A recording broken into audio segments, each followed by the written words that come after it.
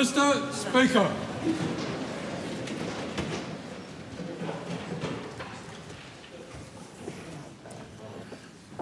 Ke tau lotu. E o tua mafi kua mautā I mālie iho o whā mo ngahi tāpua ki hono kotoa. O kutuku ho mau loto ka mau hua tuke ke malu i ange mua ai tui, mo tataki ange e mau fua whatongia I he whalealea ake ai poto whakai o tua, ofa mo ulunganga malu, koe uhi koe mo ui, pea mo melino o e whanua. O mau kole atu ngahi mian hono kotoa e he wafa o alope taha ko si su kalaisi ka ko mau whakamu ui. Amen. Members, I've received a letter from the Right Honourable Chris Hipkins seeking to debate under Standing Order 399, the Prime Minister's decision to remove the Honourable Chris Pink as a Minister. This is a particular case of recent occurrence for which there is ministerial responsibility. I've also received a letter from Ricardo Mendes March seeking an urgent debate on reports that people have lost their winter energy payments. There can only be one urgent debate on a sitting day, so I give priority to the one that is most urgent and important. In recent times, the dismissal of a minister has led to an urgent debate. Following our questions, I'll call on the Leader of the Opposition to move that the House take note of a matter of urgent public importance. 8 petitions have been delivered to the Clerk for presentation. Petition of East City Community Trust requesting that the House urge the Minister of Education to direct the Ministry to work with the Trust and Selwyn College to resolve matters relating to the funding and operation of Barfoot and Thompson Stadium at Kohimarama, Auckland. Petition of Hakepa requesting that the House require clear and reasonable timeframes for complaint progress updates from the Ombudsman. Petition of the Honourable Dr Nick Smith requesting that the House amend the Te Here Anuku Nelson Tents Bill to retain the requirement in the National Parks Act 1980 for all of Abel Tasman National Park to be preserved as far as possible in its natural state in perpetuity as a national park. Petition of Jamie Moore-Jones requesting that the House establish stricter regulations and penalties for government-contracted database providers and urge the government to unify cybersecurity teams across government departments. Petition of Joanna Davies requesting that the House require organisations providing disability support services or mental health inpatient care to provide disorder-specific training for staff before working with individuals with a particular health condition. Petition of Maria Olsen requesting that the House adopt a clear, publicly accessible code of conduct for members of Parliament, including guidance on appropriate digital or private communication with the public.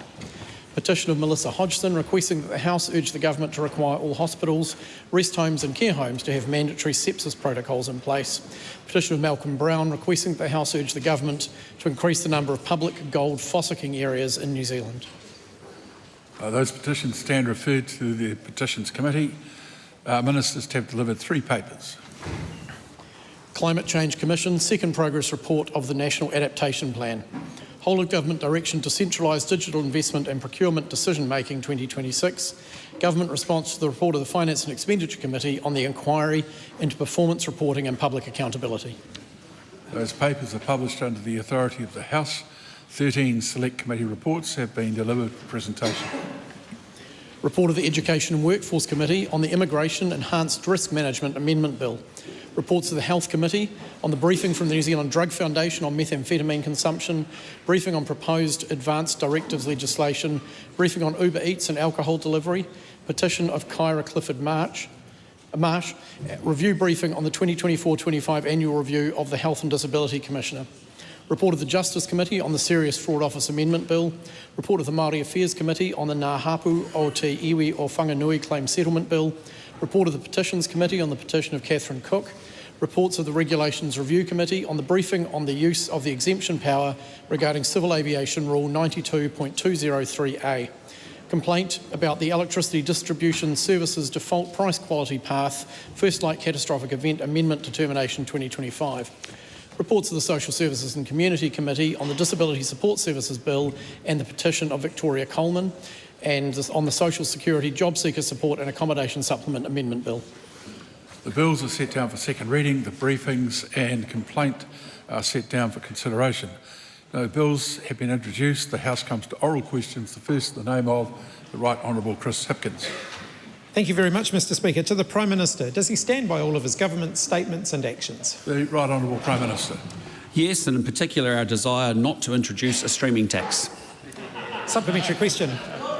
If he's laser focused on the cost of living, can he name one single item in a family's weekly grocery shop that costs less today than it did when he became Prime Minister? Well, I'm very pleased to report that actually since we last engaged in this conversation, I think the week before last, I said that food inflation was 2.8%. And the good news is food inflation has come down further to 1.9%. Of course, that compares to 12.3% under his leadership. Just a moment. The House needs to calm itself. There's far too much interjection on the verging on barrage from the other side of the House. The Right Honourable Chris Hipkins. So when he told New Zealanders he would lower the cost of living, why didn't he mention that his intention was for prices to still go up? Well, I'll just say to the member, putting inflation within the band and getting food inflation to 1.9% versus 12.3%. Just a moment, Prime Minister. Let's just have one person answering the question. Right Honourable Prime Minister. Well, the point I was making was that 1.9% food inflation is a lot better than 12.3% under the previous government. 4.1% inflation, even when you strip out the Iranian conflict at 2.9% inflation, is a lot lower than 7.3%, which was a 32-year high. And how did that happen? Well, it happened because they spent more, they taxed more, they borrowed more, and they'll do it again. Supplementary question. What's the price of a loaf of bread today, and how does that compare with the price of a loaf of bread when he became Prime Minister? Well, 600 grams of white bread, about $2.20 today. Point of order, Mr. Speaker. Point of order. The second part of that question was, how does that compare with when he became Prime Minister? Well, as you know, there were two legs to the question. He certainly answered one of them. Yeah. Supplementary question, Mr. Speaker. How will... No talking while someone is asking a question. How will increasing petrol tax by 22 cents per litre, as his government is intending to do, help New Zealanders with the cost of living? Well, I can just say, putting a capital gains tax in at 28% is going to punish every Kiwi in this country. Putting in place a streaming tax on every Kiwi in this country is unfair. Mr. Speaker. Point of order, Mr. Speaker. Point of order, the Right Honourable Chris Hipkins. Mr. Speaker, the Prime Minister is responsible for the 22 cents per litre increase in fuel tax that his government has planned. He's not responsible for the things that he's choosing to try and speak about instead. Well, the Prime Minister might start his answer again. As I've said publicly... Sorry, point of order, the Right Honourable Chris Winston Peters. In the interests of the conduct of business in this House, exactly what was that point of order about? Yeah. He gets to his feet, he makes a point of order, but there's no point of order, there's no detail on it, and he gets away with it. Yeah. Well, I think we've just seen a demonstration of how the point of order process can be used to interrupt the House. I've heard what the Right Honourable Chris Hipkins had to say. He was questioning why the person answering the question hadn't gone straight to the answer. Might be a good idea to leave it a little bit of time and for there to be a little less noise so we could hear it. The Prime Minister. Well, we haven't yet made a decision on the fuel excise tax, as we've said. Given the Iranian conflict, actually, we said it's highly unlikely, but we will look to confirm our position on that very shortly. But the point I was making was that Auckland Regional Fuel Tax, a ute tax, a streaming tax, a capital gains tax, a digital services tax, and $5 billion taken out of investment boost, a business tax, is incredibly damaging to this country. It is a wrecking ball through the economy, and that's the difference. Is it still government policy, as of today, to increase petrol taxes by 22 cents per litre over the next 3 years? I have said to the member before, and I've said publicly, in light of the Iranian conflict, that is a discussion that we are having as Cabinet. We will make a decision about that very shortly. I've also foreshadowed that it's highly unlikely the increase on January the 1st may happen, but we will have that conversation as a Cabinet and confirm and communicate that very shortly. But I just think it's a bit rich for the member to stand up and ask questions on tax. Supplementary. Why has he given minimum wage workers a pay cut in real terms every year that he's been Prime Minister? We have had increases to a number of payments, whether it's been beneficiaries or whether it's been minimum taxes, broadly in line with inflation. Supplementary. The Honourable David Seymour. Is it the case that minimum wage workers are paid by employers and businesses with customers, not the government, and so in fact it is impossible for the government to give minimum wage workers a pay cut because the government doesn't pay everyone, Chris. Absolutely. Graham, supplementary question, Mr Speaker. Just a moment. Point of order. Just a moment. There was, just bear in mind, there was a lot of across the floor discussion there that may affect the ultimate decision about your point of order. Point of order, Honourable David Seymour. Mr Speaker, the member opposite asked if he needs me to draw a diagram. I can assure him I don't, but I do need him to be clear that not everyone's employed by the government. Yeah, good. Supplementary question. What is the weekly after-tax income of somebody who's working 40 hours a week on the minimum wage?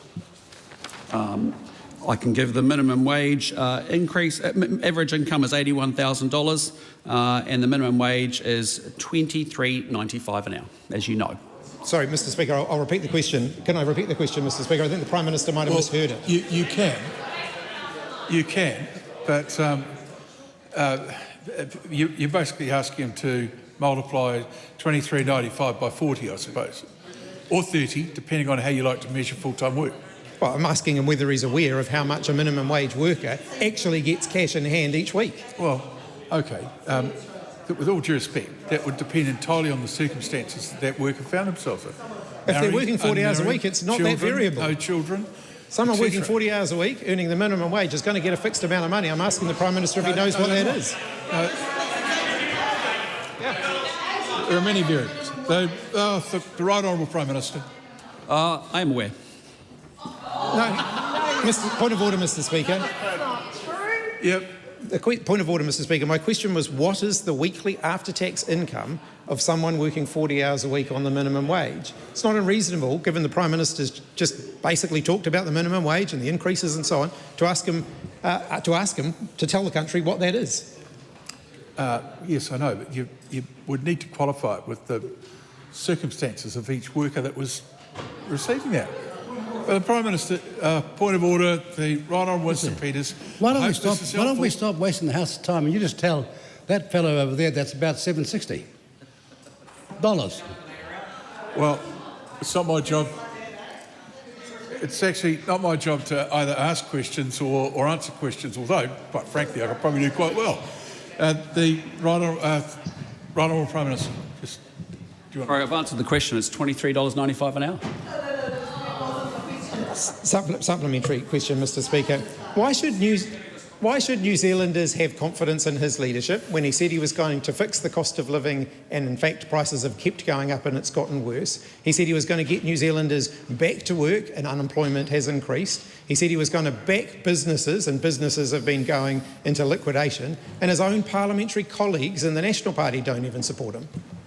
That they can trust me not to increase spending by 84%, drive inflation up to a 32-year high of 7.3%, have 12 to 13 interest rate rises, put an economy into slowdown and have people lose their jobs.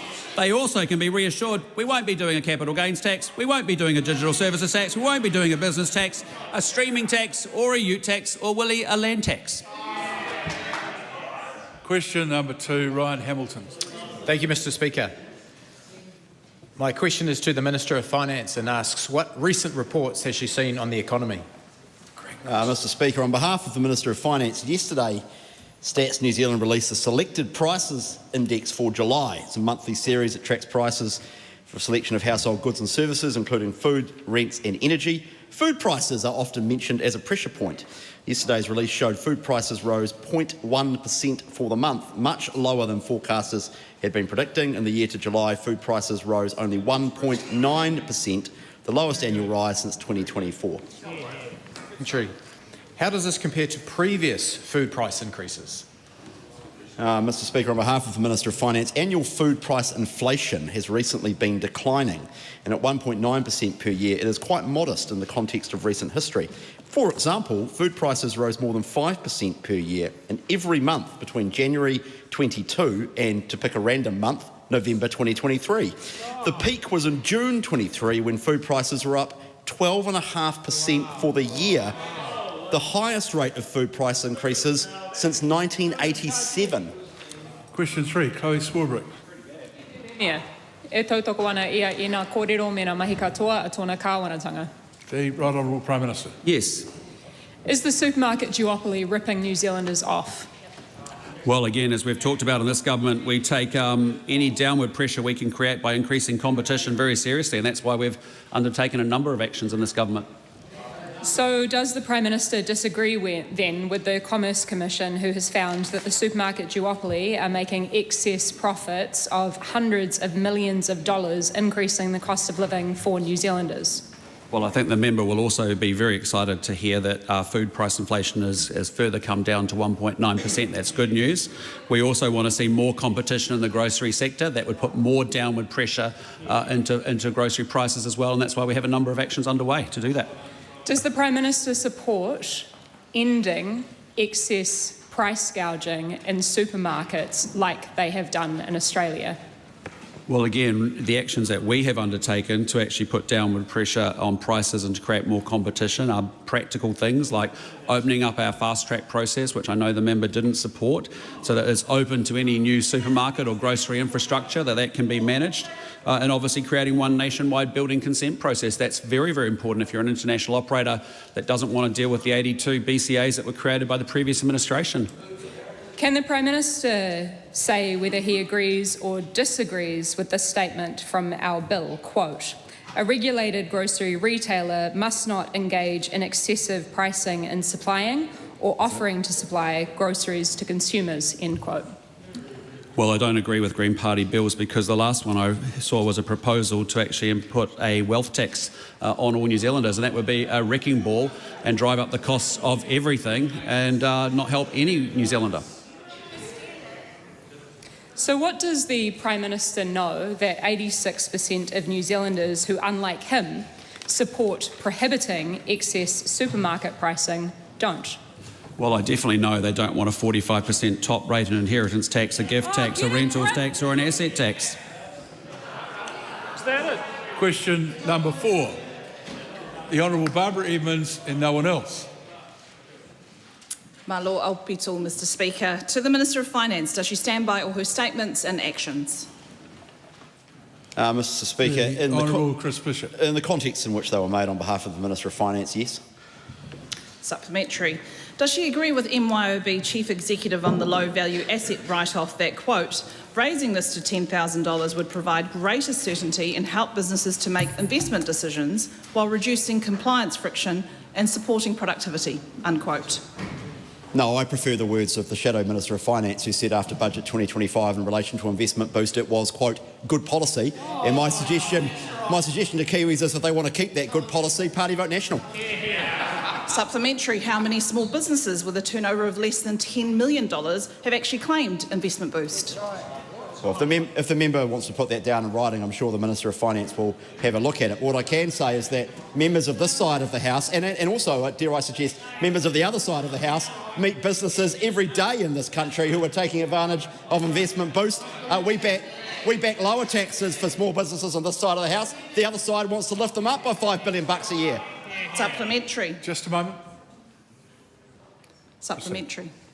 Does she agree with Henry Chief Executive's comments on the GST registration threshold that, quote, for too long the GST threshold has acted like a red light to growth? We've watched sole traders who sell to the public hit the brakes just before 60,000 because crossing the line could make them immediately less competitive. This proposal finally gives thousands of businesses the green light to keep growing, unquote. Well, on behalf of the Minister of Finance, it's an interesting idea, but I think business is more worried about the $5 billion tax hike that the Labor Party is proposing, and they're also worried about the swathe of extra wealth-destructive taxes that they will load onto the rest of the economy that will send a wrecking ball through the economy. Supplementary. Well, how many businesses, full stop, have actually accessed investment boost?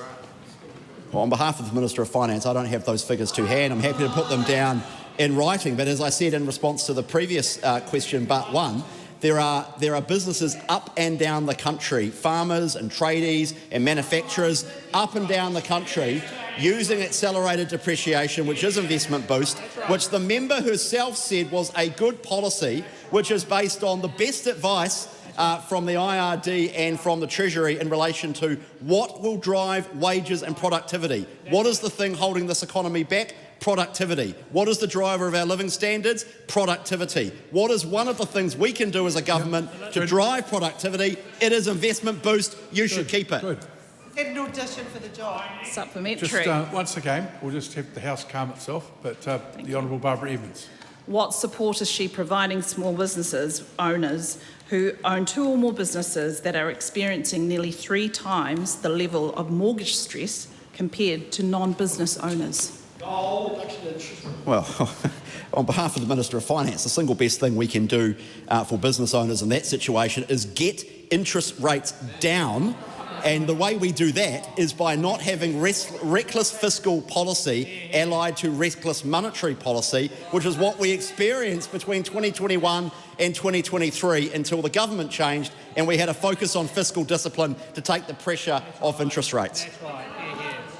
A point of order, the Honourable Kieran McAnulty. Thank you very much. So I deliberately waited until the end of that exchange to do this point of order. I was hoping you might be able to advise the House whether it is appropriate for ministers to use question time to encourage New Zealanders to party vote in a particular way, and if it's not, whether you'll be ensuring that that doesn't happen in future.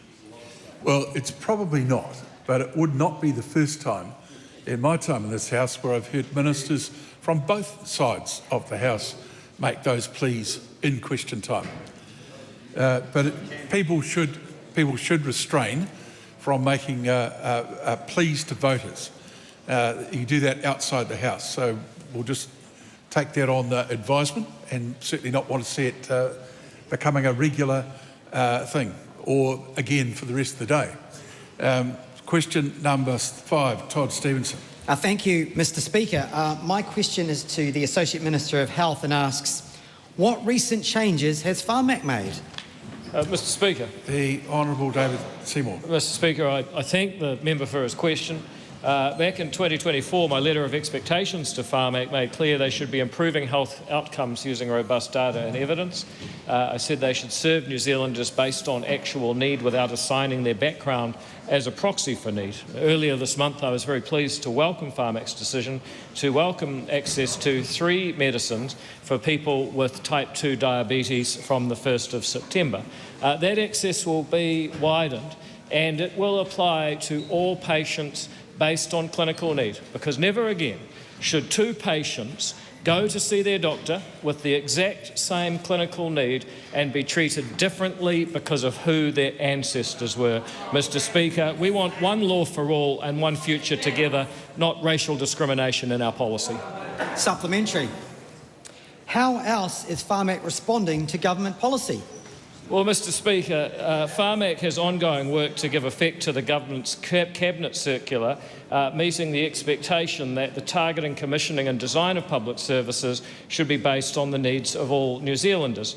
As of August 13, the last date of their last quarterly report of progress to meet my latest letter of expectations, Pharmac reports that it has formalised its access criteria within the pharmaceutical schedule.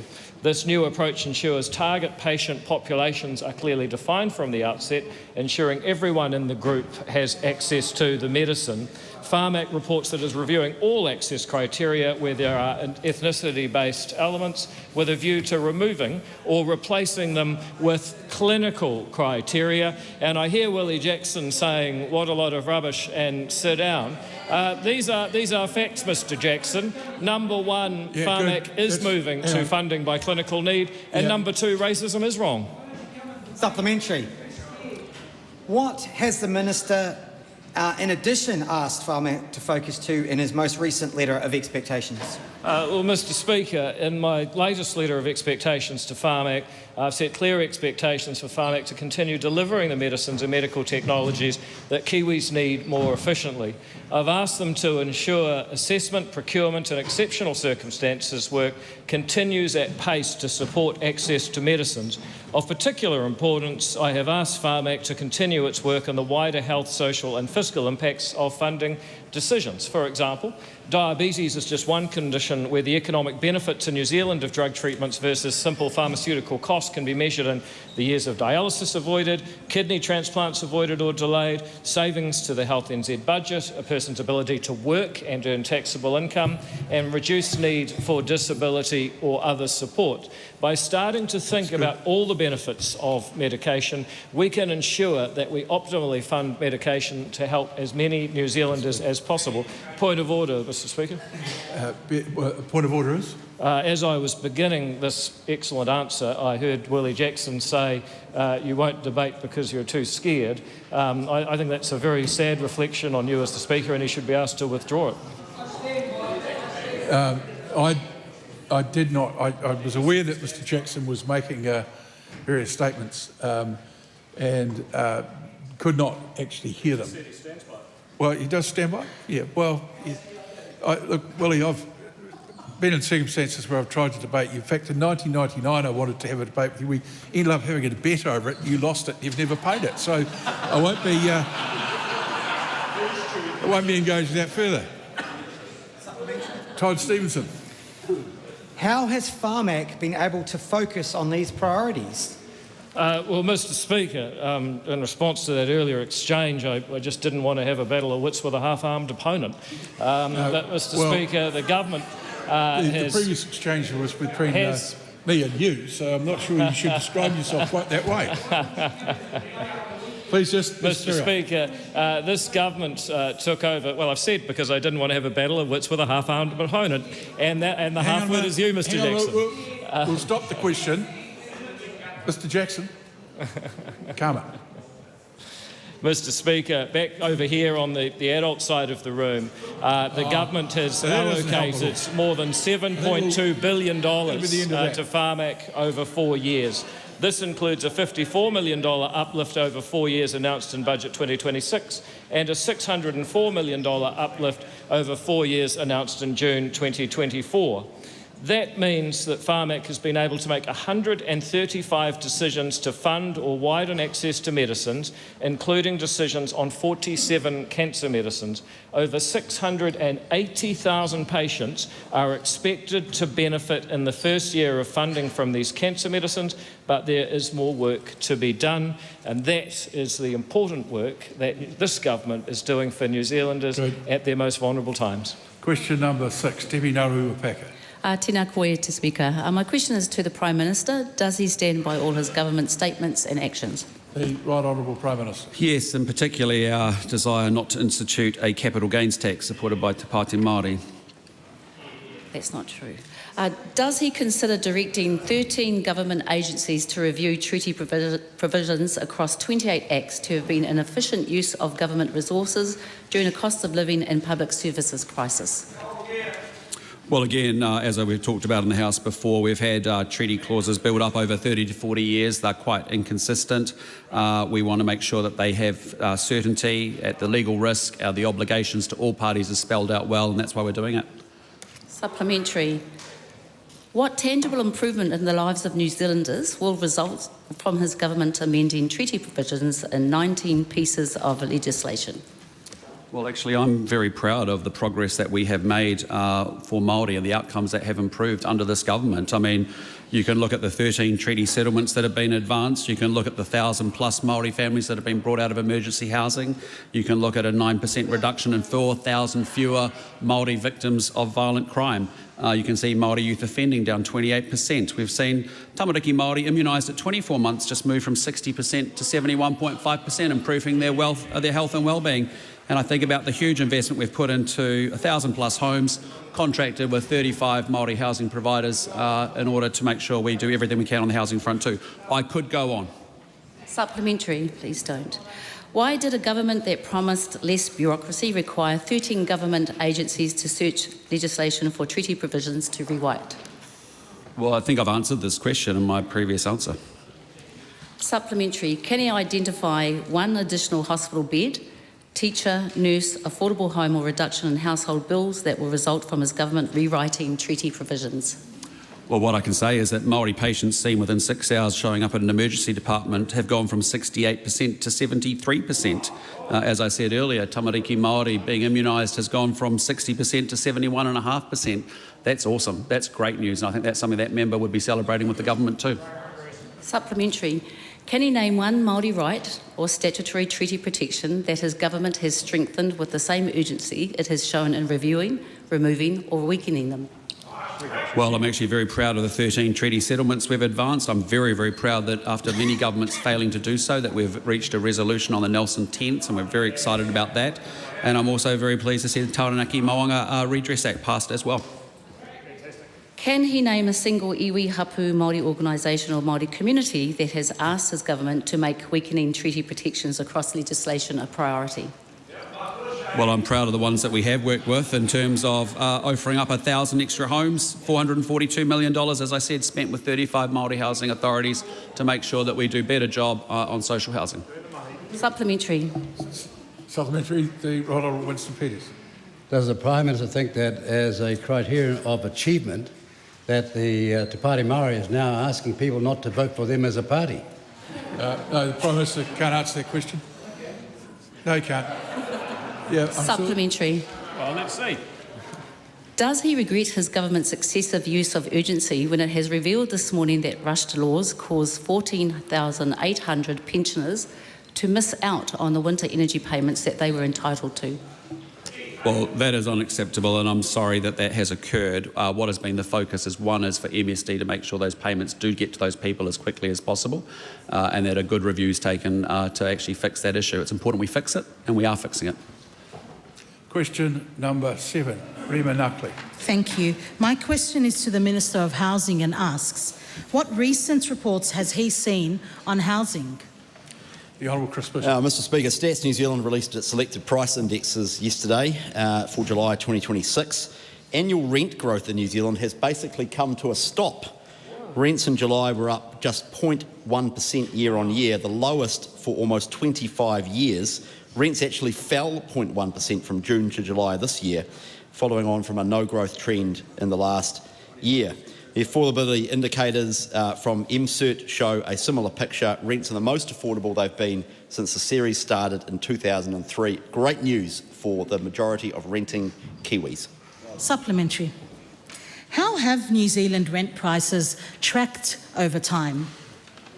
Mr Speaker, Stats New Zealand publishes a rental price index which has shown a general decline in both the stock and flow measures since November 23. If you consider rents for new tenancies using tenancy bond data, these have remained flat and have actually fallen in some cities like Wellington. It's a vast improvement on the 2017 to 23 period, where rent prices for new tenancies rose by $180 per week. Supplementary. We're all done. Question 8, Willow Jean Prime. Honourable Willow Jean Prime. Tēnā koe te manga o te whare. My question is to the Minister for Social Development. Does she stand by her statement regarding the Social Security Mandatory Reviews Amendment Bill that it would, quote, contribute to a more proactive, efficient and accurate welfare system, unquote? If so, is it consistent with 15,000 pensioners and veterans losing their winter energy payments? The Honourable Louise Upson. Mr Speaker, yes, I stand by my statement. The Social Security Mandatory Review Amendment Bill would contribute to a more proactive, efficient and accurate welfare system.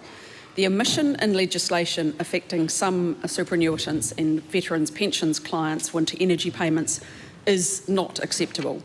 That outcome was not intended, and I was disappointed when MSD brought this to my attention last week. I immediately directed MSD to fix the problem, and I have asked for a review to understand exactly what's happened and the impact. MSD has advised that all affected payments have now been corrected and measures put in place to ensure no further clients are affected. I apologise to any New Zealander affected by this. Supplementary. Who is correct? The Minister who described the issue as caused by a policy omission by MSD, or the Prime Minister who said it was an IT issue? Mr Speaker, it's quite straightforward, so let me walk members through it. There was an omission made in the policy stage, and the winter energy payment was not included as an excluded item. That policy omission was then omitted in the legislative process. That then, when the IT rules were put in place, it was again omitted. The policy omission is where this problem was caused. MSD have apologised, and I'm apologising to New Zealanders affected by this. Supplementary. How long did the average pensioner or veteran who lost their winter energy payment have to go without the money to pay for their energy bills? Mr Speaker, I don't have that detail, but I have asked MSD to provide me with more detail about this issue. But what I can say is the maximum amount affected was less than $300 per superannuitant, which I accept would have caused harm, and that is why I have apologised. Supplementary.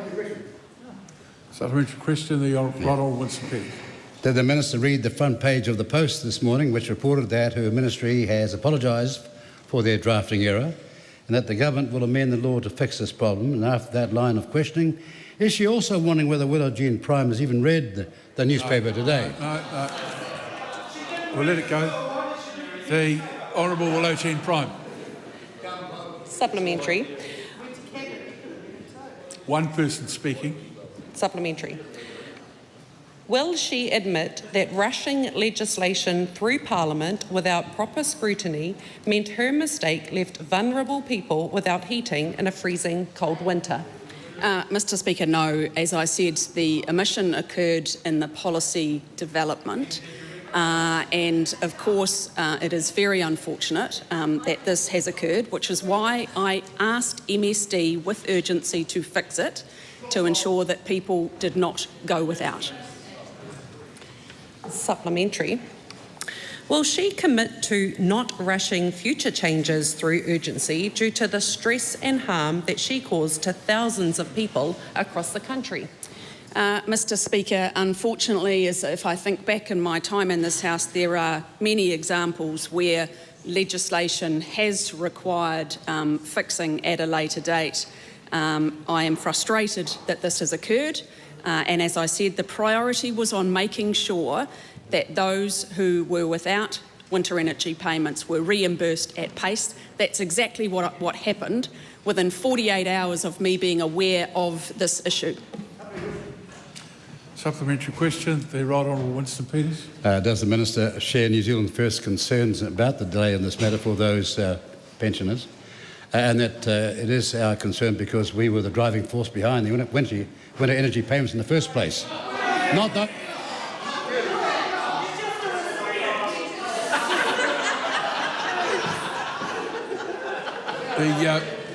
The Minister may respond. Just a moment. Hang on. The Minister may respond to the first part of that question. Mr Speaker, I know that the winter energy payment is valued by many, many New Zealanders. Supplementary. Will she take responsibility for the thousands of pensioners and veterans losing their winter energy payments? Well, Mr Speaker, as I said, there was an omission. MSD has apologised. I've apologised. And every single person has been reimbursed for that.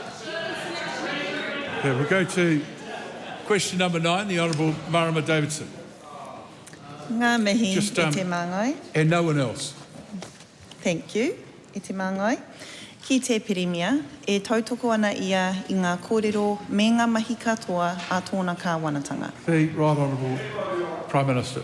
Yes, in particular actions not to institute a 45% top income tax rate, an inheritance tax, a gift tax, a rentals tax or an asset tax. Is he confident that the use of automated decision-making and mandatory reviews has not resulted in wrongful cancellation of main benefits such as job seeker or the supported living payment due to processing delays or errors? Yes, and I'm very supportive of the use of those tools in order to be able to free up staff to be able to support others with more complex needs. What is he doing to reduce the risk of starvation, disease and fisheries bycatch to the hoiho, the rarest penguin in the world? Well, I know the Minister of Fisheries feels incredibly strongly about this issue, and I'd encourage the member to direct her questions to him. Does he have confidence that his Minister for Oceans and Fisheries, a minister who has taken pride in being wined and dined by the fisheries industry, is the best person? No, sorry. The question will terminate unless you can she knows that. ask that without the added emolument to it. Thank you, Mr. Speaker. Does he have confidence that his Minister for Oceans and Fisheries is the best person to ensure bold and immediate steps are taken to protect hoiho from commercial fishing? Absolutely. Yes. Does the Prime Minister accept that fisheries-related mortality is a preventable, human-caused threat to mainland hoiho and that his government has the power to reduce it? I'm very confident in the actions of our great Minister of Oceans and Fisheries. Will he commit to extending protections across the known hoiho habitats from Canterbury and North Otago to Rakiura and out to 14 nautical miles? Again, I would encourage the member to direct her questions to the Minister of Fisheries and Oceans. Question number 10, Nancy Liu. Thank you, Mr. Speaker. And my question is to the Minister for Media and Communications. Is he considering implementing a streaming tax? Mr. Speaker. The Honourable Paul Goldsmith. No, I'm not. Good. And that is because New Zealanders do not need more taxes, and the people who tune in to Netflix or whatever other streaming device they have don't need to be paying more taxes. And a government that keeps control of its spending doesn't need to dream up new taxes every day. Supplementary question. There's only one person asking. You don't just calm it all down. Nancy Liu. Supplementary question. Has he seen any recent proposals for a streaming tax? Well, as a matter of fact, just remind the Minister for the answers to familiarise himself with 1813 and, for that matter, 1814. The government's already a little bit behind the ball today for previous infringements. Could you give me 5 minutes to read those two? Well, I would have thought, given the Minister's expertise in all 11 portfolios, that he might have that at his fingertips. Mr. Speaker, I have seen some recent proposals. In fact, the government has been considering a members' bill that has been before the Parliament by Willie Jackson proposing such a tax. We don't agree with it, although I'm surprised because we can't find that bill anymore this morning. And so I'm not sure where it lies. No, you've said enough. Question number 11, Dan Roseman. Point of order, Mr. Speaker. Point of order better be a decent point of order, not a trifling. I seek leave to table a document, which is the Broadcasting Commercial Video on Demand Levy Amendment Bill, which is no longer available on the parliamentary website. But it is publicly available, so we'll let that go. Dan Roseman.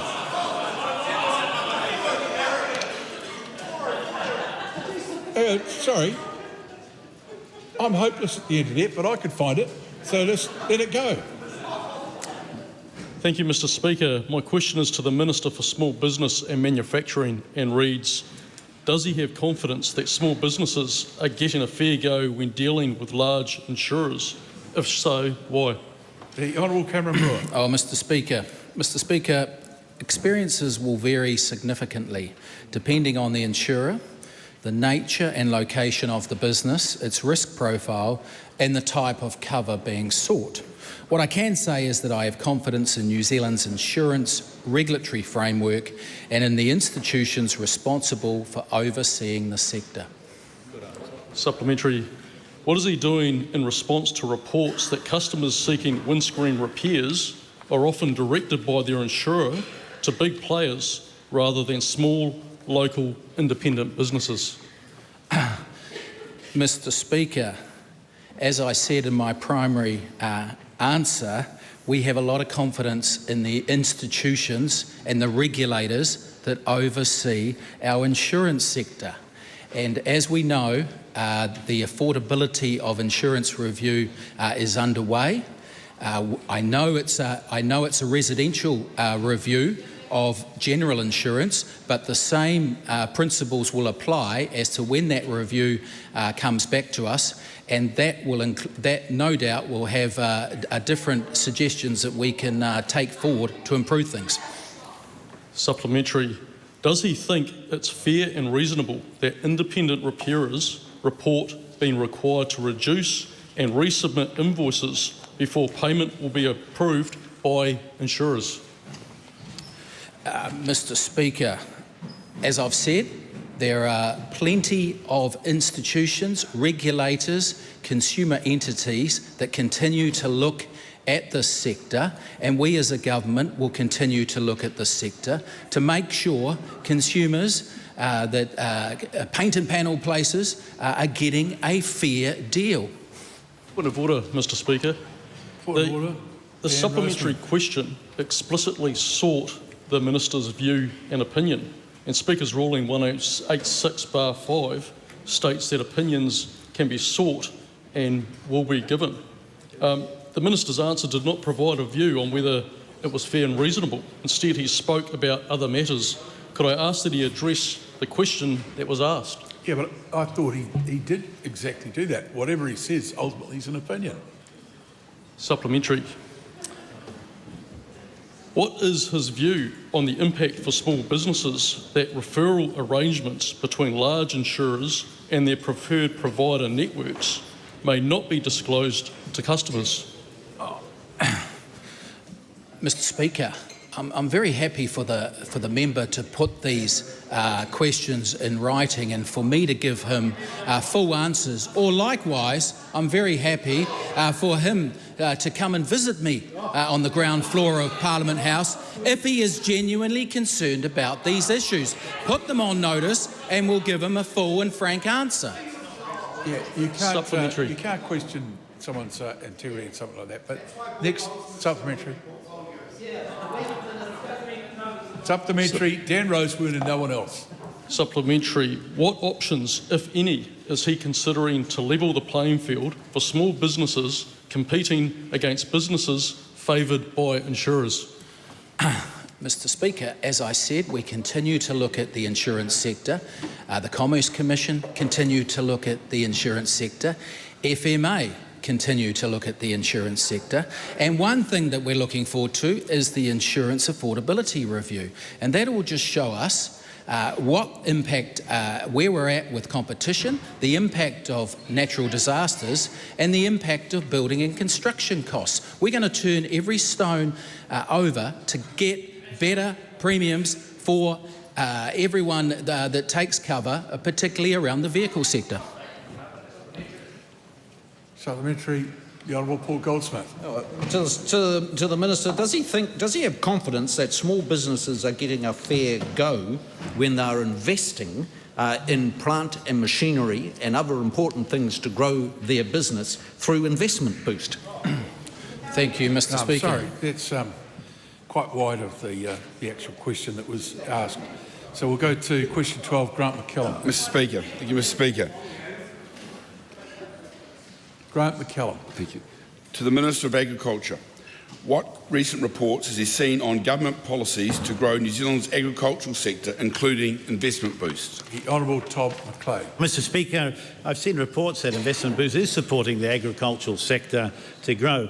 Of course, investment boost allows farmers to immediately deduct 20% of the cost of a new asset from their taxable income on top of depreciation. This means speeding up investment and a much lower tax bill for them in that year as a result of the purchase. Mr. Speaker, investment boosts makes it easier for farmers to invest in tractors and other equipment, in buildings. Many are installing new irrigation and effluent systems, which all helps boost productivity. I've also seen the President of Federated Farmers, Colin Hurst, say that the deduction from taxable income available under investment boost can be a significant factor in getting these investments across the line. And therefore, no longer a quote, Mr. Speaker, investment boost shows that the national government backs farmers and all Kiwi businesses, large and small, to succeed. Supplementary. What other reports has he seen about how Investment Boost is supporting the agricultural sector to be more productive? Well, Mr. Speaker, the President of the extremely influential Tractor and Machinery Association said it definitely feels like the government's Investment Boost tax incentive scheme is kicking in. And this is because tractor sales in September 2025 were up 18% on the same month the year previously. This positive trend has continued, with tractor sales up nearly 19% in June of this year compared to last year. These sales indicate confidence that it is backing farmers to grow their businesses. I've also seen comments from agricultural tax advisors who call it a golden opportunity for agribusiness investment, noting strong early inquiries from farmers, growers about buying new machinery. Of course, this helps them grow their businesses. Supplementary. No, we're all done. So that concludes oral questions. I'll call on the Right Honourable Chris Hipkins to move a matter of urgent public importance. The Right Honourable Chris Hipkins. Thank you, Mr. Speaker. I so move. Mr. Speaker, one thing became very clear to New Zealanders over the last week. While they have been concerned about the cost of living, they've been experiencing a rising cost of living every day, while they've been worried about losing their jobs, while we've seen youth unemployment reach a 30-year high, the ministers and members of the National Party and this government have been fighting about their own jobs and not the jobs of every New Zealander. While struggling Kiwis are trying to put food on the table, as they're getting to the supermarket checkout and having to put food back because their numbers don't add up, the only number that Christopher Luxon was interested in was whether he could rustle up 25 of his own MPs to still support his leadership, as it becomes increasingly clear that he does not even have the backing of his own MPs to lead this government, let alone to lead this country. While New Zealanders are worried about whether they can afford to jump on the bus because of increasing bus fares under this government, Christopher Luxon has instead repurposed the New Zealand Defence Force as his own personal taxi service. Mr. Speaker, Christopher Luxon is presiding over a government in complete disarray.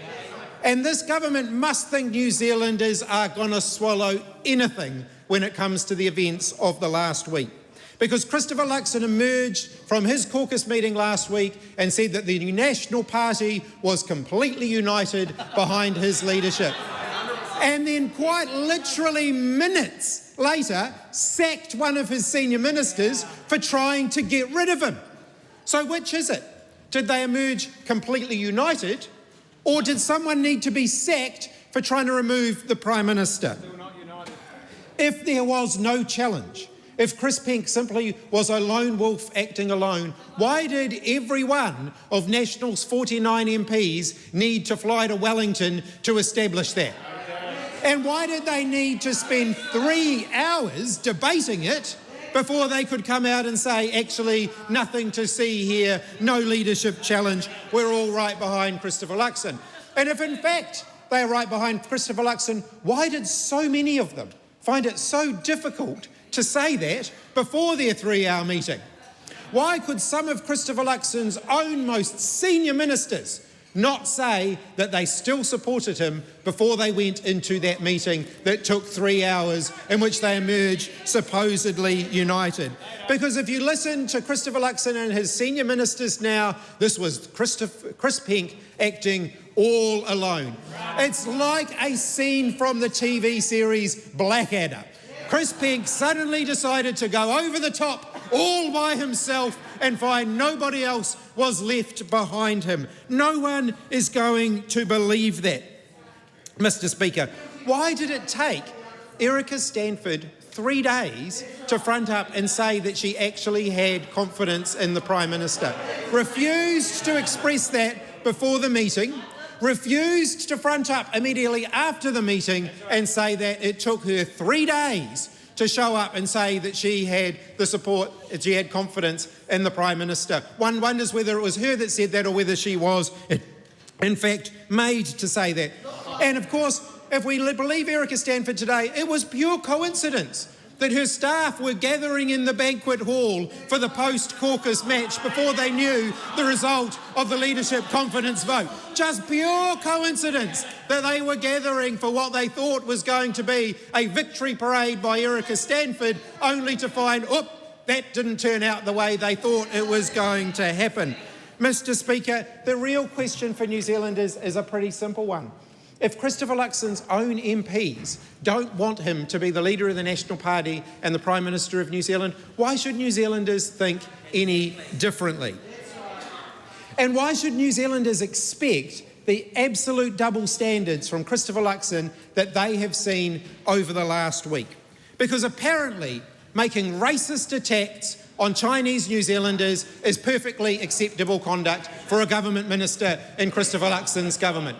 Making racist attacks on Indian New Zealanders is perfectly okay conduct for a minister in Christopher Luxon's government. No sanction for either of those things. But the message Christopher Luxon sent last week is that firing Chris Penk is, in his view, a bigger crime because he committed the sin of being disloyal to Christopher Luxon. That gets you sacked from cabinet, but being openly racist doesn't. It shows how this government and this Prime Minister are only interested in themselves and not New Zealanders. Wayne Mapp, I think, was very revealing in talking about Chris Penk's sacking. And I'll quote from him directly, quote, "You have to at least have someone to be the fall guy, and you can't punish everyone who may have a different view." Chris Penk was only a second-level cabinet minister, doesn't have human name recognition, and so he was chosen. In other words, he was expendable. Because in the world of Christopher Luxon, the entire backbench is expendable. Most government ministers are expendable because Christopher Luxon's only interested in his own career, not those of his own colleagues. And for those who think that he goes around the country just slagging other people off, they need a little bit of a reality check. Because it may come as news to the National Party backbench and the National Party ministers in the government, Christopher Luxon goes around the country slagging all of you guys off as well. He doesn't have much confidence in any of you, so why should you have confidence in him? The case against Christopher Luxon is pretty clear. Chris Penk clearly the only one with the intestinal fortitude to try and make it. Christopher Luxon promised to fix the cost of living. He's made it worse. Promised to grow the economy and shrunk it. Promised to create jobs and more people lost theirs. Promised to get people off benefits and more people are on benefits. Promised to back businesses and instead we've seen more and more businesses going into liquidation. Christopher Luxon's response to all of that is to attack anybody who dares to question him. Businesses that question him, he tells them they have a parent-child relationship with the government. When low-income New Zealanders question him, he tells them they're bottom feeders. When small businesses question him, he tells them they are C-listers. When Kiwis question him, they're told that they are wet, whiny and inward-looking. He told a group of business leaders in Auckland that the National Party backbench are, and this is a direct quote, no better than a bunch of Air New Zealand middle managers. I'm not sure who should be more offended by that, the National Party backbench or the middle managers at Air New Zealand, who frankly deserve a hell of a lot more respect than that. Listening to Christopher Luxon, you can't help but think he hates this country and everybody in it. Mr. Speaker, better is possible, and it is not going to happen while Christopher Luxon remains in this job. We've now discovered there's only one National MP, if you listen to their spin, who was willing to stand up and say, enough's enough and this just isn't good enough. I don't think that's true. I'm pretty sure there are a lot more of them because they weren't willing to stand up and defend Christopher Luxon before the meeting, so why should New Zealanders believe that they were actually right behind him? Better is possible, Mr. Speaker.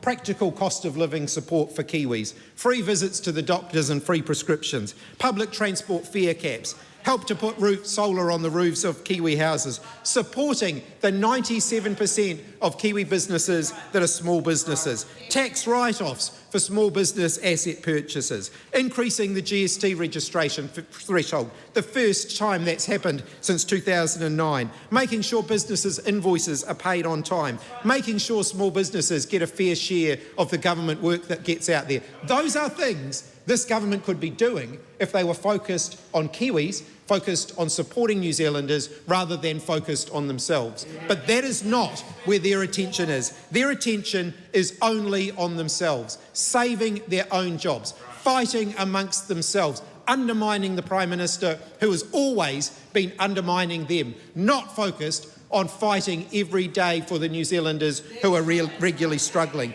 Mr. Speaker, better is undoubtedly possible, but it is not going to happen with this government. Any three of the parties in this government being re-elected to government is simply going to mean more of the same. We can do better. A future made in New Zealand, by New Zealanders, for New Zealanders. Keeping our best and brightest Kiwis here at home, not calling them wet, whiny and miserable, but making a country that's worth staying in. Backing our Kiwi small businesses so they can thrive.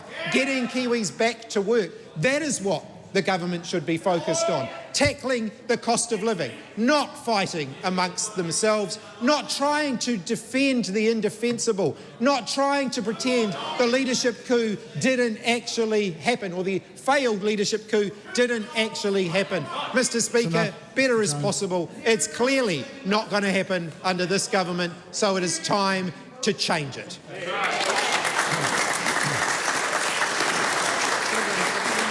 Mr. Speaker. The Honourable Simeon Brown. Well, Mr. Speaker, I rise on behalf of the National Party in this debate, and I tell you what, Mr. Speaker, Chris Hipkins was trying to prove that he could speak for 10 minutes without saying the word tax. That's all he was trying to do. He's trying to roll down the clock just to prove that he could spend 10 minutes not talking about tax. Well, I can tell you what, Mr. Speaker, New Zealanders listening at home know exactly what Chris Hipkins has got in store for them, and it's more taxes. That's right. More taxes. And Willie. More taxes. And Willie Jackson has just got up off his chair. He's really interested in not only a streaming levy, which suddenly has just disappeared off the website, but of course he also was musing on Friday about the land tax, which the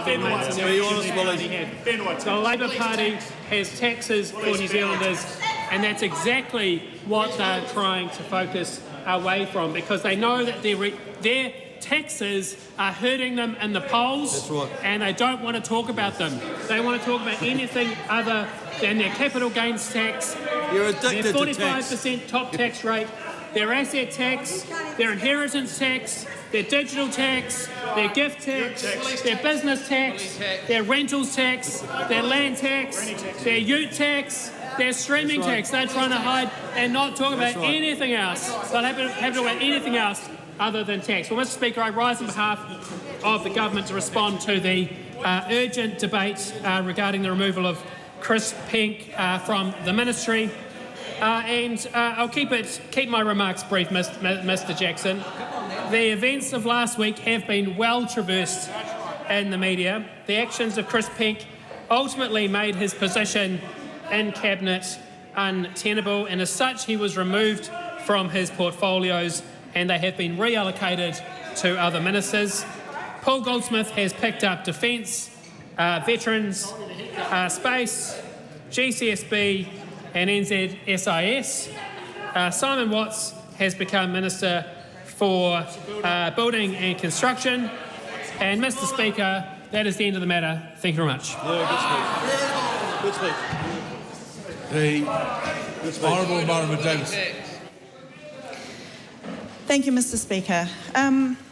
I find it an interesting reflection of our Prime Minister that he is capable of dismissing one of his own ministers for challenging whether he is the PM that New Zealanders deserve, yet he did not and cannot find the spine to fire his own Minister of Foreign Affairs. Don't make it worse by throwing in words like that, which you know have caused trouble in the past. Just carry on. Mr. Speaker, it's a really relevant point that we are debating, which is that a minister has taken the fall on his own individual shoulders, that the Prime Minister is claiming that one minister on his own was primarily responsible for a leadership challenge, and that minister has been rapidly removed from his cabinet portfolio. It is really relevant to then highlight why the Prime Minister has not been able to find the same spine to find... Okay, sorry, I apologise. Why that minister was not able to take swift action to also hold his Foreign Affairs Minister to account for what the Prime Minister himself has acknowledged were racist, unhelpful remarks that were actually anti-foreign affairs. Mr. Speaker, and so it is beholden on the Green Party to highlight that particular lack of action when we have seen the Prime Minister, for the sake of his own job, take swift action. Mr. Speaker, the thing about this debate is that Foreign Affairs Minister's statements were not the first time, and even just in this term, under the same Prime Minister, that Foreign Affairs Minister spoke outwardly unacceptable and racist remarks towards New Zealander Filipino MP, New Zealander Mexican MP, New Zealander Chinese-born MPs, and then the latest remark just this year, again towards New Zealander Chinese MPs. The thing about those racist remarks is they are not just about the MPs in this House. They never are. The migrant communities have been very, very clear that that has caused harm to entire communities, but not to just migrant communities, to relationships between all communities with our migrant communities, and also recognising that they are also us.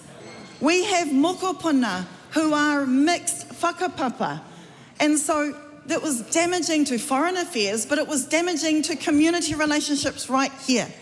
And we saw the Prime Minister needing someone to take a fall for challenges to his leadership swiftly, I think within 24 hours perhaps, of the Prime Minister trying to tell the country that he has the full support of his caucus. We saw that to not be true. How on earth are we supposed to believe that? So less than 24 hours later, the Prime Minister took action and held that minister to account. We are simply highlighting where is the rapid accountability from a Prime Minister who supposedly is able to lead a caucus, to lead a cabinet, and yet time and time and time again has allowed for harmful, outwardly racist, derogatory, anti-foreign affairs remarks to be consistently targeted at New Zealander MPs. And we know that that Foreign Affairs Minister consistently does that because he intentionally wants to lay blame for the fact that so many New Zealanders are struggling to live affordable lives, the fact that so many New Zealanders are worried about the harm that this government is doing to their environment, the fact that so many New Zealanders can see undue influence in this government, and the Foreign Affairs Minister wants to consistently distract away from that real cause, which is the prioritising of corporate interests over ordinary, everyday New Zealanders.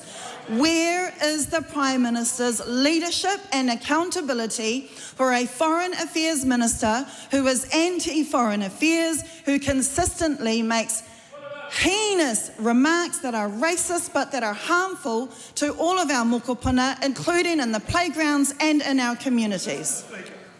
Simon Court. Speaker, the Ag Party is disappointed to lose such a collegial, competent and hard-working minister from our government. Minister Chris Pink is the Minister for Building and Construction, has delivered important parts of the agenda that ACT campaigned on, making building easier, cheaper and more accountable. He has led the opening of New Zealand's of New Zealand's overseas building products, reformed the earthquake-prone building regime, which was going to cost New Zealanders billions and billions of dollars, and which ACT leader David Seymour pointed out the bleeding obvious nearly a decade ago, and it's only getting ACT back in government to drive that reform, and with Chris Penk as the minister able to deliver it, we now have sense in the way building earthquake risk is managed. We've introduced a professional self-certification regime for building professionals, and we've moved away from joint and several liability towards proportionate responsibility and insurance. There's still much to do to achieve ACT's agenda in government, particularly giving trusted builders an alternative to council consenting. We have made some progress with setting up a National Building Consents Authority, which I've heard from many in the sector, including councils, that it's actually much more efficient. They're getting turnaround much faster in consents, and a lot of dumb questions are no longer being asked of builders. So Minister Penk, in his time as a minister, made substantial progress on policies that ACT campaigned on, and that we were proud to get into our coalition arrangement with our national colleagues. For the opposition, Minister Penk delivered more good policy than the opposition could ever dream of. He delivered something in his time as a minister that no member of the former government, the Labour government, could ever dream of. And when it came to representing his electorate of Kaipara-ki-Maharangi, that's west of Auckland, that's from Kumiu, Huapai, Helensville, up to Wellsford, Warkworth and Maharangi on the east coast of Auckland, he sought practical solutions for the problems facing the people in his electorate, particularly those significant infrastructure issues that have been revealed after the 2023 anniversary weekend floods in Auckland. He advocated for residents concerned about the impacts of ongoing residential development, particularly fast-track developments where there was a lack of infrastructure like roading, transport, pipes, and of course all of those flood management, stop banks and other things that keep people's homes safe, but also enable us to develop our communities, particularly in fast-growing places like around Kumiu, like around Warkworth and the coasts on both sides of Auckland, where people want to live. They want to have a home with enough space for a trampoline in the backyard and to park a boat on the driveway. And Chris Penk understood that, and he represented the people of Kaipara-ki-Maharangi very well. And that's why in this election, the people of Kaipara-ki-Maharangi are going to have a choice as to who should replace Chris Penk as their MP and their representative. They could have more of the same. They could have these opposition candidates who may or may not have any experience in local matters, or potentially they might choose to select Parliament's only civil engineer. That's right, I'm standing as a candidate in Kaipara-ki-Maharangi, and I offer to those people and to all the other people of New Zealand experience as a civil engineer, how we fix infrastructure, how we fund and finance it, including through the private sector, and of course how we deliver resource management reform so that people can have a say about development in their community. But when it comes to building the infrastructure and actually unlocking New Zealand's potential, ACT has the answers. I'll be proud to represent ACT and offer the people of Kaipara-ki-Maharangi a choice when it comes to the election in November. Thank you, Mr. Speaker. We want to, does a member want to take an extra 5 seconds to add his authorisation to that? Mr. Speaker, with the leave of... Take it through. The Honourable Mr. Speaker. My apologies. The Honourable Jamie Arbuckle. Jamie Arbuckle. Thank you for that, Mr. Speaker. That may be something that comes after November the 7th. So, Mr. Speaker, I rise on behalf of New Zealand First in this urgent debate. The decision we are reflecting on is a decision for the Prime Minister. That decision has been made by the Prime Minister, but obviously there's some portfolios that have moved One of those portfolios is the defence portfolio.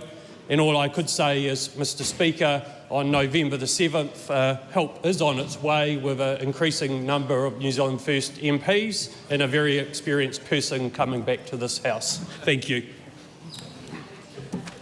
Debbie Naruapeka. Thank you. First of all, we are here to talk about the decisions that were made last week.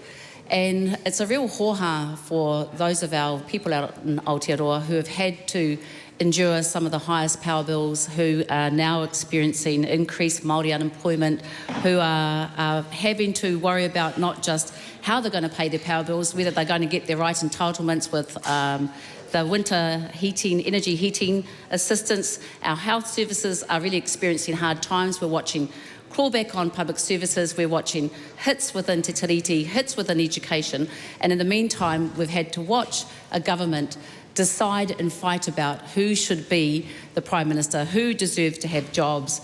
And the hardest part about all of this is that while that's going on, we've been hearing the government tell us, trust us, we're going to get this right.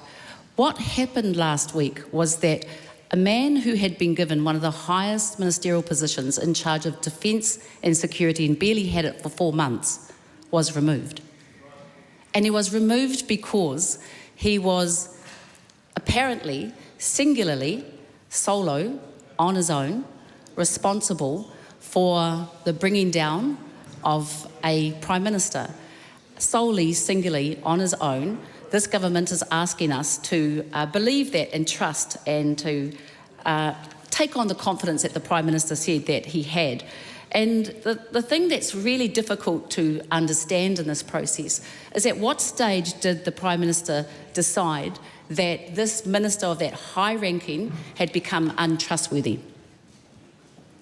How many months into the job did the Prime Minister decide that he needed to force immediately the Minister of Defence and Security out of his post?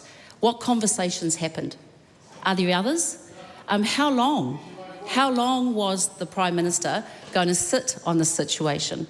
And we should be really concerned because we did have some of the most senior politicians in this country holding that portfolio. There's been no explanation other than the fact that he singularly solo on his own was part of a coup.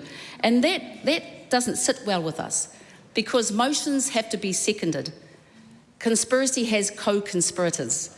And we're not hearing that. So we've been asked as a nation, while everyone's suffering and enduring some intolerable pain, to believe that that was just a little rotten egg on its own and everything else has been removed. And that doesn't sit with the mana that we know that Chris had out in the community. And Chris was in the Navy and he worked alongside Māori who hold him in high esteem. In fact, some of the feedback about him is that he was one of the better human beings on that side. In fact, he was extremely uncomfortable with some of the decisions that were being made. Cultural wars. And these wars were being asserted and led by the Prime Minister. And when we have Māori who are saying to us that he was a man of principles, that he was a man of high standard, and then we watch the public persecution of him on his own, to use a caucus on his own to remove the Prime Minister. And that doesn't sit well with us. Everyone here knows about leadership issues, but what we're being asked to believe as a nation is that that leadership issue was only down to one senior responsible for our defence and our highest security minister. And if he served and is perceived as being one of the better ones, then what other better ministers are we expecting to be rolled next? Because we've seen a Prime Minister that allowed David Seymour to drive his Jeep up the steps. We've heard from my esteemed colleague in Greens what he allowed with the Foreign Affairs Minister. And I think that's what's not sitting well and why we needed to have this debate, is that we have seen this Prime Minister sign 2 years away of his leadership to Honourable Winston Peters and to David Seymour, all at the cost of holding that seat. And I think the biggest thing that we know is that Chris Pink, this honourable man, saw something and he knew it had to change. He knew that he was in a government where Chris Luxon is light, not L-I-G-H-T, L-I-T-E. And he dared to enact what the rest of the country are asking for, which is a change of Prime Minister, a change of government. And Te Pāti Māori asking for its candidate votes are saying exactly the same. Kia ora. The Honourable Kamal Sepuloni. Mr Speaker, I do want to start by acknowledging the Honourable Chris Pink. He is a man who many of us would say through our own experience was a gentleman in every way. He is a man who served his country with distinction. He is a man who played the ball, not the person. And he is someone from across the House who many of us admire greatly. And so the starting point for my speech has to be an acknowledgement of that loss, someone who was deeply passionate about their portfolios and was here for the right reasons. Mr Speaker, I'm looking across the House and I see many of the national members hanging their heads in shame, and they should hang their heads in shame. They have lost a good man as a result of that man standing up with the strength of his conviction and demonstrating some courage to actually say something about the fact that we have a Prime Minister who is deeply unpopular across the country, who has demonstrated time and time again that he is out of touch with everyday New Zealanders, and a man who made all the promises in the world before getting elected into government, elected as Prime Minister, that he would fix so many of the challenges that New Zealanders faced, not least of which was the cost of living challenge. And in fact, under his watch, everyone and the country has gone backwards. And then we had a man, Chris Pink, the Honourable Chris Pink, who dared to challenge the Prime Minister and to try and persuade his colleagues that actually they needed a change of leader if they were going to have any hope in winning back the trust and confidence of New Zealanders. And instead, his colleagues allowed him to take the fall, allowed him to be sacked as a minister, and then, of course, now to be standing down as a Member of Parliament altogether. It is a great loss, Mr Speaker, but an indictment on that side of the House. Mr Speaker, we do need to mention what is blatantly obvious to all Kiwis who watch this unfold over the course of the week. It is a distraction. It has served as a distraction. It has been a circus. Whilst every New Zealander is struggling to make ends meet, to pay the energy bill, to put food on the table, while there are thousands of New Zealanders who have lost jobs under the watch of that government, they've turned on each other and decided that instead of focusing on the things that are priorities to Kiwis, that they would just have this internal battle, and the Prime Minister would come out acting like he was the man because he'd won his leadership position for a second time after being challenged over the course of months. It's instability, Mr Speaker. It's instability, and it doesn't provide the sense of security or the sense that the government is focused on what matters to New Zealanders, to all of New Zealand. It was a circus, and it was an internal battle that we saw unfold, and as a result, as I said, the Honourable Chris Pink is no longer here. But it comes off the back of coalition infighting across the course of this whole 3 years. You've got New Zealand First, you've got ACT, you've got National, all publicly turning on each other. You've got a Prime Minister who refuses to hold to account his members of Cabinet for much more abhorrent behaviour than what we saw Chris Pink involved in. We've got a Foreign Affairs Minister who has been denigrating our biggest trade partner, China. We've got another minister in New Zealand First who's been making racist comments about our Indian community, and the list goes on and on and on. None of them were punished by the Prime Minister. But the one person in his own team who had the courage to stand up for what to many people would be deemed as right has lost his job as a result of that courage.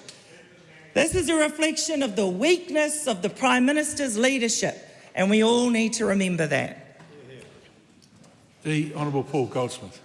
Speaker, I rise to speak on this debate, and I'll keep my remarks short because there's a very large crowd here for Te Here Anuku, and I don't want to hold them up any longer than necessary. The events of Mr. Pink's removal have been well traversed in the media over the past few days. Ultimately, as a minister in the Cabinet, challenging the leader of the party, left his position in Cabinet as untenable, and he was removed. He's been replaced by a couple of excellent ministers who will do their best to carry on the good work, and this government is determined to use every day that it has in the lead up to the election to carry on its work to deliver for New Zealanders by fixing the basics and building a better future for New Zealanders here in this country.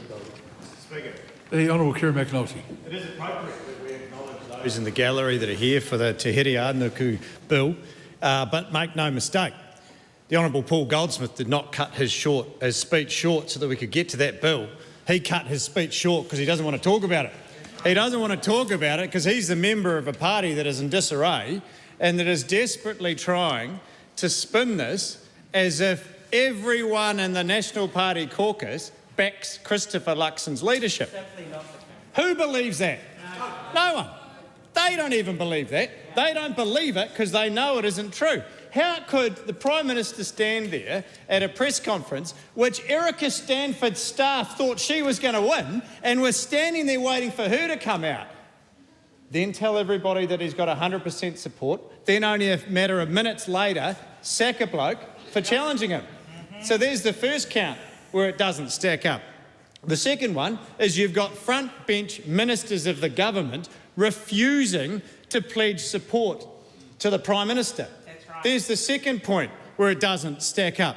If the Prime Minister had full support, why would they need to drag every National Party MP down to Wellington to have a meeting at the cost of the taxpayer of over $35,000? They'll have us believe that they sat there for 3 hours giving each other hugs and high fives. What a load of rubbish. What a load of rubbish. They wanted to get rid of him. They tried for the second time. They bungled it for the second time. And the bloke that's taken the fall is actually a decent bloke, a bloke that is really well regarded across this House. And he is an honourable man, and that is why he's keeping his mouth shut right now. Yeah. But if only he had the freedom to be able to tell the full story that everybody knows is the case, that just for the mere nature of it, no one goes up alone. If this was one bloke stirring trouble, they wouldn't have called the meeting. If it was one bloke stirring trouble, this wouldn't have happened twice. He was a stalking horse, and everybody knows it. And there were two people that were fighting amongst each other that were trying to take the leadership, and Chris Bishop and Erica Stanford, and the only reason one of them didn't do it is because neither of them would step aside. And in the end, they decided not to do it, and they forgot to tell Chris Pink, and he went over the top, and he found out, like most of them will find out eventually when times get tough, they don't have mates that are willing to stand alongside them, and he is the one that paid the price. This is a shameful affair and another example of a government that is not focused on New Zealanders. It's not focused on the cost of living, or on unemployment, or on homelessness, or on jobs, or on housing. They're only focused on themselves. And this is a desperate bid to try and distract attention away from one solid fact. Anyone that watches this debate will see it to be true. The ACT Party are desperately trying to take the National Party's votes. The New Zealand First Party are trying, and I have to admit not very well, but giving it a go nonetheless, of trying to take National Party votes. National Party are stuck in the middle and they are bleeding. They are bleeding themselves dry. They're losing left, right and centre, and I think they will be decimated, and frankly they deserve to be. Why should New Zealanders give them another chance? Why should New Zealanders back Christopher Luxon when his own mates don't even back him? Why should they back a National Party who is so incompetent they can't get rid of a useless leader twice? Imagine that. What a hit to the old self-esteem when Christopher Luxon outmanoeuvres you twice. Goodness me. You'd struggle to sleep if that was the case. But it is the case. And there are MPs on this side of the House in various seats, and I'm looking at them now, they won't be back. They won't be back because they rely on the list, or they won't be back because they're in a marginal seat. And how can they look their constituents in the eye and say that they are focused on the things that really matter to New Zealanders when actually in a recess week they spend their time plotting, they spend their time scheming, and then ultimately they blew it. And now we're stuck with them. So thanks very much. You could have done the country a favour. You could have got rid of him. You had a second go and you still buggered it up. And now we are stuck with him. We are stuck with a Prime Minister who goes around the country and talks down about New Zealand. He talks down about those that are downtrodden. He talks down about New Zealand businesses. He even talks down about his colleagues. How does that inspire this country? How can those New Zealanders that have left this country and turn around and look at this situation where this man is still our Prime Minister, who doesn't inspire hope, who doesn't drive us forward, only talks us down, why would they come back? They should have done us a favour and done the job and got rid of him in the first place. The Honourable Louise Upston. Mr Speaker, we've just heard a lot of fantasy and fairy tale from the other side. So let's look at a very simple fact of what has happened. We had one member of the Cabinet, the Honourable Chris Pink, who challenged the Prime Minister for leadership.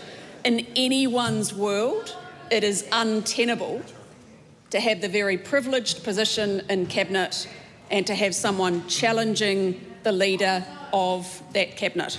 So he was dismissed. That is the fact. It is simple and clear.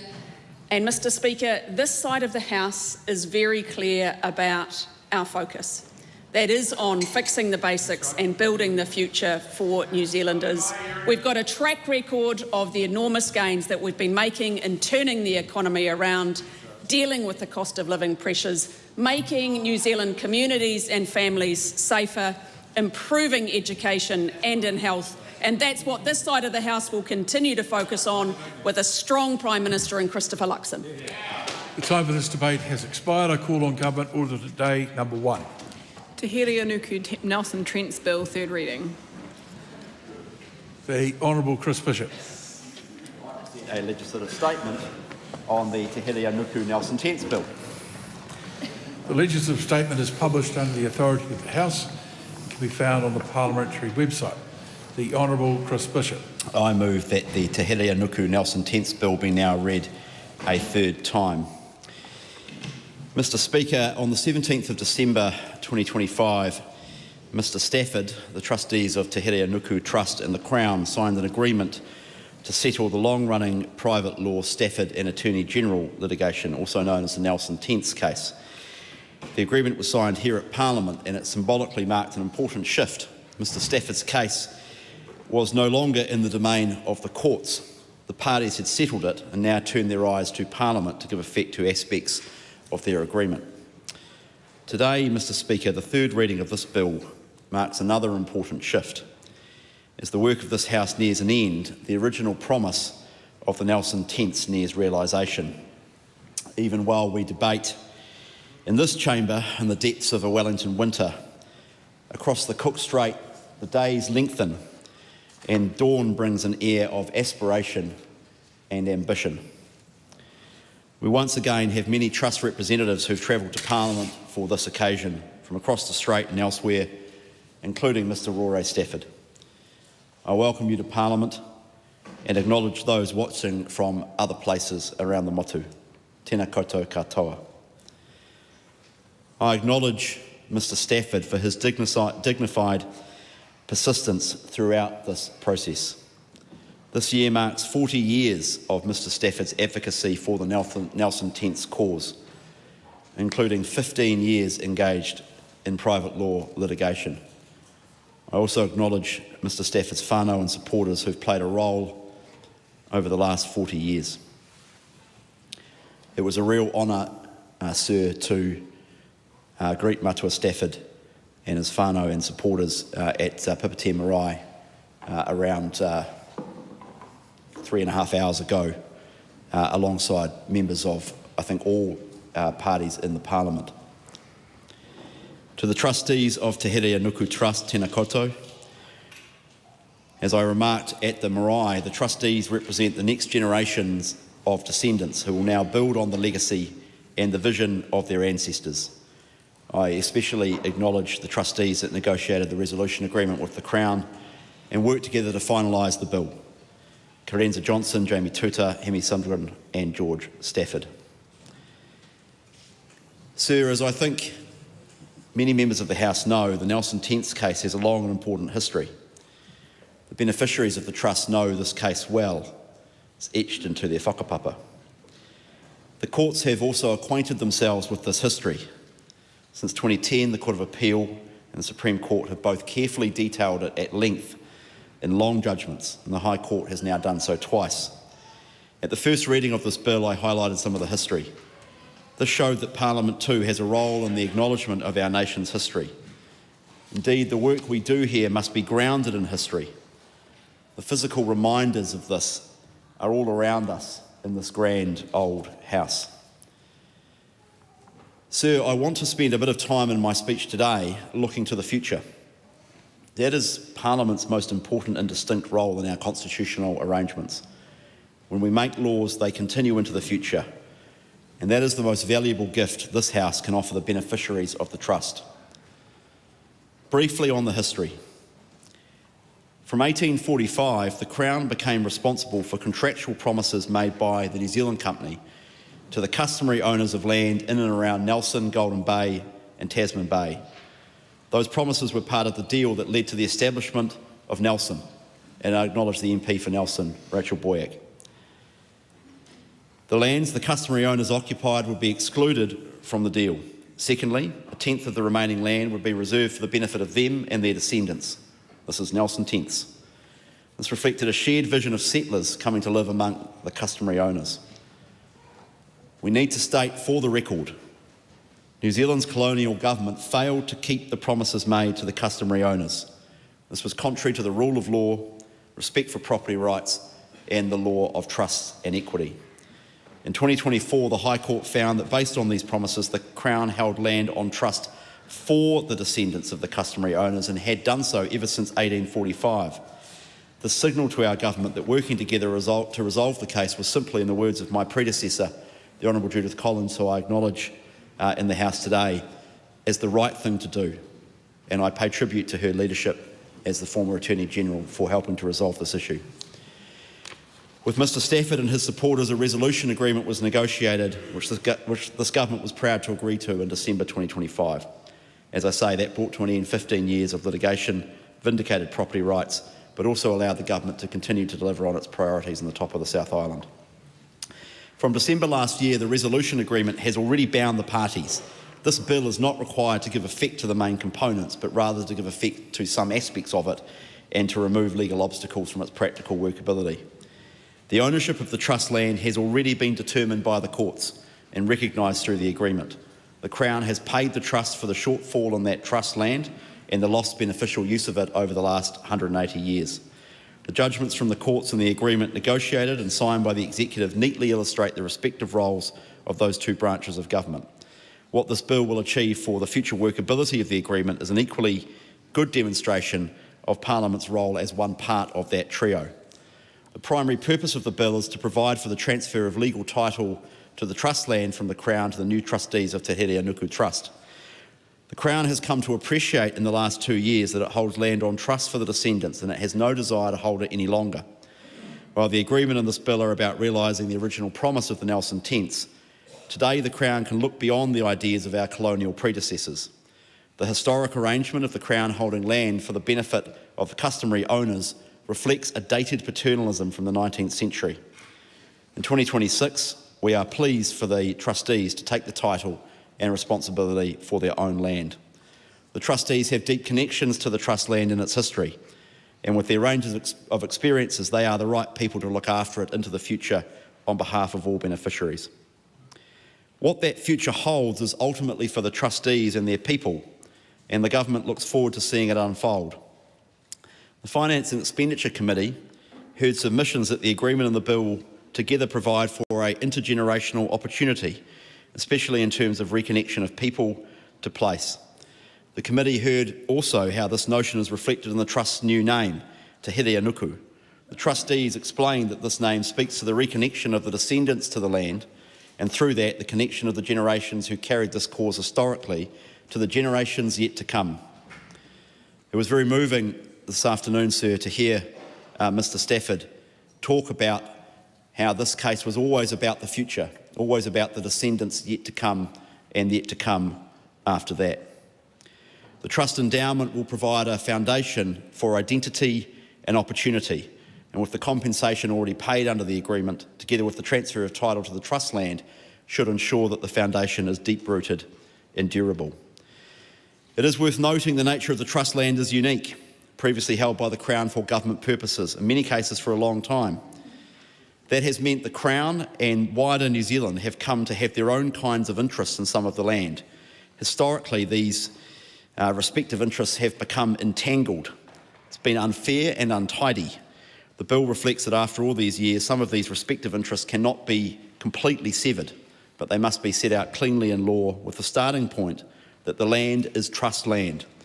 The bill therefore provides for future arrangements so that some trust land may continue to be used for conservation, reserve, education or other government purposes. For example, we've reached agreement regarding public access to and enjoyment of important areas and reserves, including a seamless transition.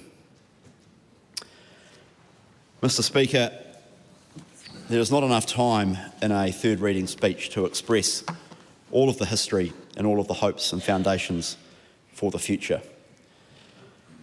But I would like to conclude, sir, by repeating what I said at Pipitea Marae today, which is that this case and its resolution and its settlement represents Parliament at its best, unanimously coming together to vindicate property rights and the rule of law. And frankly, with 80 odd days to go until the election, and we've just heard a robust backwards and forwards about various aspects of that, it's Parliament acting at its best, and I think we could all do with a bit more of that. Mr Stafford's case has been one concerning land, promises and persistence. We are proud to resolve it on behalf of the Crown. The fact that the Crown can now enjoy a moment of pride at this stage of a long and sometimes bitter history of the Nelson tenths is a great credit to two things. The dignity, humility and persistence of Mr Stafford and the customary owners. And secondly, the capacity of New Zealand with our systems of law and our government to genuinely look to the wrongs of the past and vindicate rights in the present and forge a just and durable future. To Mr Stafford, your whānau and supporters, it's a privilege to host you here for the passage of this important piece of legislation. Please carry the words and best wishes of this House with you as you go forward into a new day for your land and your people. Tēnā koutou, tēnā koutou, tēnā tātou katoa. Hutia terito, hutia terito te hara keke, ke te koma koeko, ki mai ki aho. He aha te me anui, he aha te me nui o te ao, maku e ki atu, he tangata he he. E ngā mana, e ngā reo, e ngā iwi o te motu tēnā koutou, e tāpiri ana aku mihi ki ngā iwi katoa o te tauihi o te waka Māui. Tēnei ka mihi atu ki a koutou katoa, tēnā koutou, kia ora mai tātou. Mr. Speaker, it is a privilege to stand in this House at the third reading of the Te Here Anuku Nelson Tents Bill. I begin by acknowledging the descendants of the original customary owners of the Nelson Tents, the trustees of Te Here Anuku, kaumātua, whānau, and all those who have carried this kaupapa across generations. To those seated in the gallery and watching from the Beehive Theaterette and online, greetings. Today is the result of persistence, determination, and an unwavering commitment to justice. Mr. Speaker, for those of us who represent Te Tauihu in this House, this bill is deeply personal. The history we are discussing today is not abstract. It is a history written across the landscapes we know so well. Te Tai o Aotearoa, Mohua, Whakatū, the Waimea Plains, and the bays, rivers and whenua that generations of whānau have remained connected to despite every obstacle placed in their path. The story of the Nelson Tents is woven through our region and through the lives of people who never stopped fighting for recognition of a promise that was broken. The expectation was that 1/10 of the land would be reserved by the Crown for the customary owners and their descendants. That promise was not honoured. That promise was broken. Over time, much of the land that should have remained available to whānau was lost. The impacts of those decisions have been felt across generations. This bill follows years of litigation and advocacy. It follows the landmark findings of the courts and the resolution agreement signed in December 2025. Most importantly, it follows the determination of whānau and leaders who refuse to accept that injustice should simply be left unaddressed. I want to acknowledge those individuals who have played a significant role in this journey, and I'm going to mention one person, otherwise I risk getting in trouble for not mentioning everyone, and that is Rory Stafford, and the many others alongside him who devoted years and in some cases decades to pursuing justice. That work from Mr. Stafford has ensured that future generations will inherit not only recognition of what occurred, but also a foundation for the future. It's important I also acknowledge the role of Wakatū incorporation in this kaupapa. Across generations, Wakatū has helped to hold the history of the Nelson Tents, support the pursuit of justice, and keep alive the responsibilities and aspirations of the descendants of the original customary owners. Their leadership and stewardship have been central to ensuring the story remained visible, understood, and acted upon. At its heart, this bill provides for the transfer of legal title and land from the Crown as former trustee to the trustees of Te Here Anuku Trust. It recognises what the courts found and what the Crown has now acknowledged, that these lands and assets are held for the benefit of the descendants of the original owners. This legislation is therefore about more than administrative arrangements. It is about restoring the ability of descendants to exercise their rights and responsibilities through their own trust and governance structures. It is about providing certainty for the future, and it is about creating opportunities for generations yet to come. I have spoken previously in this House about the importance of recognising the history of Te Tauihu honestly. We cannot build strong communities if we ignore the grievances that continue to affect people today. Acknowledging those grievances and taking meaningful action to address them strengthens all of us. For Nelson, Tasman and Mohua, this moment is significant. The descendants of the original owners have maintained their connection to these lands despite the many obstacles placed in their path. Their resilience has been extraordinary.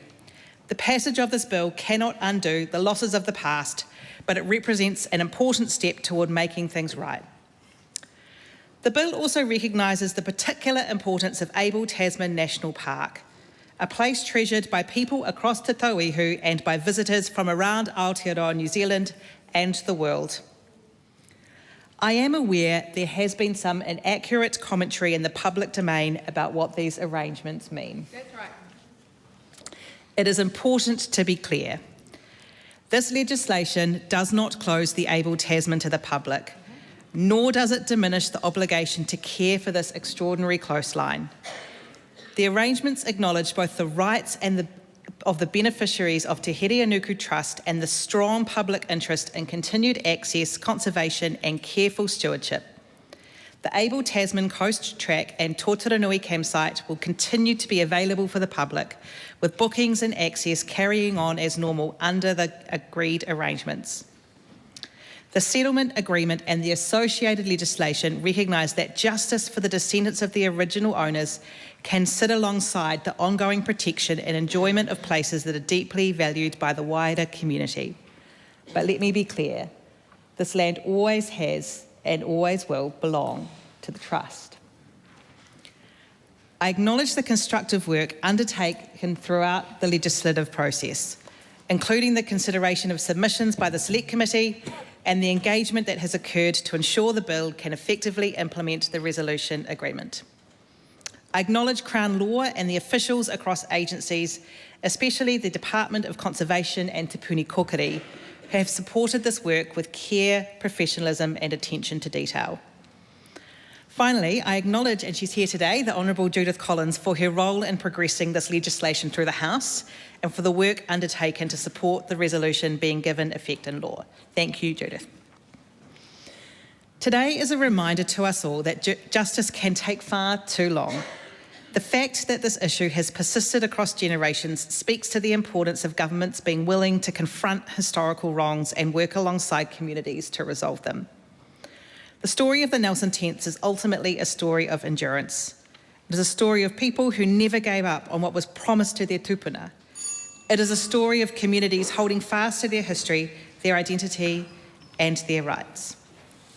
Mr. Speaker, I'll just go off script briefly because when I was notified by the Attorney General's office last year about an upcoming meeting I'd been called to that I couldn't attend because I was under general anaesthetic, I had to send a staff member on my behalf and we had a bit of conversation about what we could be being called to.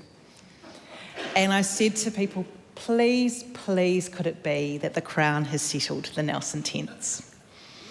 And so I was very emotional and pleased that I'd been right in my guess, but also so pleased that this day had finally come. So thank you. As this bill passes its final stage, I hope we reflect not only on the injustice that gave rise to it, but also on the opportunities that now lie ahead. Te Hereanuku Trust will carry forward the aspirations of those who came before and support the well-being and advancement of future generations. Today is not just an important day in Parliament, it is an important day for Te Tauihu. It is an important day for the people of Whakatū Nelson, for the communities of Tasman and Mohua, and above all for the descendants of those whose rights were recognised through this resolution and now this legislation. To the descendants of the original owners, many of whom are here today with us, to the trustees and to all those who have worked tirelessly to reach this day, thank you for your leadership, your perseverance and your vision. Today is a day where we remember, we celebrate and we move forward. Nō reira, tēnā koutou, tēnā koutou, tēnā tātou katoa. Speaker. My understanding of this call is it going to be a split call? Kia ora. So you put it 5 minutes. Okay. Steve Abel. Kia ora, Mr. Speaker. Tēnā koutou ngā uri o te Hereanuku. It's good to see you in the gallery today for this third reading. It is a momentous day and colleagues across the House have rightly acknowledged that. One of your kai kōrero in the Wharenui today spoke of the Kumututu stream, I believe I've got that name right, that runs under the road to the sea here in Pōneke. We know the value of daylighting streams. And through this resolution, Te Hereanuku, you have daylit justice. You have daylit justice for your people, but perhaps more profoundly for the whole country. Because when justice is truly done, everybody benefits, including those who are dragged to the table unwillingly, including the Crown that has resisted and fought you for these decades. And through your determination and your persistence and your perseverance, you have brought us to a place of self-reflection where the Crown itself says, I want this justice too.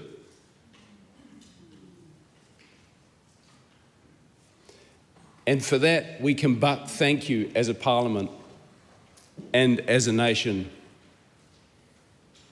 because you have allowed us to reflect on ourselves and say, what does honourable kawanatanga look like? And what does it feel like? It feels like doing the right thing.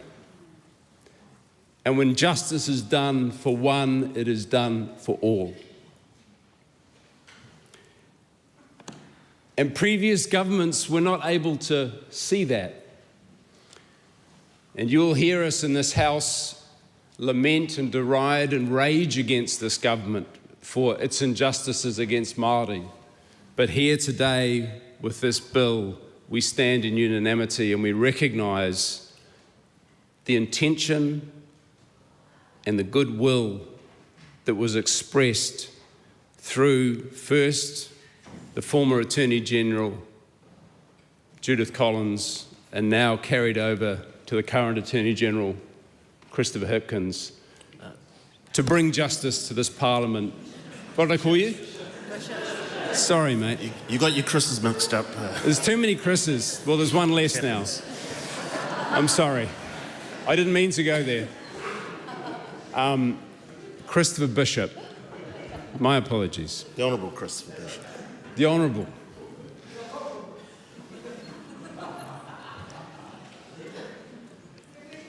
Where was I? You were directing your speech to the Speaker, of course, and not using I was. I know we're allowed to say some yours. Yeah. The special acknowledgement must go to Rory Stafford, and I know many people have said that, but I also know that many have stood with him, and there are many here in the gallery today and that have passed on who should be acknowledged for their part in this long struggle. I want to also reflect that some in the select committee process were anxious that this might lead to other injustices, people who have interests in the same rohi. It is my sincere hope that in the spirit of seeking the best interests for the long term of all, that Te Here Nuku will find pathways to make this work for all. I also want to reflect on the anxieties of Mr. Nick Smith. Just briefly, I'm certain that Te Here Nuku will do at least as good a job, if not a better job, of looking after the taonga species and those magnificent ecologies of which they are the kaitiakitanga. I have no uncertainty of that. We certainly commend this bill to the House today, Mr. Speaker. Kia ora, Te Here Nuku, Rory Stafford. It is a good day. It is a good day for Aotearoa, New Zealand. Kia ora. Tēnā koe, Mr. Speaker. Uhana Linda. I taku tūranga ake, I roto I tēnei whare, ka tura ki te rau o te aroha e. Taimahai ruki, te tinana I te aroha, e kōrera wai tū tika I te taimaha e. Mr. Speaker, the waiata I shared was a lament for all those who have gone before us and the generations that have passed waiting for justice. And as the uri of Te Here Ngā Nuku, the Nelson Tents, gather today for the conclusion of a really long and hard-fought, drawn-out process, it is our opportunity to acknowledge we move too slow. We move too slow as a government and as a country to understand the fraught nature by which kāwanatanga had done harm in the past, had been matapiko in closing the door for generations to the pleas of the haukainga, and now through your fight, we have finally come to a point where justice will finally be served. And so it's an acknowledgement of the Waitangi Tribunal claims. It's an acknowledgement of evidence shared. The stories and the histories now are part of a public record that we might all learn the stories of our districts and our rohe, but also for the perseverance of those of our family elders, such as Paparore, who led out and continued humbly to say, now is the time. At what point are we going to be able to sit at a tepu and see justice served? And so you should not have had to go to the courts time and time again. You should not have to have done that, but he tauira koutou. And so acknowledging Wakatū and supporting the waka, but also he tauira koutou for the other tenths across the motu. For you have fought the fight for your uri, but taught us a really good lesson as well. So I share the same sentiments as my colleague Steve Abel, he mea ako mo tēnei whare kāwanatanga. Me pēhea tēnei whare e tūtuki ēnei momo takahitanga ki runga i te iwi Māori, ki runga i te tika me te pono, and ko tai te wā. So thank you for your patience.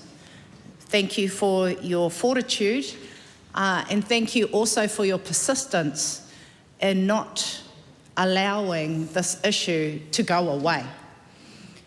And it has been in this generation that finally justice is finally being served. And acknowledging the trustees and the fiduciary responsibility that the new trustees will have on behalf of the descendants and the uri, it is now time to think about how do we maximise the opportunity, maintain those connections, and look for that brighter future for tomorrow. And that's the exciting part finally, finally to be able to turn the page and close one door, but open up the new opportunities for culture, for language, for heritage, for kaitiakitanga. Because as iwi Māori, we want to be good kaitiaki. And that will not be lost in what happens from tomorrow as Te Here Ngā Nuku stands up and becomes the rightful kaitiaki of lands, assets, whenua, ēnei taonga tuku iho, mō koutou o tira mō tātou. Nō reira, e aku mātua, tēnei heuri no te kāwharu no Ngāti Koate, mihi atu ana kia koutou. Ki runga i te ngākau aroha, me te whaiwhakaro kia rātou mā, i te tohe nui, i tēnei rangi kua tūtuki noa. Nō reira, takoto te pai, takoto te pai. Kia ora. Cameron Luxon. Thank you, Mr. Speaker. This bill is the right thing to do after such a long and fraught history. The Te Here Nuku Nelson Tents bill will pass today. May I take a moment to acknowledge Mr. Rore Stafford for your tireless work that we've heard so much about for your present, the past and the future. This bill ends and provides an outcome to a lengthy court proceeding that has been well traversed in this contribution by members to the House. I also acknowledge the former Attorney General, the Honourable Judith Collins, who is in the House today, who took it by the chain, this final step, and the Honourable Chris Bishop, who's sending it to the finish line. This bill will provide framework that balances recognition and access, and at the end of this year my family will be enjoying the hospitality and the wonderful green and blues and oranges and yellows of the Able Tasman Great Walk. This is an end of decades of litigation, but a serious amount has been learnt from it. It's a good example of Parliament implementing a negotiated legal settlement in a clear and orderly way, and the aranui of patience and justice that you have undertaken to get here. We acknowledge everybody here today. Thank you, Mr. Speaker. Mr. Speaker, Dr. David Wilson. Mr. Speaker, I rise on behalf of New Zealand First.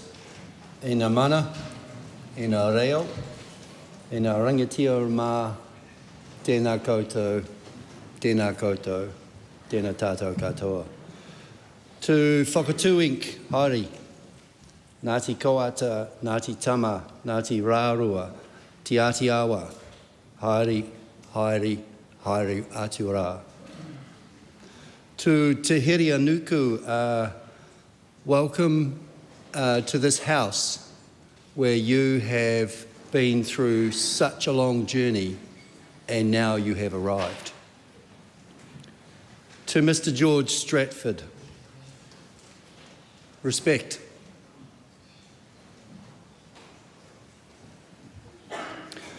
I see up there the Crown Law Office.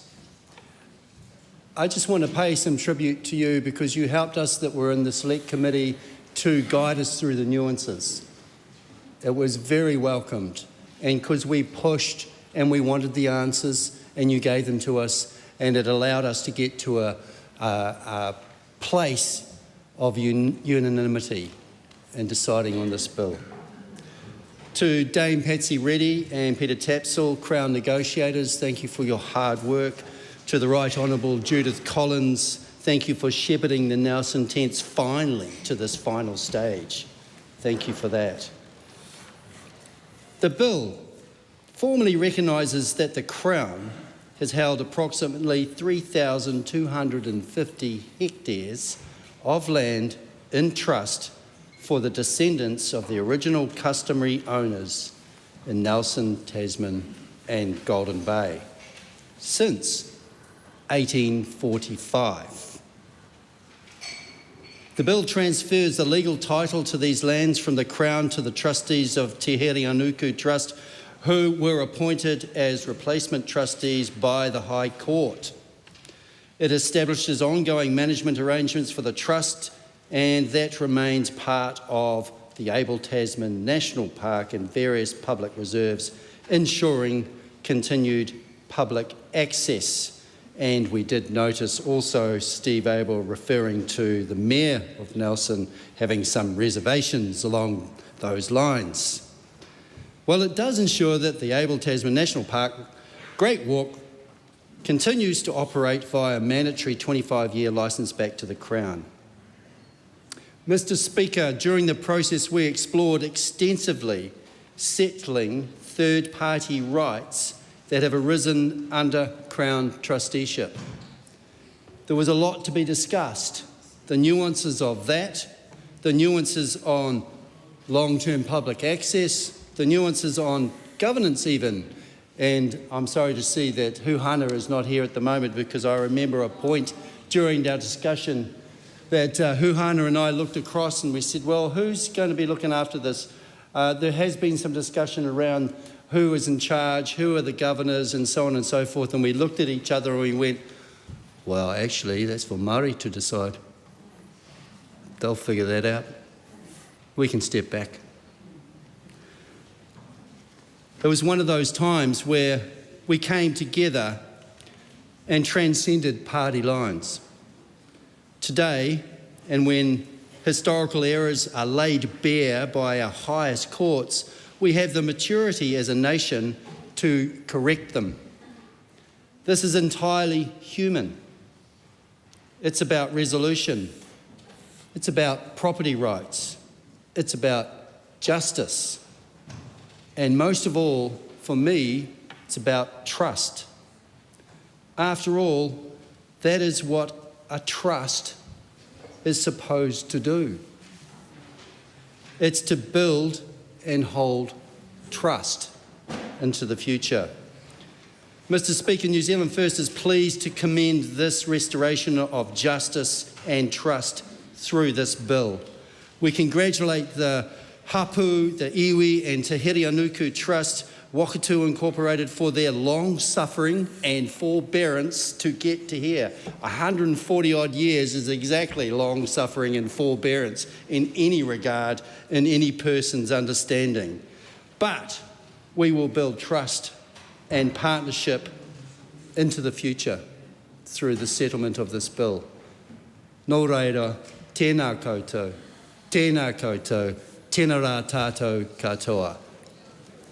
Okay, the next call is a split call, but before that, if I can just remind members to not to refer to the absence of another member as well. And I know this is an important debate as well, and when you use you and your, you do bring the speaker into the debate, and as much as I don't mind that, let's try to keep that on standing orders. Split call, I call Debbie Ngarewa Peka. Tēnā koe te pika. I ngā uri o Hirianuku, e ngā whānau kua kawe e tēnei kaupapa, mō ngā waka tupuranga, tēnā koutou. A kei a koe te rangatira mātua Rore Stafford, tēnei te mihi nui. Today is not simply the third reading of a bill. It is a moment in history for the first time, a huge moment that we get to see something that has been 180 years in the making and to make things right.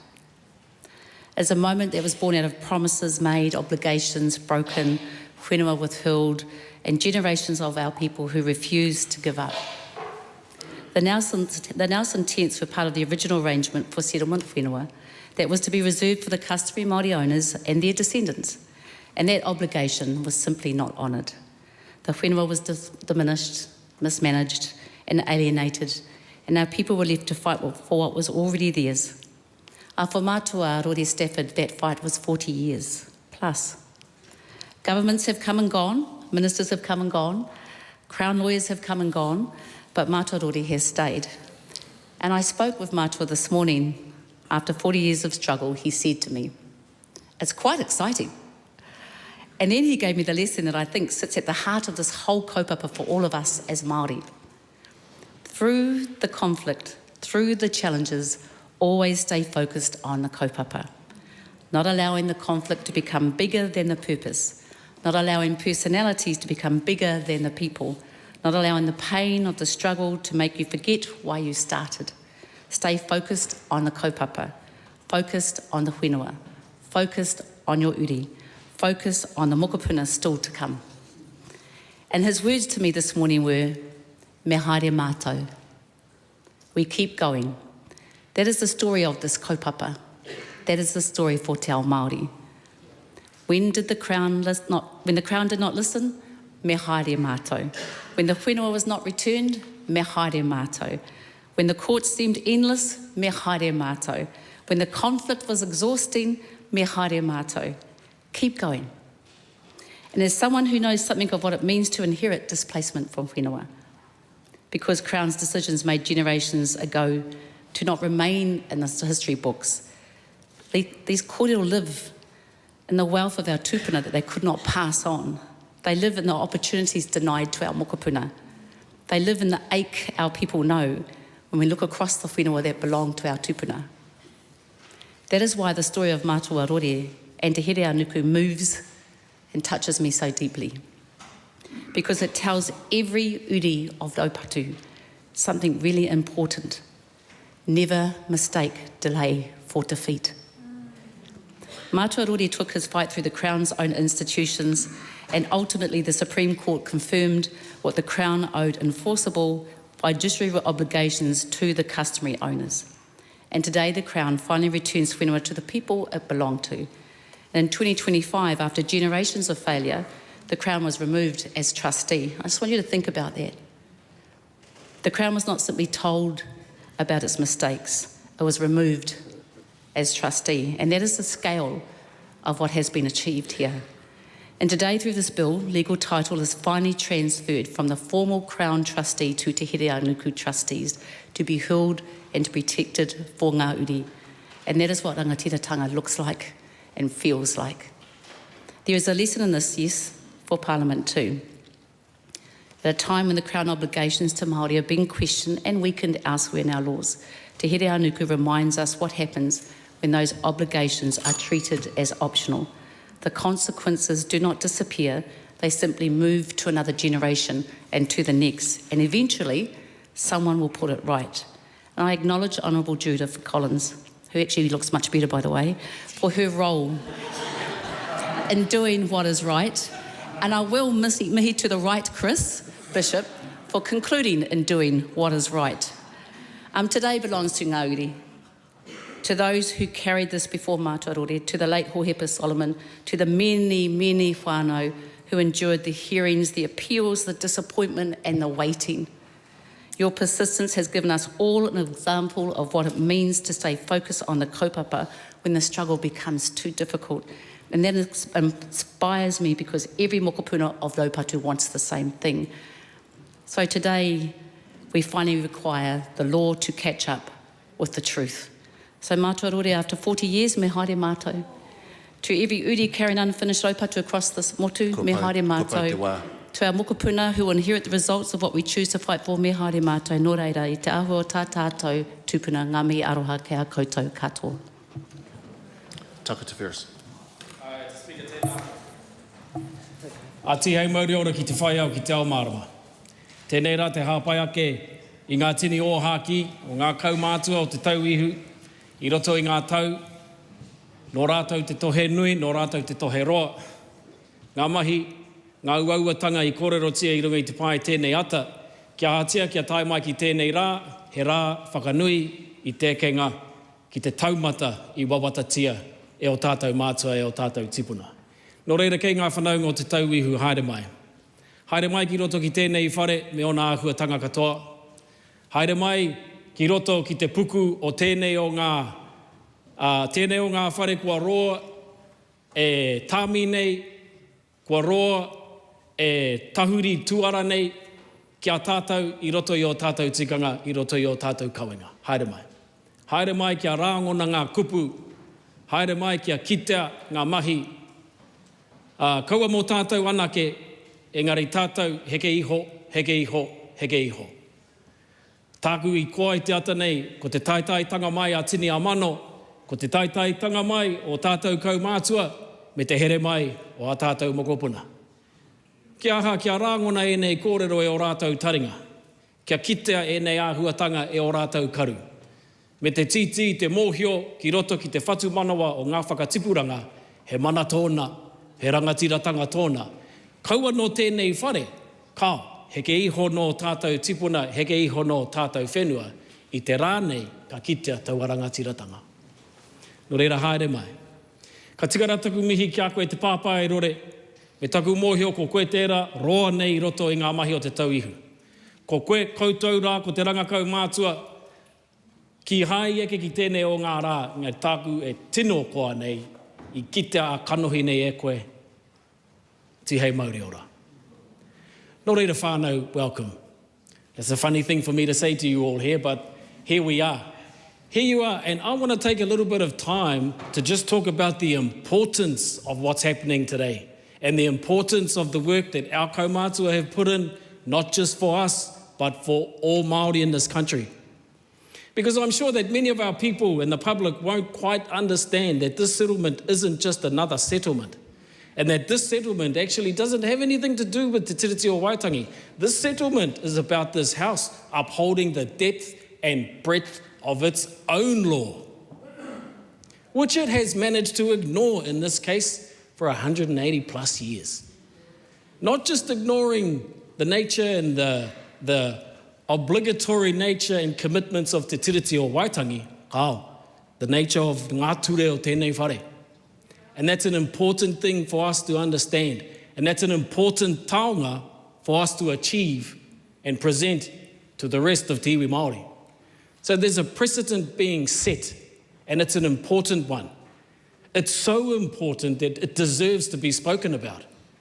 We all know that the House has taken much, maybe glee, but definitely spent a lot of time ignoring its treaty-based obligations, but quite simply ignoring its own obligations to the depth and breadth of its own law is quite a different thing.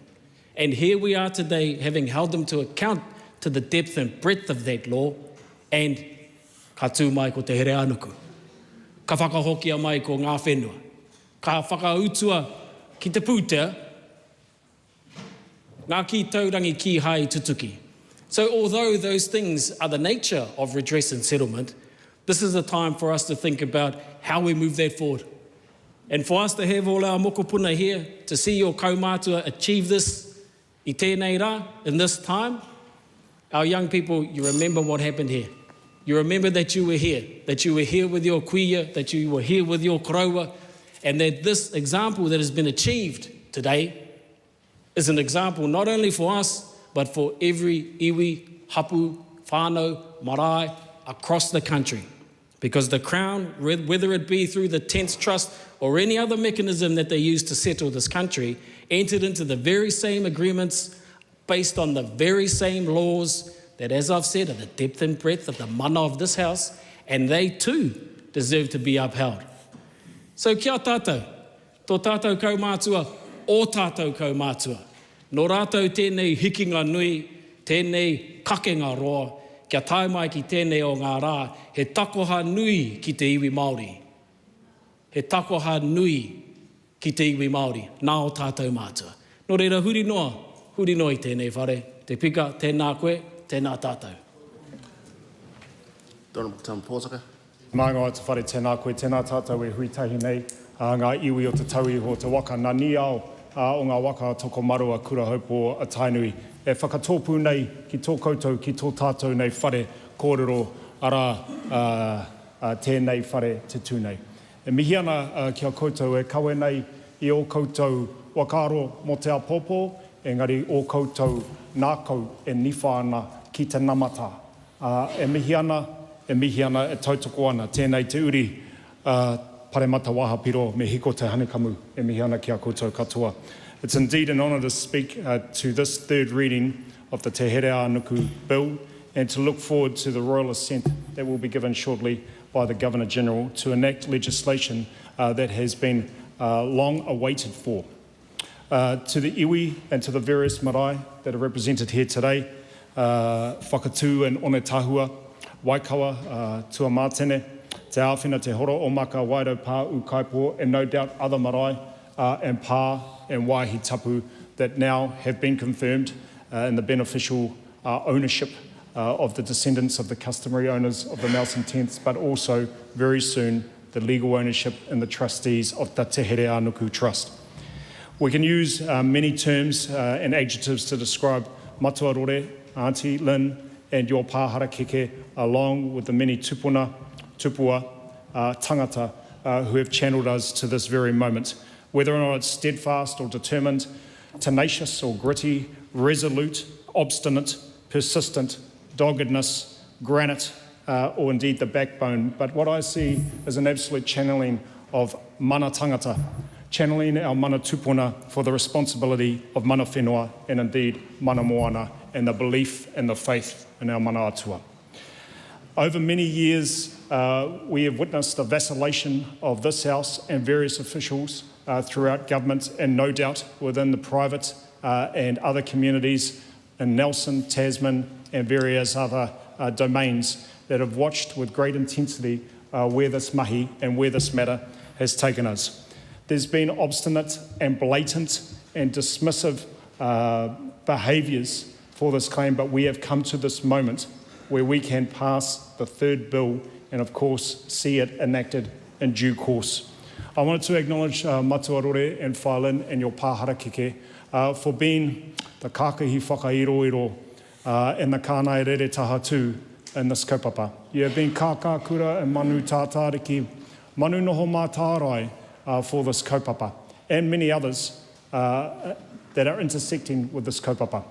not only you but others, of course, some of whom have passed, whether or not there was Whaia Eva Rickard or Kahu Kotua, or others that are still here with us today. And I just wanted to acknowledge in that opportunity the various chairs and secretaries of the Wakatu Incorporation, and of course Te Kāhui Ngā Huru Trust. I've had the great privilege of witnessing Uncle Rore age well over time with this matter. And actually, Uncle, you look better today than you did 15 years ago when I first met you with the concern. Maybe it's just the nature of the moment and the wairu and the spirit that has channeled us here, but to know that this resolution is upon us and you have brought humility, dignity and integrity to our kōrero. You've even brought a degree of, I wouldn't call it sobriety, but a sombre mood, is how Minister Bishop has described it, to the House after the early machinations of parliamentary rigour.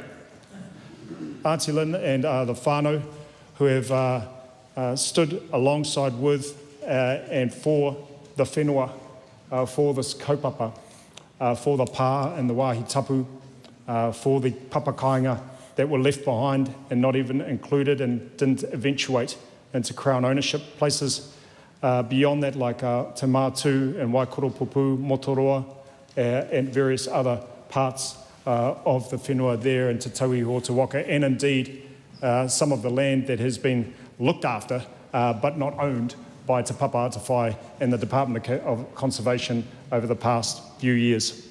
I wanted to pay special tribute and acknowledge the Honourable Judith Collins and this government, and indeed our party, that saw beyond some of the obstacles, the hesitancy, and the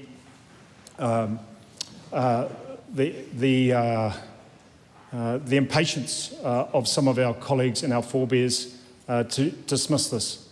I wanted to acknowledge the Honourable Judith with steel-capped stilettos that ensured that this matter was prosecuted in a manner that not only befits the importance and the significance of the matters upon us, but actually recognises the investment over time. E mihi ana kia koe e te honore, Judith, your adroit leadership and acuity in progressing this matter to its ultimate denouement.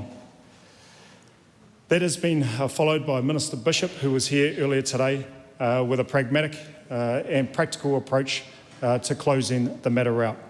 One that indeed is not rooted in the Article 2 rights that we often describe as rangatiratanga, but one that recognises that the rule of law, property rights that come with the form of democracy that we live with here in Aotearoa, New Zealand, and one that absolutely recognises the separation of powers and what goes with it. In the maxims of equity, of course, people come with clean hands and some that do not receive equity. But Matua Rore, Whaia and the various whānau and owners, descendants of the customary owners, have come with clean hands, and not only that, have presented in a fair and reasonable manner.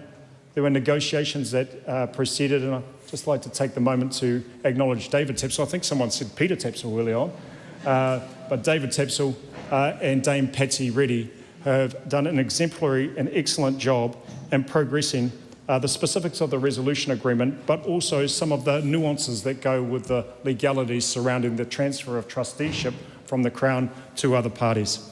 The spirit of the resolution is something that I think everyone in this House at this time, those who are here today and those who are apologies this afternoon, will retain and hopefully engender more of in future days ahead of us in Parliament in this term, but also Parliament and Government in future terms. I wanted to pay special acknowledgement to the negotiators, to my elder statesmen, Jamie Tuta, George Stafford and Hemi Sungdran, for your approach, for your multifaceted personalities that helped curate and shape the resolution that we have today.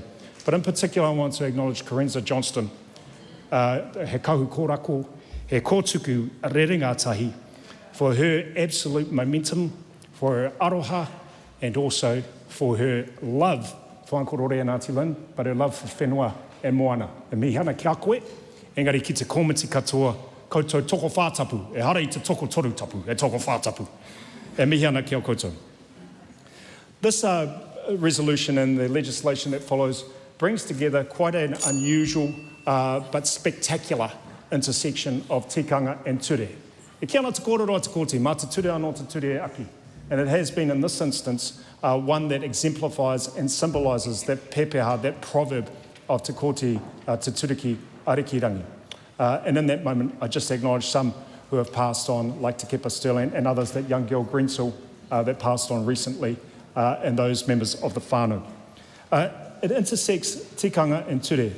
And what I can see in the resolution that's been reached, but also the bill that is passing through its third reading today, is that te tikanga o te ture, or the actual custom of law, has prevailed. That custom in this instance not necessarily being the hard and sometimes terse common law, but a mix of equity, negotiation, and indeed, Honourable Collins, a touch of innovation. And with that, I wanted to acknowledge finally this House, the members of this House who have collated today, who are gathered today in a spirit of collegiality and whanaungatanga, or as we say it in Ngāti Hauti, whanaungatanga, to come and pass this through in a manner that even Willie Jackson must laugh at. That's hard to get a laugh out of Willie. So yes, indeed, the taitara, or the legal title, will now transfer from the Crown, and that actually ensures that I have less issues as the Minister of Conservation, trying to figure out if I owe duties to both the customary owners and also the Crown, but it preserves, upholds and absolutely recognises that the ahika of this land has never been cold, it has never gone out, it has never gone mātātau, but indeed burns now and into the future eternally. Tēnā koutou, tēnā koutou, tēnā tātou katoa. Honourable Willie Jackson. Kia koutou ngā uri o te tau ihu ngā mihi kia koutou I whakaranga tira ia mātou I tēnei wā e hōnare ki te kōrero kia koutou e tika me mihi ki tō tātou pāpā, tō tātou rangatira rore a mihi kia koe e te pāpā o tō kaha ki te kōkiri tēnei kaupapa e mōhio mātou e ua ki te kōkiri te kaupapa engari e te pāpā a mihi kia koe I tēnei wā. Koutou katoa tai mai nei I tēnei wā, tēnei te tino mihi kia koutou, tēnā koutou, tēnā koutou, tēnā no tātou katoa.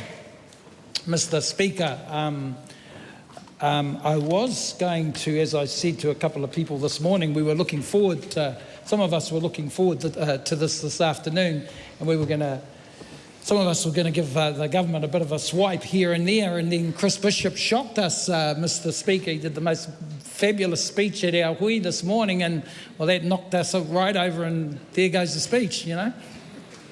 And it was he did a tremendous speech. I think we were all taken by that, and he's not here, so I want to acknowledge that kōrero, because you wouldn't have thought it was the same bishop if you, Chris Bishop, if you were watching Question Time, Mr. Speaker, or the same Parliament.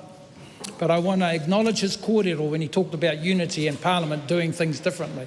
I want to acknowledge Judith Collins over here, because well done, well done. Shame it wasn't us. Shame it wasn't us. And but I do want to say that. I want to acknowledge you for your kaha. Good, well done, Judith. And you are looking, you know, very stressless these days. And I say that sincerely to all the people here, because I was thinking about this kaupapa, and Tamapōtaka reminds me of it, that he likes reminding me on the quiet that it was this government that has put this kaupapa through. And sadly, he's 100% right. You know, we should have done it 5 years ago. Kia ora, Paul Morgan. I can see you pointing at me. And you're right. I'll never forget when we, as a Labour crew, went into your office, Paul, and you presented, and yourself and Karinda, you know, you two are just two of the unsung heroes. Your name's not being mentioned too much today, Paul, because I think you only got a few radu, but I'll mention it. I'll mention it. because you're a great advocate for your people, and I'm sorry we couldn't have done what we should have done. I'm sorry, it upsets me sometimes how, whether it's Labour or National, that we always got to go back to court when you've got a clear case of justice. When you've got a clear case of justice.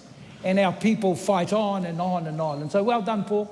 Well done, Karenta. It's a shame. I shouldn't say that, but, well, it came under Judith and Tama and Tama Pōtaka and Chris Bishop. And the main thing is we're there. And I wanted to tell the House that I was at a tangi last night. Uncle Kepa Sterling's tangi. And you mentioned Uncle Kepa. And we talked about this. At the hui, we were talking about, wow, what a settlement for our people down there. And we talked about the analogy between the Uncle Kepa and Aotearoa over here. Uncle Kepa Sterling lost 3 sons in one hit. One car accident, gone. 1986, gone. You would have thought that would be the end of his life, but he soldiered on for the next 40 years. And he built a school and he built our community. And I was thinking about our Karawa Rore, same type of thing. You just soldier on. U ki te kaupapa. And so I want to just remember Uncle Kepa now and commend him for his efforts in his life and his whānau, but also, we keep mentioning Rore, but he is such a tauira in terms of where we should go in terms of te ao Māori. So well done to him. In terms of, well done to you, e te rangatira, because you are a great example of soldiering on and working with us. And I thank you, and I thank the people here today for not, for not playing politics and just going forward. And this kaupapa is such a wonderful example, isn't it, Judith, of where we should be in this country. And what saddens me in some ways is the lack of media interest right now in this kaupapa. But maybe that's a good thing, because it just fires up people who think that 400 million is a huge amount of money to give to people, when we know that if you really wanted to work out what the economic loss was and what the people should be getting, we know I think they'll get 5 times that amount, won't they, Judith? So I get disappointed with the lack of media interest. No media people here, apart from, I think, one up there, one reporter up there, because this is significant. This shows that the very way Parliament has behaved is the way this country should behave in terms of Māori issues, in terms of kaupapa Māori. This kaupapa will benefit all the people down there. The economy will thrive because of this investment in the people. It won't be just Māori people who will thrive. The whole economy will thrive. All the people will feel the benefits of the settlement. So I just think that when we were watching this morning and we saw the kōrero, beautiful kōrero coming from Rore Stafford and Chris Bishop and us working together, this is an example of where we should go, where we should be going in terms of this country. So I have hope. We have hope when we see Parliament coming together like this, and we remember the advocate. So for the short time, I think Parliament, you all here earlier, and so you saw what was happening between the two sides. But maybe this settlement, Mr. Speaker, gives us hope in terms of where we should go as a Parliament and where we should go as a country. So I just wanted to mihi to everyone here. You know what a journey, what a history, what a plan that's going to be rolled out. And I hope that we can work things out in terms of the various factions and Nick Smith disappears with his petition altogether and doesn't promote the nonsense that he is promoting, because our people can manage things, our people can organise things, our people can be trusted with these types of settlements. You know, they can be trusted. We do have a history. We're not going to block or bar Pākehā from going into different areas, as is implied with Nick Smith's petition. A man who should know better, because at various times he has been quite good in terms of support for kaupapa Māori. But for some reason he feels this need to come up with a stupid and idiotic petition, and we are where we are. So I want to mihi to everyone today who've come here. This is a celebration for you all. This is a celebration for the House. Again, I acknowledge the other side and the negotiators and the different lōpū, and my friend over here who has been a very, very strong advocate for you. Lovely to have this Pākehā woman being a great advocate for you. We're really proud of her, and that's what it's about for us. It's not just a Māori thing, you know. It's not just a Māori thing. It's a partnership thing. And that's what we believe in this party. That's what most people believe in this House. And we can achieve this thing through partnership, through working together. And so I'm really proud of the way we've come together to get where we are today. So tēnei te mihi kia koutou, he honore nui ki te kōrero kia koutou I tēnei wā. Tēnei te tino mihi kia koutou. Tēnā koutou, tēnā no tātou katoa. Ryan Hamilton. Thank you, Mr. Speaker. He mihi nui, he mihi mahana kia koutou katoa, kua tai mai ki tēnei whare I tēnei rā whakahirahira. An emphatic welcome to all our visitors here today who have travelled to Parliament to witness and celebrate this historic correction and resolution. I had the privilege of attending Pipitia Marae earlier today with the mihi whakatau, which was awesome. There was a few speakers, and one speaker, I believe, Manahi, started to speak, and it was a great speech. Not that I can understand fluent te reo, but I said to Willie, is it meant to be this long? And he said, it is going on a little bit long. And then I heard the MC use the term kōrero nui. And I was like, is that what a long speech means? But then it could mean a big speech. But nonetheless, it was a great speech. And I'd say tino pai to that. But this bill gives effect to the agreement reached following one of the longest running legal disputes in New Zealand's history, transferring legal title from the Crown as former trustee to Te Here Anuku Trust. Mā tēnei peri e whakamana te whakaitanga, whakatonga o tētahi o nā tohi ture o rawa atu o Aotearoa. Ka whakapūmo I te māmaratanga me te tino pūmo mō nā taha katoa. I also acknowledge and thank the Select Committee, which I had the privilege of chairing, and consideration of this bill, which went through with unanimous support. And I can tell you it's much easier chairing committee when you have unanimous support and everyone's on the same page. The unanimity reflects the significance of what we are achieving here today. And to be honest, the hard work was already done. As a committee, we just had to ensure that the legislation met the needs of the settlement, and we had some good help from robust counsel and the legal team, which I can see some in the gallery here today. So thank you for your work and guidance as we went through this process as a select committee. I'd also like to honour and acknowledge the honourable, this is quite a mouthful, Judith Collins, previous Attorney General, for the work that you started, and it's great that you get to see it come to fruition here today. And it's amazing the work that we start continues beyond Parliament, and it's an important legacy we continue. And of course, the Honourable Chris Bishop, which you could tell was very proud of being at that ceremony today and acknowledging the work and the cross-party support that we achieved. Ka mātua Rory Stafford and all your associates in whānau, acknowledge you and your team. Today we acknowledge the past, but importantly we look to the future. And although I gave a little bit of banter to a long speech, to be fair, that was a pretty compressed ceremony that represents over 100 years of struggle.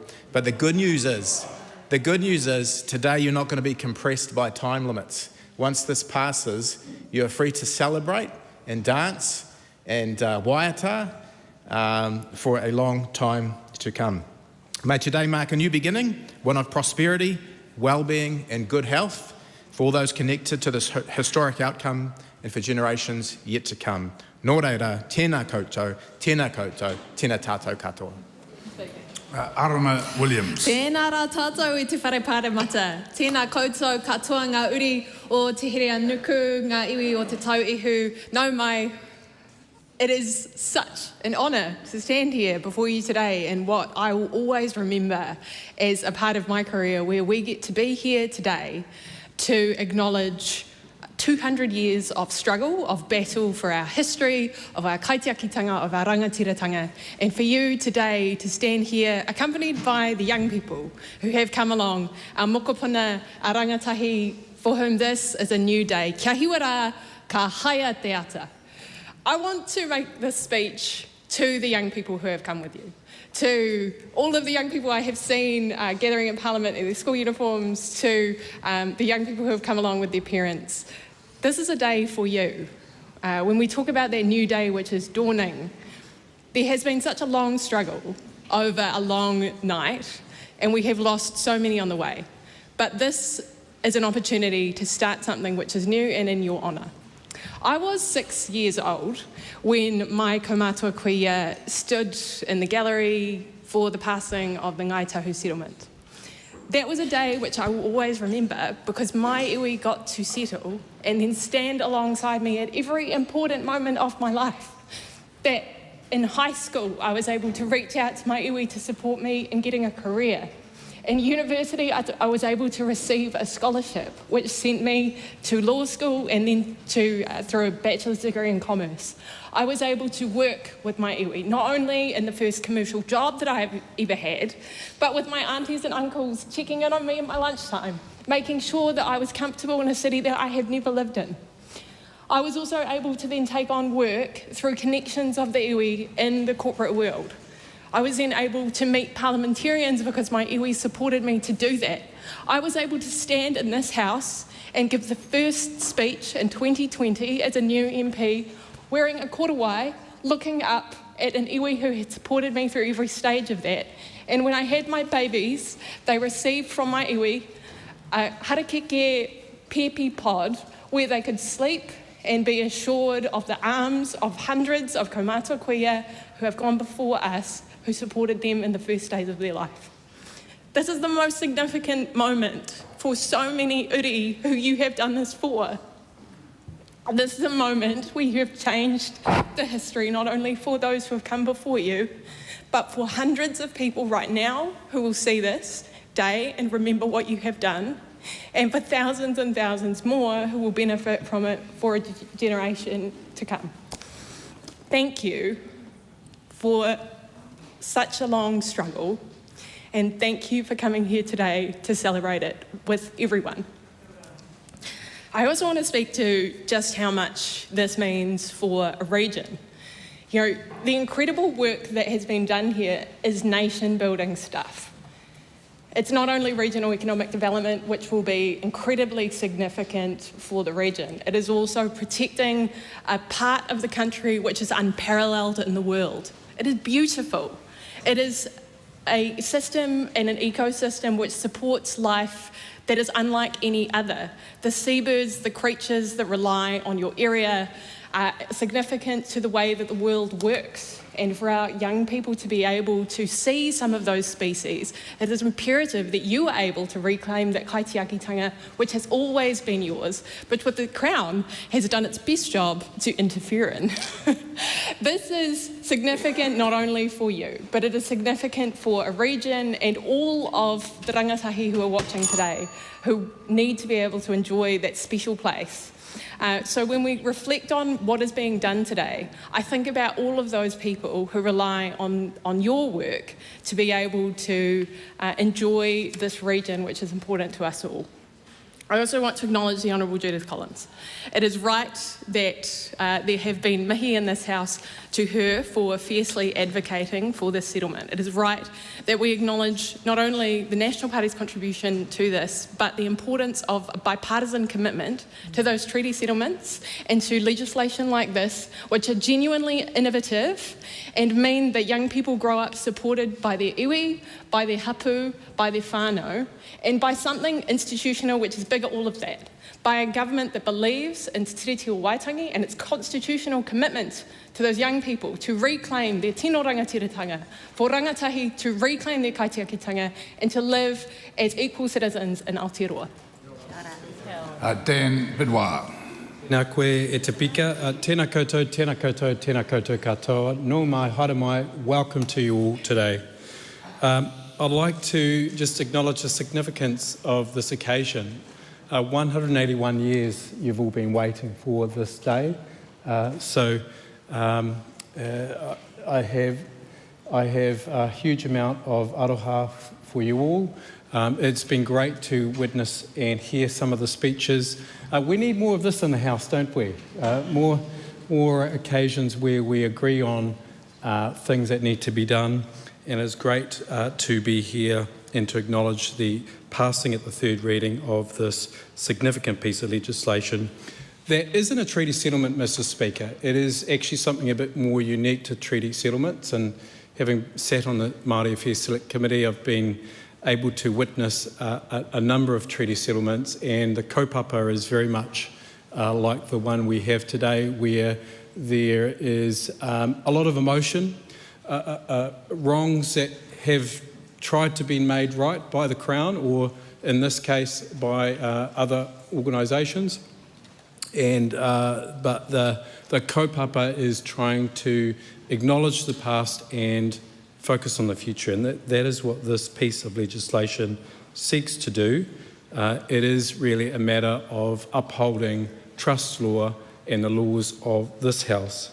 Mr. Speaker, as a member of the Finance and Expenditure Select Committee, I had a brief moment to get in touch with this piece of legislation. I do wish to acknowledge the many submitters that made a submission, even if they didn't support the bill, and I do want to acknowledge the passion that the likes of Nick Smith and others had towards it. The committee we did look at it very seriously. The issues that were raised around access has been traversed in the House, and we were satisfied with the arrangements that have been made. We were satisfied with the trust and the kaupapa that they have to be guardians for the land, their land, your land, and therefore we did not make any significant changes. I also wish to acknowledge the various advisors that we have, and I see Jason in the room, TPK and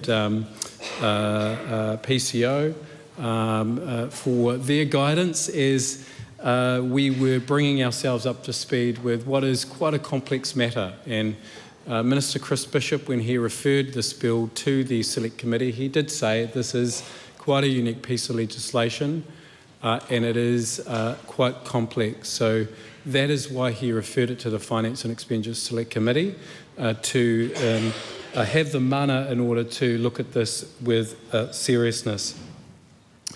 So, Mr. Speaker, I just want to again acknowledge those who have had a big role in bringing this piece of legislation to the House today. The Honourable Judith Collins, good to see you again. Minister Bishop for taking the baton over and sticking with it to bring it through to the House. The negotiators, Mātua Stafford, and all of those who have been a part of this significant piece of legislation. As my colleague Ryan Hamilton said, it is a chance to focus on new beginnings. And I'm an Aucklander, don't hold it against me, but having visited the Abel Tasman, Nelson area, what a significant, beautiful part of New Zealand, Aotearoa, New Zealand. My wife and I have spent a Christmas and New Year's in that part of the world, and it is, like has been described in the House, a beautiful part, full of the richness and diversity of New Zealand wildlife. And it is a significant piece of land, and I know that going forward you will be good guardians for that. So I Without further ado, Mr Speaker, I commend this bill to the House. Nō reira, tēnā koutou, tēnā koutou, tēnā koutou katoa. Venusi Walters. Thank you, Mr Speaker, and tēnā koutou katoa.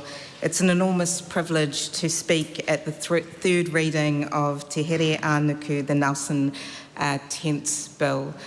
When I first became an MP, I was a little bit horrified to find out that everything we say in this place is taken down word for word. A rather horrifying experience, because there are a lot of things that are said in this House which potentially shouldn't stand the test of time. But this is one of those extraordinary days when acknowledgements should, and in fact they must. So please, if I could, I'd like to join my colleagues from across the House in acknowledging Rore Stafford, the trustees, Johnny McGregor, Mariana Stevens, Barney Thomas, Missy Takanoa, Jamie Tuta, Chief Executive Jeremy Banks, Paul Morgan, Karenza Johnson, the whānau and community of the descendants of the Nelson Tents. We have a significant presence of you here today. Welcome to Parliament, welcome to your House. I want to acknowledge the Attorney-General, the Honourable Chris Bishop, the former Attorney, the Honourable Judith Collins. My respect to both of you for the steps that you've taken and that your office has taken to contribute to us reaching here today. The Honourable Judith Collins, who may not have heard some of my previous comments, I referred to her tenacity as being part of the reason why we are here, and certainly for me as the Shadow Attorney-General, with the settlement as we've seen it, I see her as a fine example of what an attorney can do when justice is your anchor. I also want to acknowledge Dame Patsy Reddy, David Tapsell for their role in negotiations, Crown Law, but in particular Jason Goh, TPK's Stephen Sutton, Mark Hickford, Karen Faint Casey, Stephen Hunter Casey, and the many countless others who worked to get us to today. I've had the honour of speaking in support of this bill in first reading, in second reading, and at Committee of the Whole, and in those contributions I spoke to some of the detail of the legal decision, its unusual nature, the principles borrowed from Canadian law, the creation of a right on the extinguishing of another, and in some ways the legal unicorn that the settlement represents.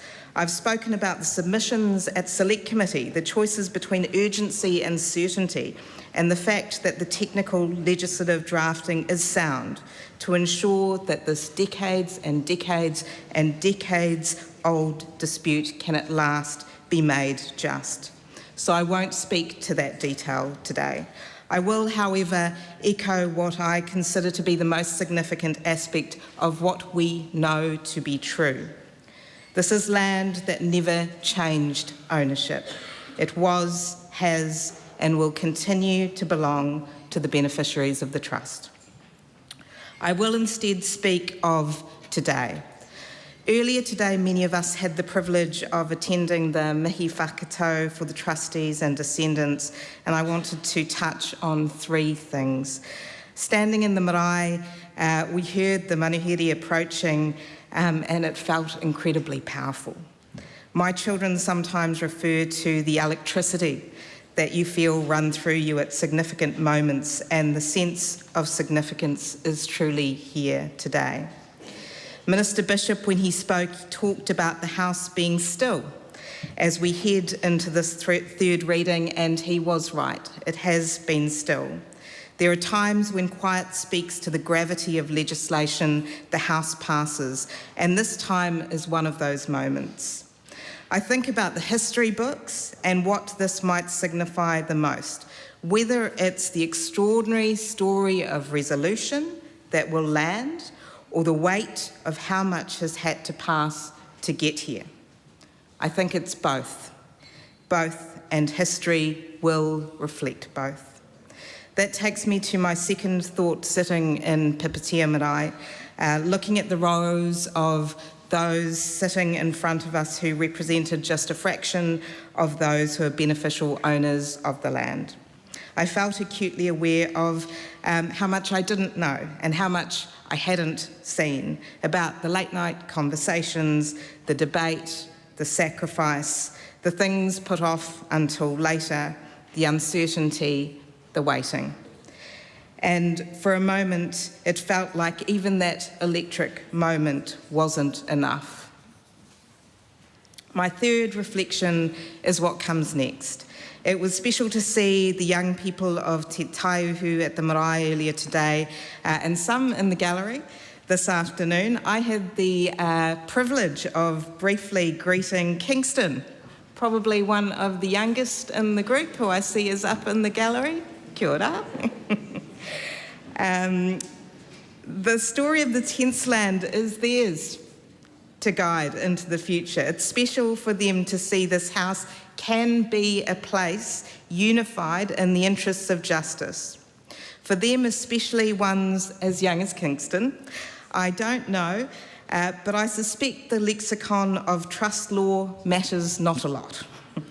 This is a matter settled as a matter of trust law, but can I acknowledge that its meaning is so much more. We speak of land as though it holds still, a parcel, a plot, a line drawn, once meant to hold, but land remembers longer than any instrument we file. Who walked it, who was buried in it, whose name was promised and then erased. This bill may not generate the kind of headlines that dominate question time.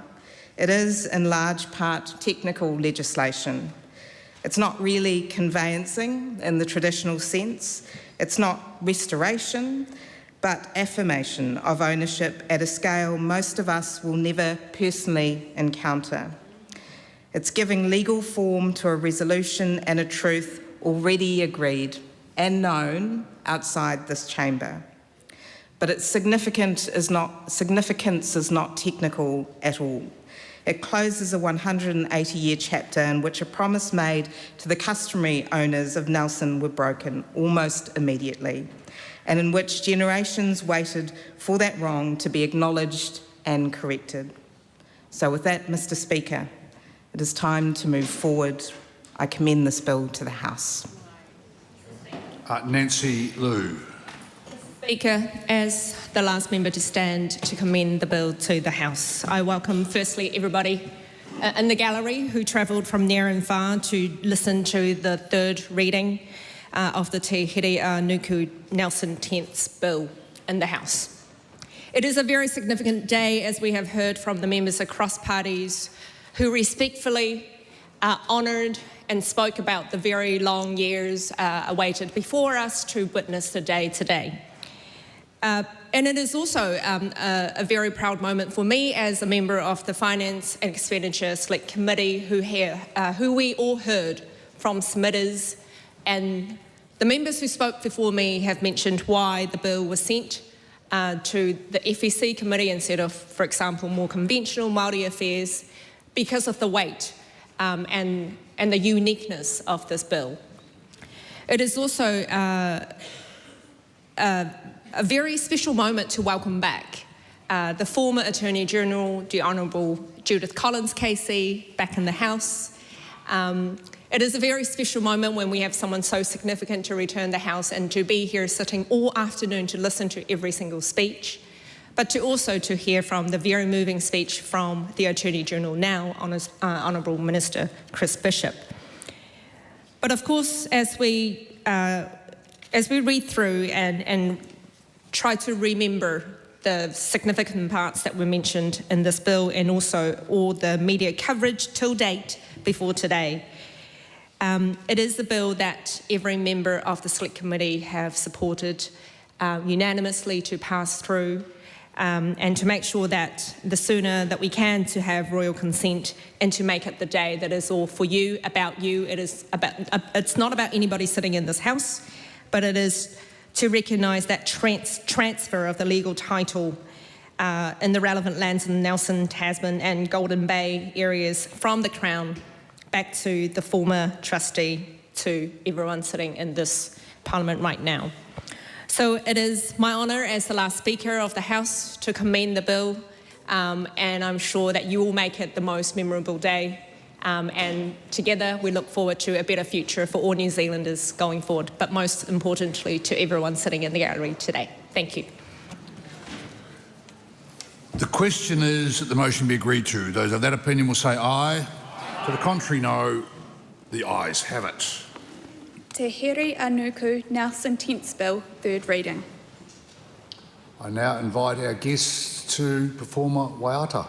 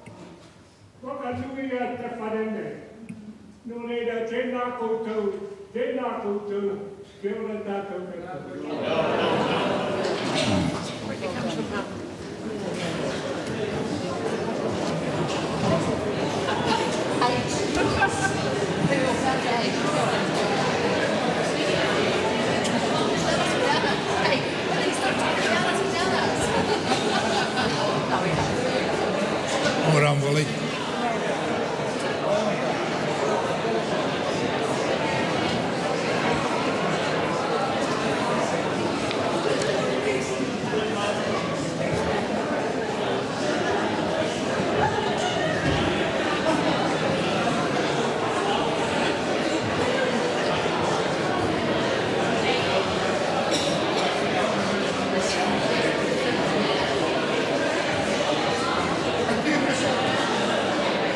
Call on Government Order of the Day, number 2.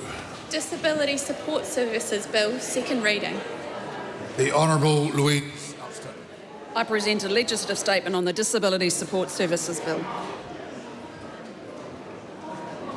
That legislative statement is published on the authority of the House and can be found on the Parliament website. I move that the Disability Support Services Bill be now read a second time. Mr Speaker, I want to acknowledge the Social Services and Community Select Committee on their work on this bill. I also want to thank every one of the 3,000 submitters who took the time to make a submission during this process. The bill aims to make the current system clearer and creates a solid foundation for which future improvements can be made. It clarifies that the key purpose of DSS is to contribute towards disabled people being able to live their everyday life. I strongly believe that people should be able to easily understand what the Disability Support Services system does and what they can access. The bill was always intended to do that. However, as I've already acknowledged to representatives from the disability community, our initial drafting wasn't clear enough. We have listened to the feedback and we are acting with important changes. The bill, as it is being considered today, will provide improved consistency, fairness and transparency about how the system operates and how decisions are made. The bill continues to reflect current practice and settings. It does not result in any changes to current eligibility, entitlements or support. The bill also responds to a December 25 Supreme Court case relating to paid family carers by clarifying employment relationships and putting in place measures to reduce Crown fiscal and litigation risks. It affirms that it is the Government and Parliament who set policy and funding and not individual court decisions. My intention is that appropriated funding for DSS goes to quality disability support services and not to further costs from litigation. The bill has been amended to further align with the Enabling Good Lives principles and to ensure decision-making is more person-centred. Any decisions about funding must also take into account a disabled person's choice and preference, immediate and long-term needs and circumstances, and their safety and dignity. It has also been amended to make clear that a disabled person is not expected to exhaust family support before support from DSS is provided. DSS remains a contribution alongside the support that is currently available from family. The Select Committee has also recommended, which I strongly support, amendments to require consultation with key stakeholder groups when significant changes to DSS support programs are being made. The committee considered almost 3,000 written submissions and heard from about 140 oral submitters. Many submitters shared deeply personal experiences about their disability, care, family life and their interactions with DSS. This was critical to inform the committee's recommended amendments. The key concerns I heard during the process were that the bill will place additional caring responsibilities on families and extend to wider family members, might directly reduce allocations or trigger reassessments, and didn't include processes to involve disabled people, the disability community or carers in determining policy or funding settings. I want to acknowledge that disabled people's needs and circumstances vary greatly. This extends to their families and wider support networks. Where appropriate, families make a contribution alongside DSS-funded services. The bill does not establish new or unbounded obligations on family. It does not require family to be a disabled person's primary source of support. I'm pleased the committee recommended clarifying the bill's family provisions. These provisions now emphasise consideration of individual circumstances and preferences. We do still have work to do to support carers, and that's why, in consultation with key community representatives, we are also developing a new carer support package. Mr Speaker, I'm pleased that the Select Committee has recommended amendments that strengthen the support program provisions in this bill. These changes provide a clearer framework for future decisions and make support programs publicly available through secondary legislation, which of course improves transparency and accountability. Importantly, the committee has clarified that the needs and outcomes of disabled people must be at the heart of decisions to establish or amend support programs. The amendments reinforce the principles of independence, choice, safety and dignity.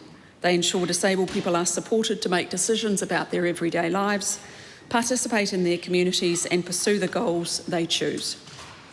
Consistent with my commitment at first reading, I support the committee's recommendation that disabled people be consulted through their representative organisations when support programs are established or amended.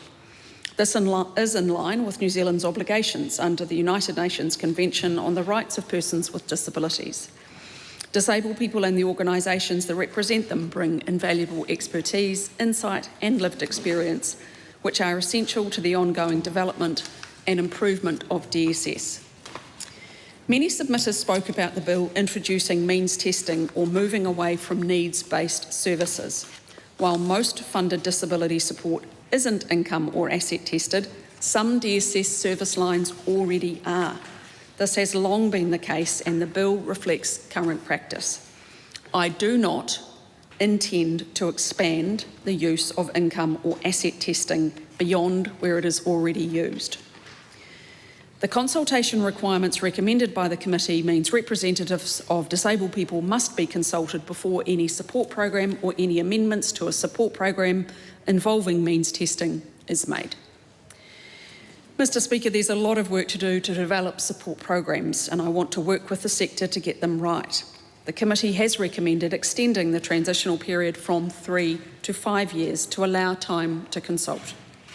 The committee also recommended including a provision to require the Minister to review and present a report to the House on the operation of the Act within 5 years of its commencement. This bill was always intended to be the first phase of providing a legislative framework for DSS. The next phase, including a second bill, will focus on addressing important matters such as safeguarding, information gathering and appeals and complaints processes. I will continue to work closely with the sector and seek input from the community on proposals to inform the development of the extended legislation. Mr. Speaker, a clear legislative framework for disability support services is needed to ensure there is a fair system rooted in certainty, transparency and consistency. I've heard the concerns around the bill and I'm pleased that the committee has proposed changes to improve it. That's exactly how the Select Committee process should work. These changes will ensure the needs, interests and views of disabled people are key to the development and provision of fair and sustainable support, and very importantly, Mr. Speaker, the opportunity for us to continue to improve DSS for disabled people. I commend this bill to the House. The question is that we can be agreed. The Honourable Priyanka Radhakrishnan. Thank you, Mr. Speaker. Mr. Speaker, this bill was considered by the Social Services and Community Select Committee. I am not a permanent member on that committee, but was able to sub on to listen to a number of submissions and to be part of the process of this bill, and I thank colleagues on the side of the House for the opportunity to be able to do that. Just before I get into the substantive report back, or the Select Committee report and recommendations to improve this bill, I do want to note that this was a shortened Select Committee process, not anywhere near the full 6 months that usually a bill, particularly complex technical pieces of legislation that have the potential to have a significant impact on people's lives. This was under 3 months in total and 3 weeks for the submission period. And yet, there were many who had their voices heard, and I want to, right at the start, acknowledge the close to 19,000 people who had their voices heard, who made their views heard, close to 16,000 through a petition by Victoria Coleman, 3,382 who wrote in to the Select Committee, provided written submissions, and the committee heard from about 140 of them, 143 oral submitters in total. Many of them, Mr. Speaker, shared very personal, poignant stories of their lives with us. Their submissions spoke to the daily struggles that disabled people, whānau and carers experience, the exhaustion that many of them continue, that all of them actually continue to experience, and they spoke of systems that have bent them to almost breaking point. And I want to thank everyone who shared their lives or glimpses into their lives with members of the Select Committee. I also want to register that the Minister said in a stand-up that she had not read or listened to any of them. I would not expect a Minister to sit in on Select Committee hearings, but I would expect ministers who are making decisions that impact people's lives to read at least, or to watch some of those submissions, and many have expressed to me that they were disappointed too that she did not do that. I want to now get into the substance of this bill, plus some of the changes that the Select Committee has recommended, and I will also lay out why Labour will not be supporting this bill at the second reading. A lot of what I draw on, and I will be also bringing in the voices of the disabled people who have, and carers and organisations who had submitted. I was hoping the Minister would listen to that, at least in the House. I also, just before that, I want to also acknowledge Stu Sexton, the Senior Accessibility Advisor for the New Zealand Parliament, and members of Select Committee staff in the Office of the Clerk who went out of their way to make the hearings or the sessions more accessible for those who were submitting in person as well. I want to acknowledge their care and their work today. A lot of what I'm saying, or what I will be sharing in my contribution today in the House, is taken from an excellent piece by Dr. Huhana Hiki. Anyone who is interested in the details of why we don't support this bill should read her Substack article. And there are others as well who have provided a fair bit of analysis into this bill as reported back from the Select Committee. The first is around the rallying cry of disability communities, nothing about us without us. The Minister said that the Select Committee process is where the voices of those who have a stake in this legislation should be heard. However, the United Nations Convention on the Rights of Persons with Disabilities states quite clearly that disabled people should have a much higher level of participation when it comes to the development of legislation, and that did not happen with this bill. One of the clauses that a number of submitters shared their concerns and their anxiety over was Clause 8, which in the original clause said that families and whānau had responsibility in the first instance for members' well-being. And many shared with us that the legal interpretation of that would be that families had to provide support to disabled people before the state would step in with funded supports, and many pointed out why that was deeply problematic, and I want to share some of that in the House today. Lava pointed to this and said very clearly that family and whānau support must not replace funded government support. They've said, and I quote, "It is important to recognise that not all disabled people have access to family or informal support networks. Reliance on family care alone risks reinforcing inequities between those with available whānau support and those without. Assumptions that family will fill gaps in formal services may reduce disabled people's independence, choice and control over their own lives. Family circumstances vary widely, including geographic distance, relationship breakdown, carer health needs and safety considerations. Where older parents are primary carers, there is also a risk of future uncertainty regarding continuity of care. Disability support policy, therefore, needs to recognise that family capacity is finite and dynamic and cannot be assumed as a substitute for appropriate funded supports." Also, Debbie Hager, who has done a huge amount of work in both the spaces of disability and violence prevention, talks about how the legislation in the original clause would lead to more disabled people being subject to abuse and emotional violence, potentially. Now, Select Committee did recommend a change to that. The amended clause says that families have a responsibility to contribute. That is a meaningful improvement.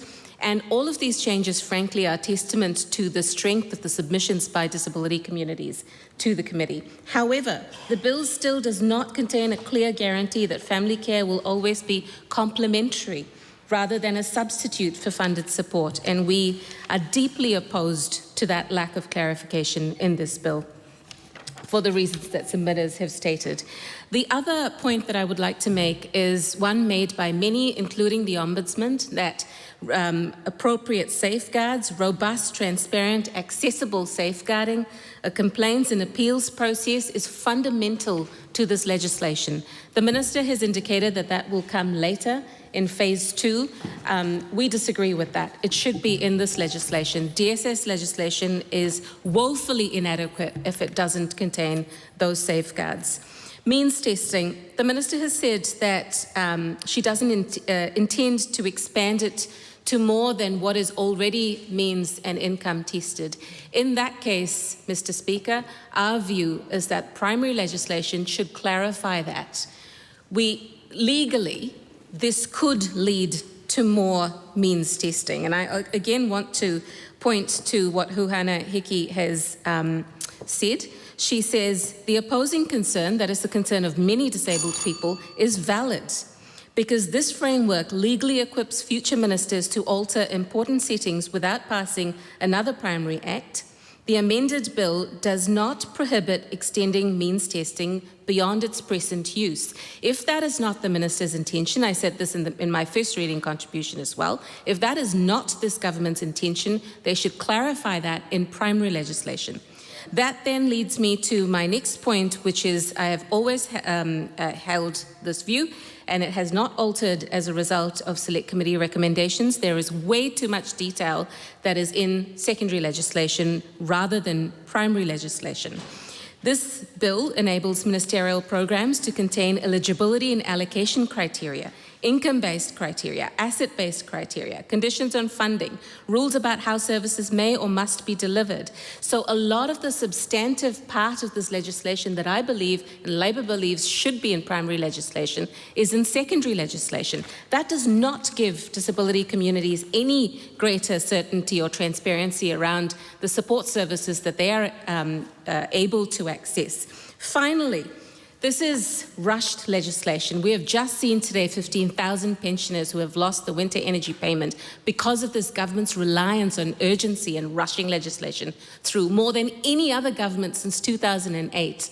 This should not be rushed. It should have had a proper Select Committee process, and it should have, right from the start, been drafted with input from disability communities. The changes are the bare minimum that the minister should have known to include in the legislation in the first instance. It has come back. She claims it's been improved as a result. It has, but not enough. And for those reasons, Mr. Speaker, Labour cannot support this bill. Mr. Speaker. Ricardo Menendez-March. Thank you so much, Mr. Speaker.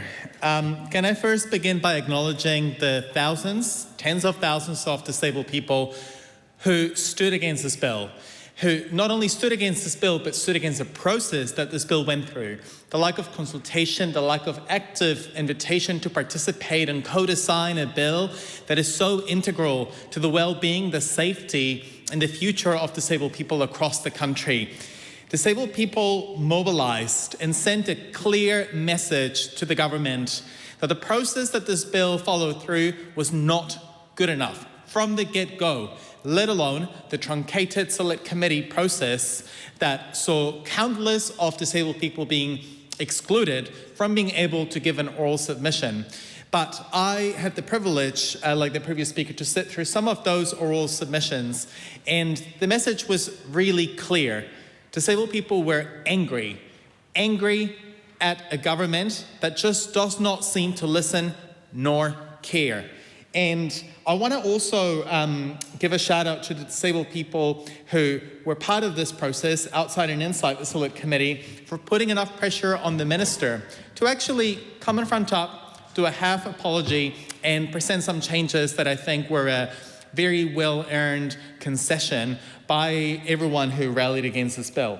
But the message from people across the country who I want to also put a bit of a footnote that we cannot claim that there is such thing as a monolithic disability community across this country. There's a diversity of political views that I think we also need to honour and we need to make and hold space for. But by and large, the feedback I have seen has been one of calling for Parliament to actually start over and actually co-design a disability support services legislation that actually actively seeks the participation of disabled people from the first moment, which did not happen.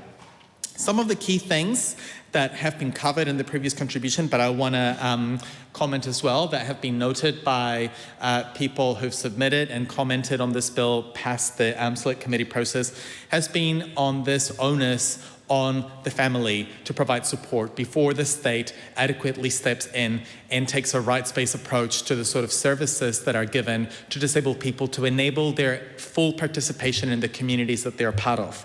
I think this consistent approach of trying to put family as the first resource before the state gets involved is deeply problematic. It risks the safety of disabled people who need the support, and particularly because families are often having to juggle, for example, whether it's multiple jobs, other caregiving responsibilities. Families are often not adequately equipped with the competency to provide the care that the disabled person needs, as opposed to people that the state can deploy that could be adequately trained, could come adequately equipped to provide that very same support. And ultimately, even if families are trying to do their best, when you put someone under so much stress, financial or otherwise, you can break them, and you put everyone involved in the situation at greater risk of harm.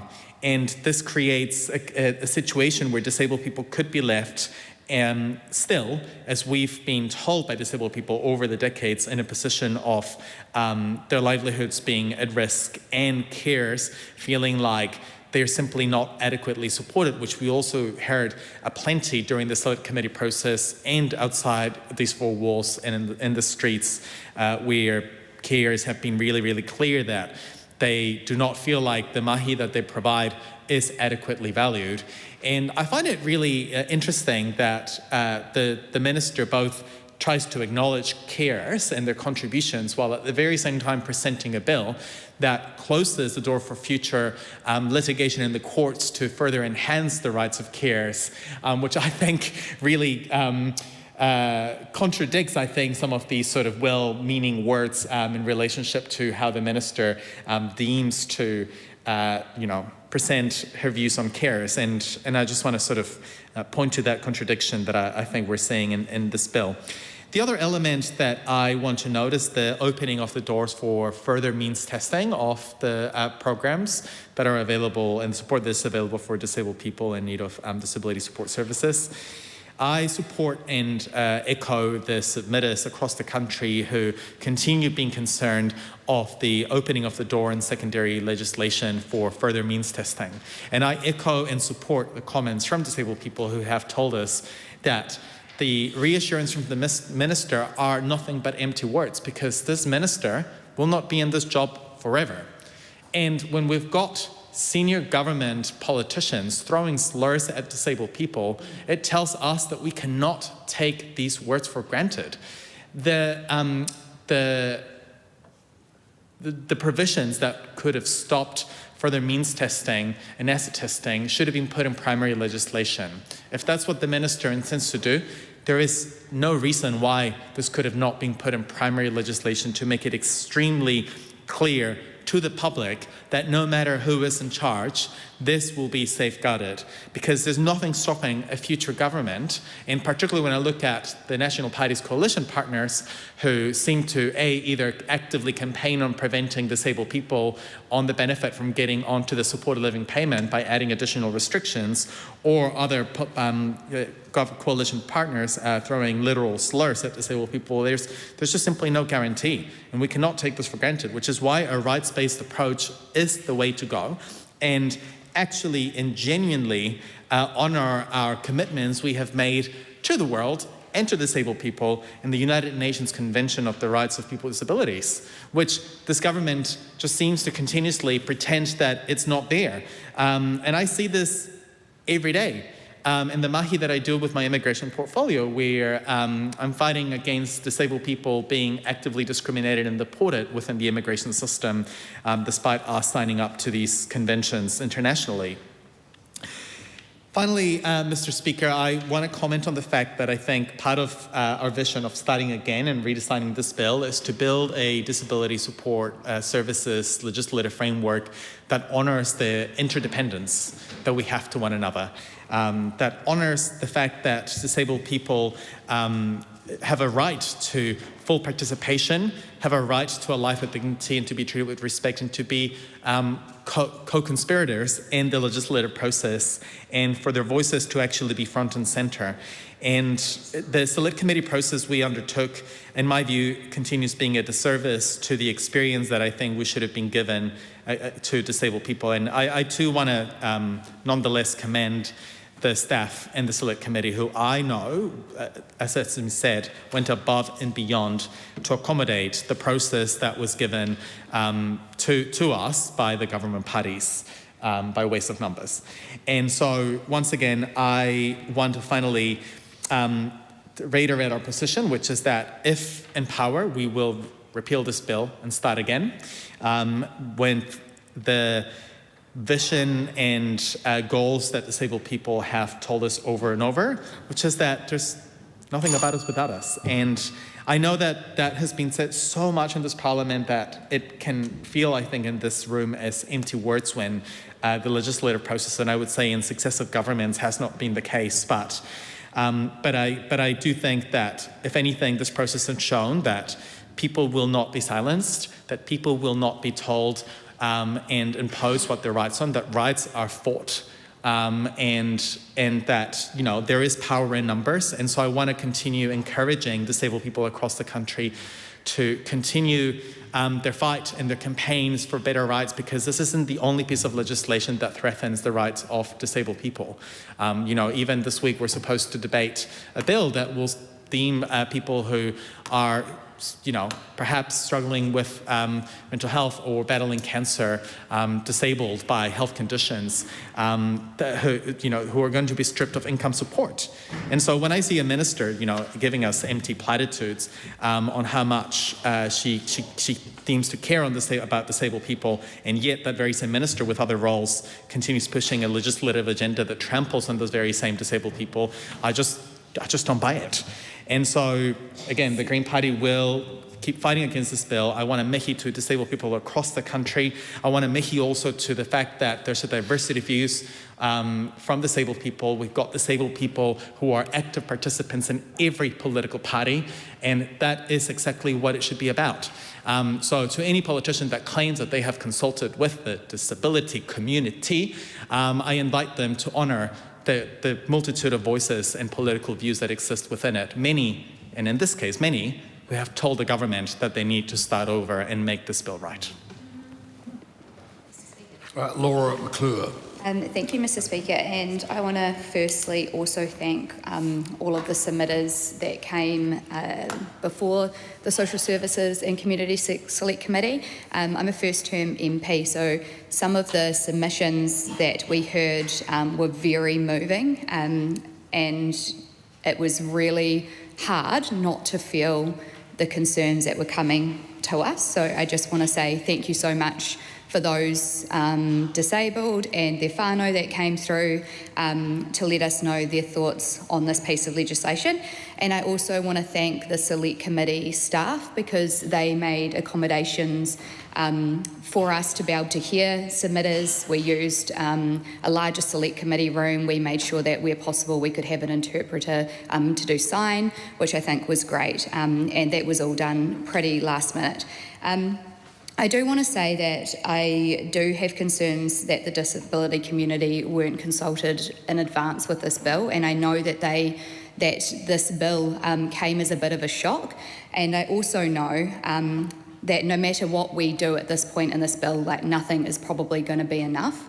But I think it's also really fair to say there's been a lot of accusations from the opposite benches thrown at the minister and this government, but they've had since the early 90s to put a DSS framework in place. Successive governments have, and nobody has done it this far. Right now, without a framework in place, a minister could quite literally make changes overnight. So it is important that we have a framework, and so I do actually want to acknowledge the minister in trying to fix this issue, because what is going to create the most certainty for those that are receiving DSS is to actually know that there is a legislative framework around it. There was a couple of things I think that I'll note that submitters raised that was the most important, and I think the Select Committee has done a good job at taking on that feedback and actually changing the wording in the bill. We've added some amendments to the bill, and I want to thank the Minister for also acknowledging these amendments and also noting that these are really important for those that submitted. So Clause 8, as introduced, said that families had responsibility in the first instance for wellbeing of their family members. And I know that that wording was brought up with us a lot during the process, and there was concerns that that meant that the main burden or financial burden would fall on families. That was not the intent of the bill, so we thought it was really important that we clarified that.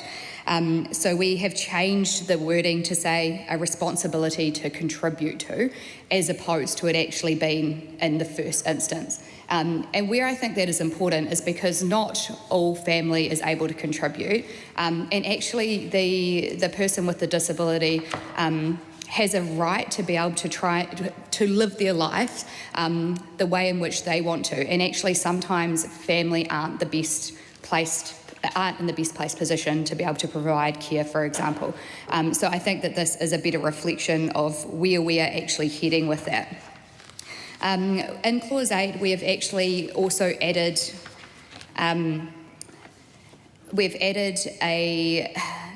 a requirement for decision makers to take account of eligible disabled persons, and there's a list there of principles, choices and preferences, including support required to communicate to them, safety and dignity, immediate and long-term needs and circumstances, what are their own resources where appropriate, support available through other publicly funded sources, and support available through family or community where appropriate. And I think where appropriate is a really important differentiation that we've made. The committee has decided that these elements are in line with the principles of enabling good lives. And I think it's important that any framework that we have does actually align with this, because many members of Parliament across the House have agreed that this is the direction of travel that we need to be heading in. Some of the other things that we did and some of the other things that we heard were around consultation and around secondary legislation to do with regulating making powers. There was a concern that some details, things like means testing, for example, would be left to secondary legislation, and that means that a minister would be able to change these quite easily and potentially without consultation. So the Select Committee has put in some safeguards to ensure that there is consultation with community when making these decisions. And I think that alleviates quite a lot of the fears that people had around secondary legislation. It is important that we do have some things in regulation as opposed to primary legislation, because we need to be able to be agile and move quickly with new policies which actually benefit a disabled community the most. So I do think it is important, though, that as everyone has noted that spoke before me, and also the submitters, that they were concerned that in a change of a minister or a changeover of a minister, that we may see some new regulations made and they may not be in line with what the community desires. So I think that adds an important safeguard.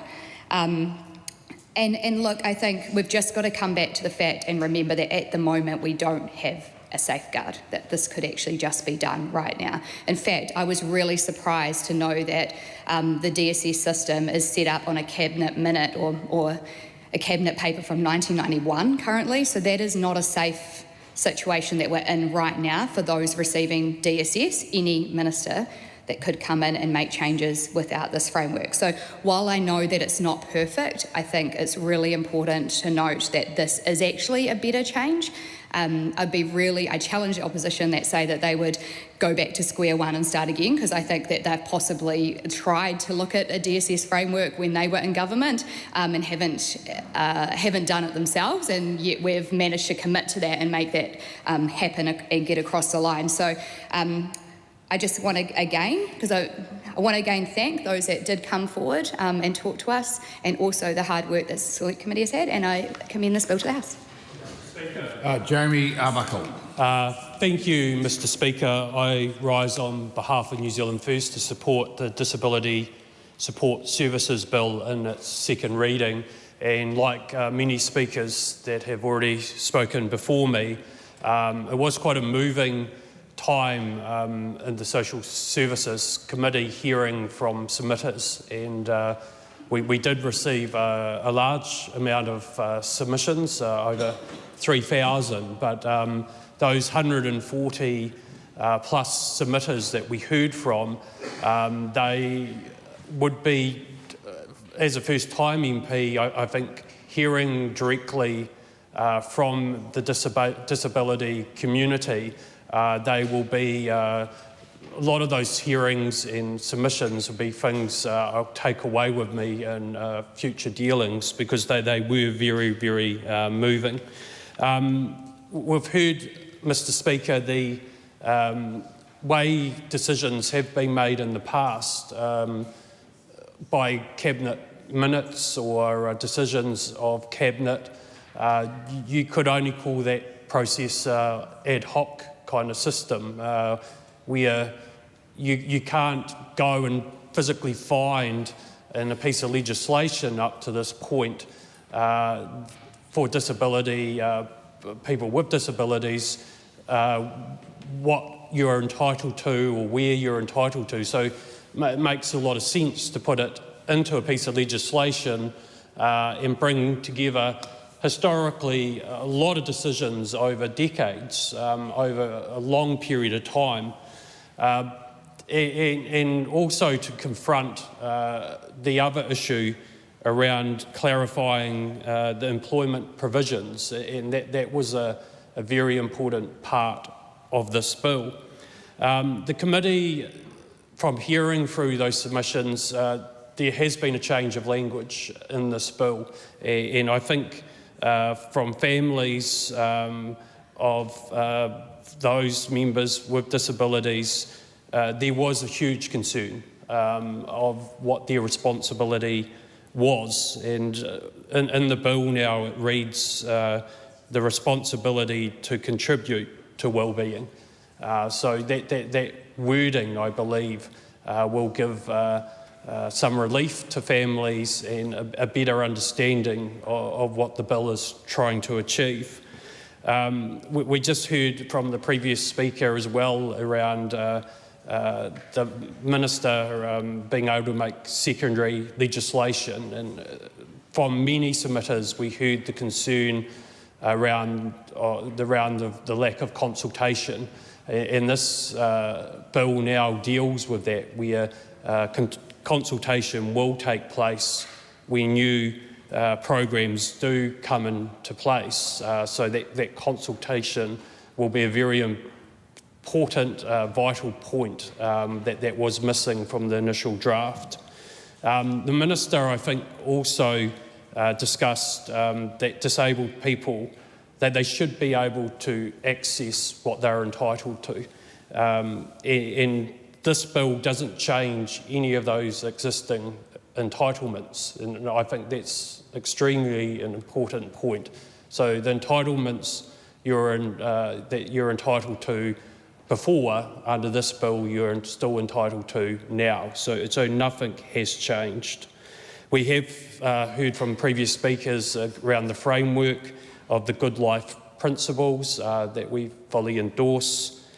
And another important point I took, Mr. Speaker, was families, they were very concerned about the fact that they may have to exhaust all their current resources. And again, this bill now tells that you don't need to exhaust all those existing resources. You are entitled to what you're entitled to. The bill does make some other important changes with the 5-year mandatory review of the Act. So every 5 years the bill will be reviewed, and the transitional agreements from 3 years to 5 years. So in closing, Mr. Speaker, New Zealand First, we do support this bill because we want to be sure that the regulatory framework is strong, and on that, Mr. Speaker, I commend it to the House. E te pika. 5 minutes per call, Oreni Kaipara. E te pika, when a tangata whaikaha, a disabled person spends 5 years fighting the Crown just to be heard. The system isn't supporting them, the system is disabling them. That's the reality of Adam Rangihana, living within my electorate of Tāmaki Makaurau with a severe traumatic brain injury, and he has put directly those words before me.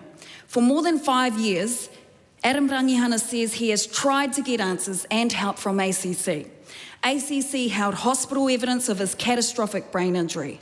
He needed a process that was clear, accessible and accountable. But instead, what Adam Rangihana got, he says, was the burden was put back on him. He had to find the information, he had to navigate the system, follow the process, chase the complaint, all with a traumatic brain injury. 5 years later, he says there's been no meaningful investigation, no written outcome, and no resolution. His message to us here in this House today is very blunt, Mr. Speaker. I'm not asking for sympathy or an election slogan. I am asking for action. That is why Te Pāti Māori is opposing this bill. Because the disability community is not asking this Parliament for sympathy, it is demanding, we are demanding the rights of our tangata whaikaha. They have told us that this bill takes us all backwards. More than 16,000 people signed Victoria Coleman's petition calling on Parliament not to pass this bill. Disability organisations warned us, tangata whaikaha Māori warned us, whānau and carers even warned us, and yet here we are. This bill says responsibility for a disabled person's well-being sits with family and whānau in the first instance. Absolutely not. Ko, whanaungatanga is not permission for the Crown to outsource its responsibility. It means another mama having to leave work to provide care. It means another whānau who has to carry the cost. Another disabled person fighting a system that was meant to support them, and whānau cannot be that system, Mr. Speaker. We can't expect the family to be the system. There is also Fleming versus Attorney General. Family carers challenged discrimination and fought for recognition of their work. What does this bill do? It protects the Crown against certain liabilities, extinguishes some proceedings and restricts avenues for challenging past discrimination. You don't fix discrimination by making it harder to challenge discrimination. You fix the system. The Y2575 Health Services and Outcomes kaupapa inquiry exposed serious barriers experienced by tangata whaikaha Māori. Te tiriti requires better. The UN Convention on the Rights of Persons with Disabilities requires better, Mr. Speaker, and our people, the people of Aotearoa, deserve absolutely better. Te Pāti Māori would establish a Māori-led manahaua authority so that tangata and whānau whaikaha hold real power over the services affecting their lives. We would build a whānau-centred support grounded in whakapapa and whanaungatanga. We would recognise unpaid carers, invest in a kaupapa Māori disability workforce and demand accessible Crown services, including systems such as ACC. Because accessibility isn't just ramps, it's not just doorways, it's being able to understand better, to understand a letter, to navigate a process, to reach one accountable person and to get an answer. That's what our whānau are dealing with on the daily. Challenge the Crown when it gets things wrong. Adam Rangihana is of Ngāpuhi descent. His experience raises a simple question for every member of this House, and that is, how many more tangata whaikaha Māori are trapped inside Crown systems we designed are unable to fight their way out? They should not have to fight at all. Tangata whaikaha are not liabilities. Justice is not something the Crown gets to ration when accountability becomes inconvenient. Manahaua is mana tangata. Fix the barriers, fund the support, and give our people power. They deserve nothing less. We oppose this bill.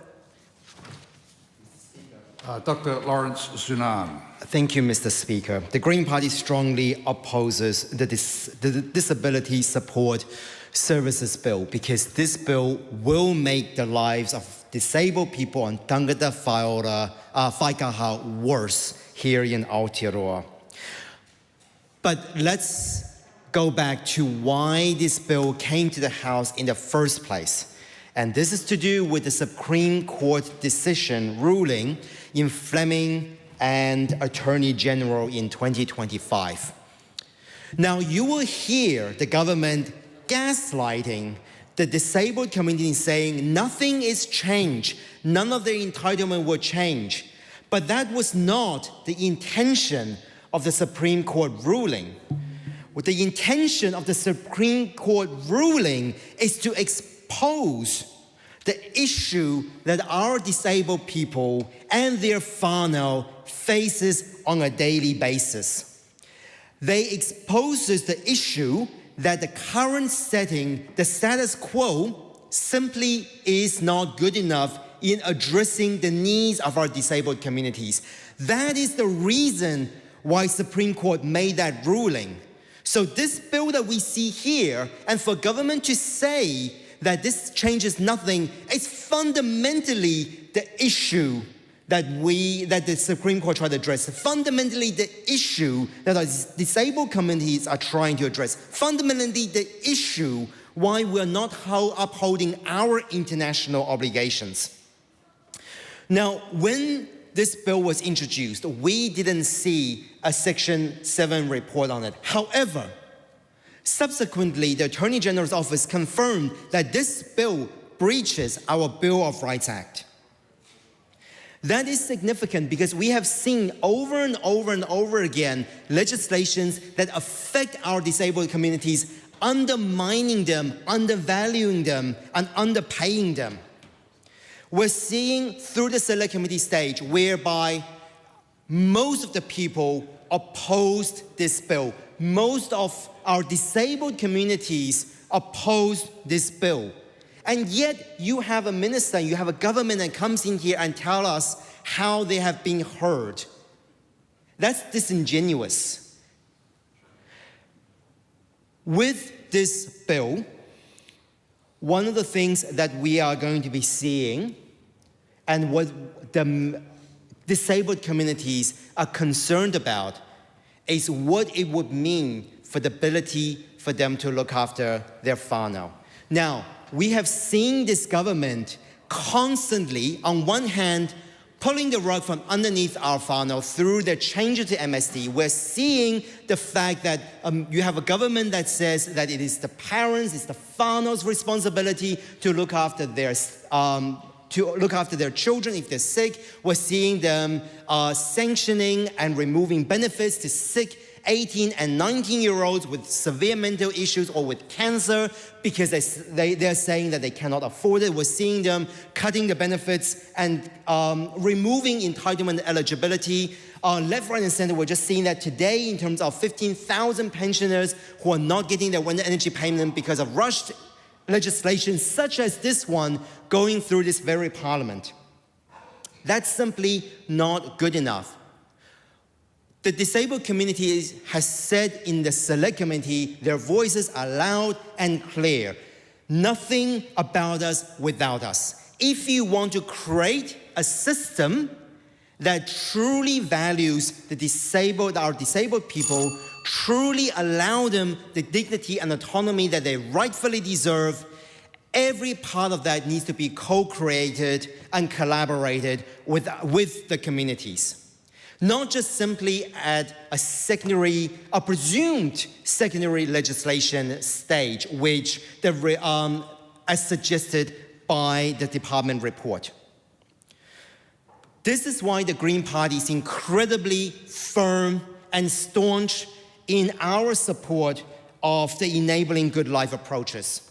This is why the Green Party is incredibly staunch in our call to build more accessible public housing that will be a better and that provides warm, dry homes for our disabled community. This is why the Green Party has been championing changing ACC into an agency for comprehensive care which covers our disabled communities and those who are chronically ill. So the Green Party will not support this bill because it will not help our disabled communities. Joseph Mooney. Thank you very much, Mr. Speaker. Thank you for your indulgence. I rise to speak on the second reading of the Disability Support Services Bill as the chairperson of the Social Services and Community Select Committee. And I firstly just want to acknowledge and thank those 3,382 interested groups and individuals who made submissions, the 143 submitters who gave oral evidence, to my colleagues on the Social Services Committee who we heard and worked long hours, to do that to the Office of the Clerk, who provided sterling assistance and also worked long hours to ensure this could make its way quickly through comprehensively through the process. Ministry of Social Development advisors and the Parliamentary Council Office who assisted with legal drafting and those who provided the interpretation. We spent a lot of time on this, Mr. Speaker. We listened very carefully to the submitters and their submissions, and the committee has recommended a number of quite substantial changes, which I'm very pleased that the Minister has accepted, and those changes are going to be made.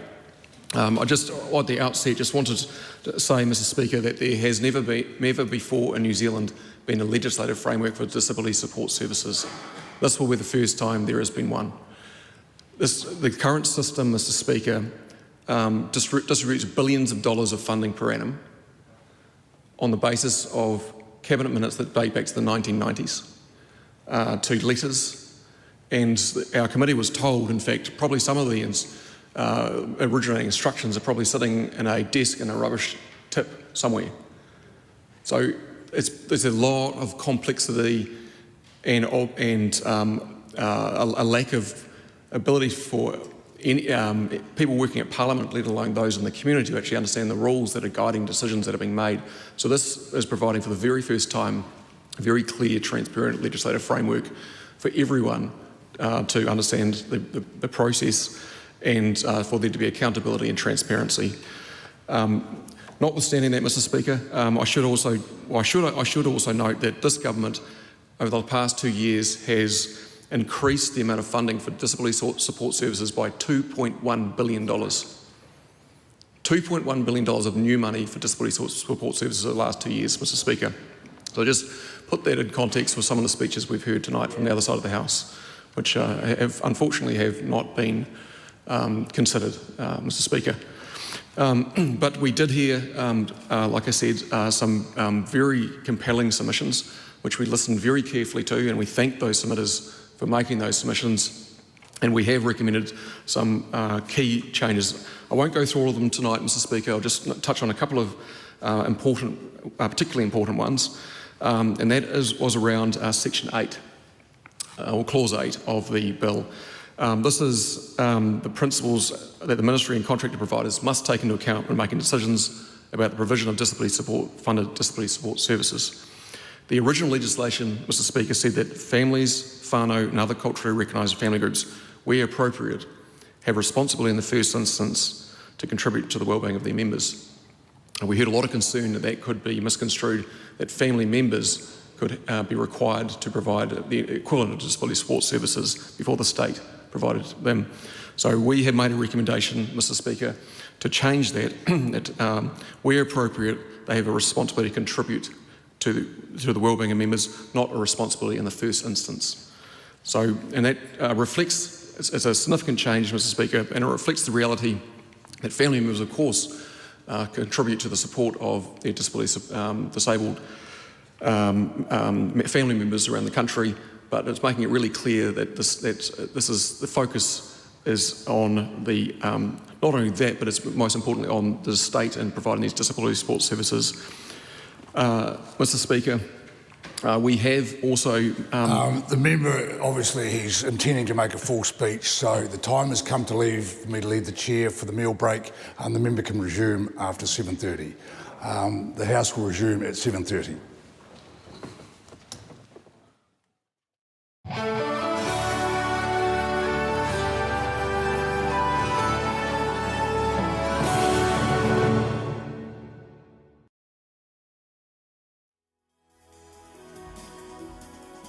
Live coverage from the House of Representatives will resume at 7:30 p.m.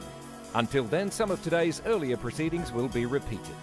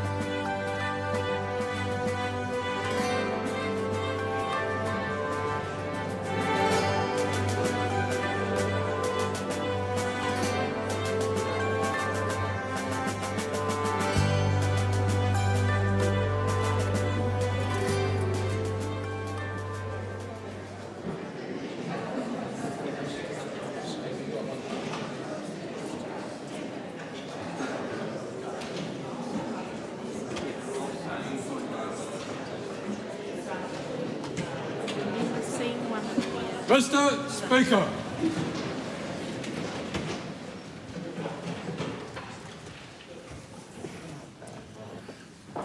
Ke tau lotu. E atua mafi ko mauta I maalie iho o wha mo ngahi tāpua ki hono kotoa. O kutuku ho mau loto ka mau hua tuke ke malu iange mua ai tui, mo tataki ange e mau fua whatongia I he whalealea ake ai poto whakai o tua, ofa mo ulunganga malu, ko e uhi ko e mo ui, pea mo e melino o e whanua. O mau kole atu ngahi mean hono kotoa e he wafa o alope taha ko si isu kalaisi ka ko mau whaka mo ui, amen. Members, I've received a letter from the Right Honourable Chris Hipkins seeking to debate under Standing Order 399, the Prime Minister's decision to remove the Honourable Chris Pink as a Minister. This is a particular case of recent occurrence for which there is ministerial responsibility. I've also received a letter from Ricardo Mendes March seeking an urgent debate on reports that people have lost their winter energy payments. There can only be one urgent debate on a sitting day, so I give priority to the one that is most urgent and important. In recent times, the dismissal of a minister has led to an urgent debate. Following our questions, I'll call on the Leader of the Opposition to move that the House take note of a matter of urgent public importance. 8 petitions have been delivered to the Clerk for presentation. Petition of East City Community Trust requesting that the House urge the Minister of Education to direct the Ministry to work with the Trust and Selwyn College to resolve matters relating to the funding and operation of Barfoot and Thompson Stadium at Kohimarama, Auckland. Petition of Hakepa requesting that the House require clear and reasonable timeframes for complaint progress updates from the Ombudsman. Petition of the Honourable Dr Nick Smith requesting that the House amend the Te Here Anuku Nelson Tents Bill to retain the requirement in the National Parks Act 1980 for all of Abel Tasman National Park to be preserved as far as possible in its natural state in perpetuity as a national park. Petition of Jamie Moore-Jones requesting that the House establish stricter regulations and penalties for government-contracted database providers and urge the government to unify cybersecurity teams across government departments. Petition of Joanna Davies requesting that the House require organisations providing disability support services or mental health inpatient care to provide disorder-specific training for staff before working with individuals with a particular health condition. Petition of Maria Olsen requesting that the House adopt a clear, publicly accessible code of conduct for members of Parliament, including guidance on appropriate digital or private communication with the public. Petition of Melissa Hodgson requesting that the House urge the Government to require all hospitals, rest homes and care homes to have mandatory sepsis protocols in place. Petition of Malcolm Brown requesting that the House urge the Government to increase the number of public gold fossicking areas in New Zealand. Those petitions stand referred to the Petitions Committee. Ministers have delivered 3 papers. Climate Change Commission, second progress report of the National Adaptation Plan. Whole of Government Direction to Centralise Digital Investment and Procurement Decision Making 2026. Government response to the report of the Finance and Expenditure Committee on the inquiry into performance reporting and public accountability. Those papers are published under the authority of the House. 13 Select Committee reports have been delivered for presentation. Report of the Education and Workforce Committee on the Immigration Enhanced Risk Management Amendment Bill. Reports of the Health Committee on the briefing from the New Zealand Drug Foundation on methamphetamine consumption, briefing on proposed advanced directives legislation, briefing on Uber Eats and alcohol delivery, petition of Kyra Clifford Marsh, review briefing on the 2024-25 annual review of the Health and Disability Commissioner. Report of the Justice Committee on the Serious Fraud Office Amendment Bill. Report of the Māori Affairs Committee on the Ngā Hapu o Te Iwi o Whanganui Claim Settlement Bill. Report of the Petitions Committee on the petition of Catherine Cook. Reports of the Regulations Review Committee on the briefing on the use of the exemption power regarding Civil Aviation Rule 92.203A. Complaint about the Electricity Distribution Services Default Price Quality Path, First Light Catastrophic Event Amendment Determination 2025. Reports of the Social Services and Community Committee on the Disability Support Services Bill and the petition of Victoria Coleman, and on the Social Security Job Seeker Support and Accommodation Supplement Amendment Bill. The bills are set down for second reading. The briefings and complaint are set down for consideration. No bills have been introduced. The House comes to oral questions. The first in the name of the Right Honourable Chris Hipkins. Thank you very much, Mr Speaker. To the Prime Minister, does he stand by all of his government statements and actions? The Right Honourable Prime Minister. Yes, and in particular our desire not to introduce a streaming tax. Supplementary question. If he's laser focused on the cost of living, can he name one single item in a family's weekly grocery shop that costs less today than it did when he became Prime Minister? Well, I'm very pleased to report that actually since we last engaged in this conversation, I think the week before last, I said that food inflation was 2.8%. And the good news is food inflation has come down further to 1.9%. Of course, that compares to 12.3% under his leadership. Just a moment. The House needs to calm itself. There's far too much interjection on the verging on barrage from the other side of the House. The Right Honourable Chris Hipkins. So when he told New Zealanders he would lower the cost of living, why didn't he mention that his intention was for prices to still go up? Well, I'll just say to the member, putting inflation within the band and getting food inflation to 1.9% versus 12.3%. Just a moment, Prime Minister. Let's just have one person answering the question. Right Honourable Prime Minister. Well, the point I was making was that 1.9% food inflation is a lot better than 12.3% under the previous government.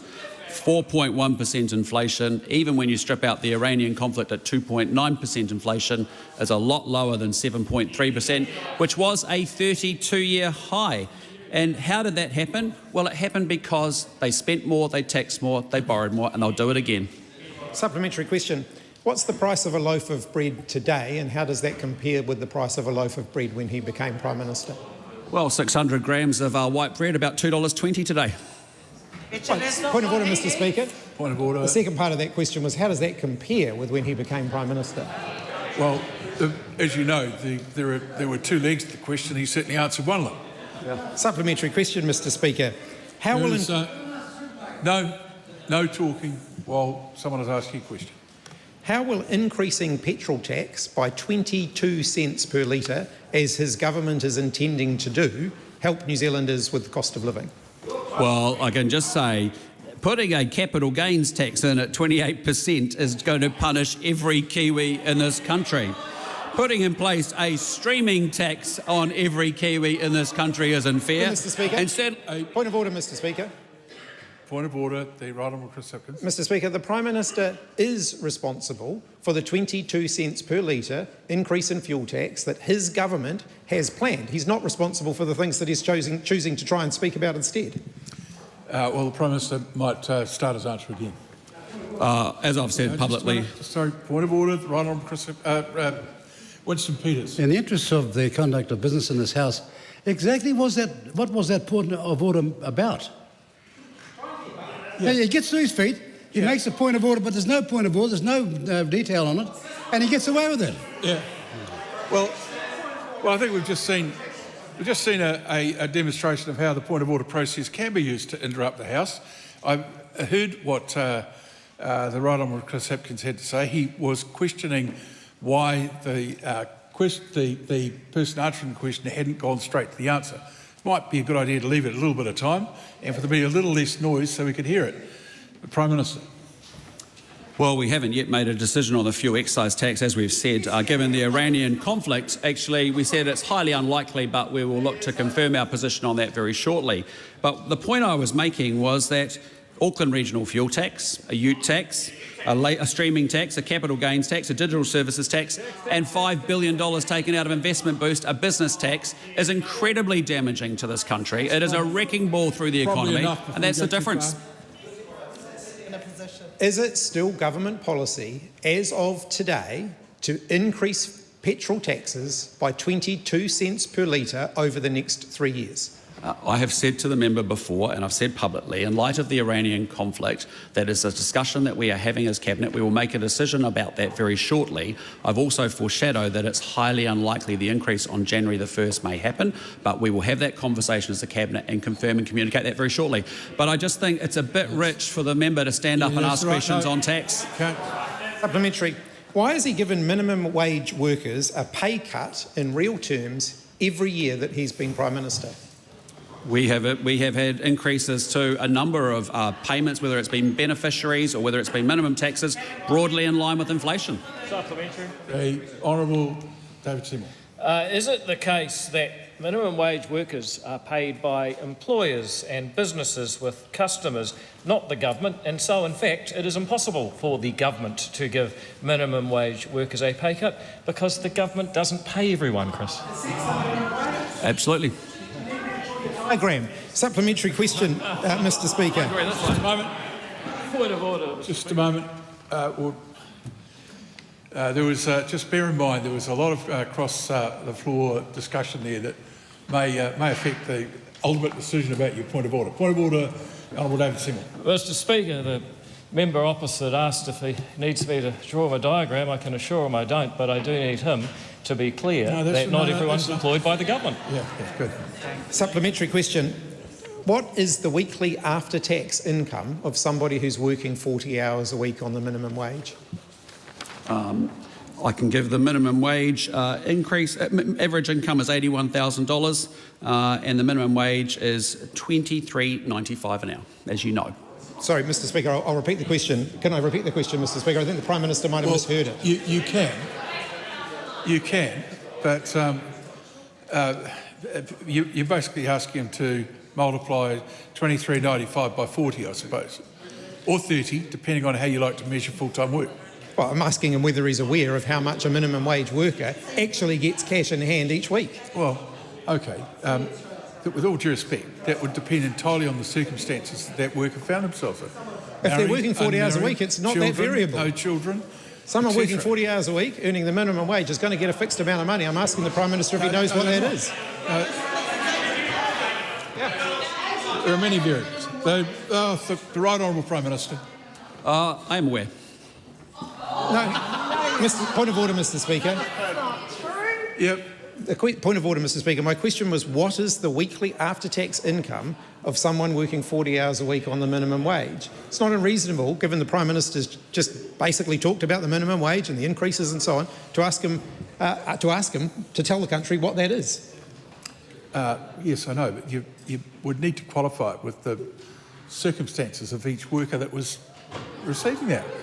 The Prime Minister, point of order, the Right Honourable Winston Peters. Why don't we stop wasting the House's time and you just tell that fellow over there that's about $760? Well, it's not my job. It's actually not my job to either ask questions or answer questions, although, quite frankly, I could probably do quite well. The Right Honourable Prime Minister. Sorry, I've answered the question. It's $23.95 an hour. Supplementary question, Mr. Speaker. Why should New Zealanders have confidence in his leadership when he said he was going to fix the cost of living and in fact prices have kept going up and it's gotten worse? He said he was going to get New Zealanders back to work and unemployment has increased. He said he was going to back businesses and businesses have been going into liquidation, and his own parliamentary colleagues in the National Party don't even support him.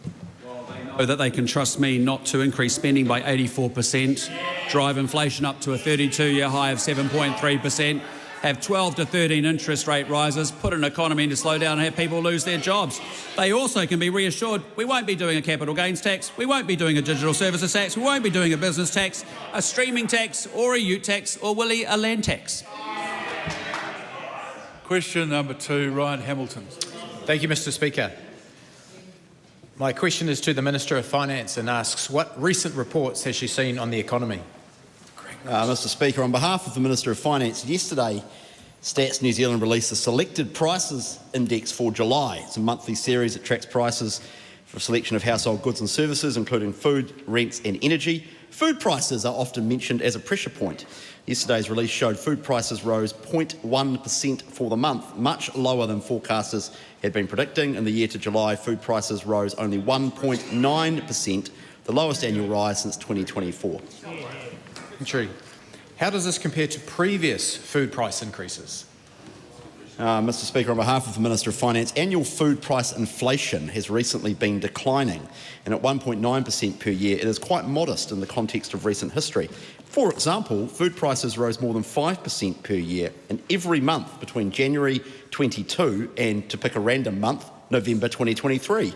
The peak was in June 23 when food prices were up 12.5% for the year, the highest rate of food price increases since 1987. Question 3, Chloe Swarbrick. Mia, e tautoko ana ia I ngā kōrero me ngā mahi katoa a tōna kāwanatanga. The Right Honourable Prime Minister. Yes. Is the supermarket duopoly ripping New Zealanders off? Well, again, as we've talked about in this government, we take any downward pressure we can create by increasing competition very seriously, and that's why we've undertaken a number of actions in this government. So does the Prime Minister disagree with the Commerce Commission, who has found that the supermarket duopoly are making excess profits of hundreds of millions of dollars, increasing the cost of living for New Zealanders? Well, I think the member will also be very excited to hear that food price inflation has further come down to 1.9%. That's good news. We also want to see more competition in the grocery sector. That would put more downward pressure into grocery prices as well, and that's why we have a number of actions underway to do that.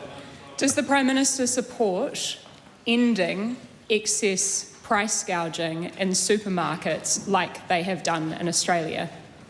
Well, again, the actions that we have undertaken to actually put downward pressure on prices and to create more competition are practical things like opening up our fast-track process, which I know the member didn't support, so that it's open to any new supermarket or grocery infrastructure, that can be managed, and obviously creating one nationwide building consent process. That's very, very important if you're an international operator that doesn't want to deal with the 82 BCAs that were created by the previous administration.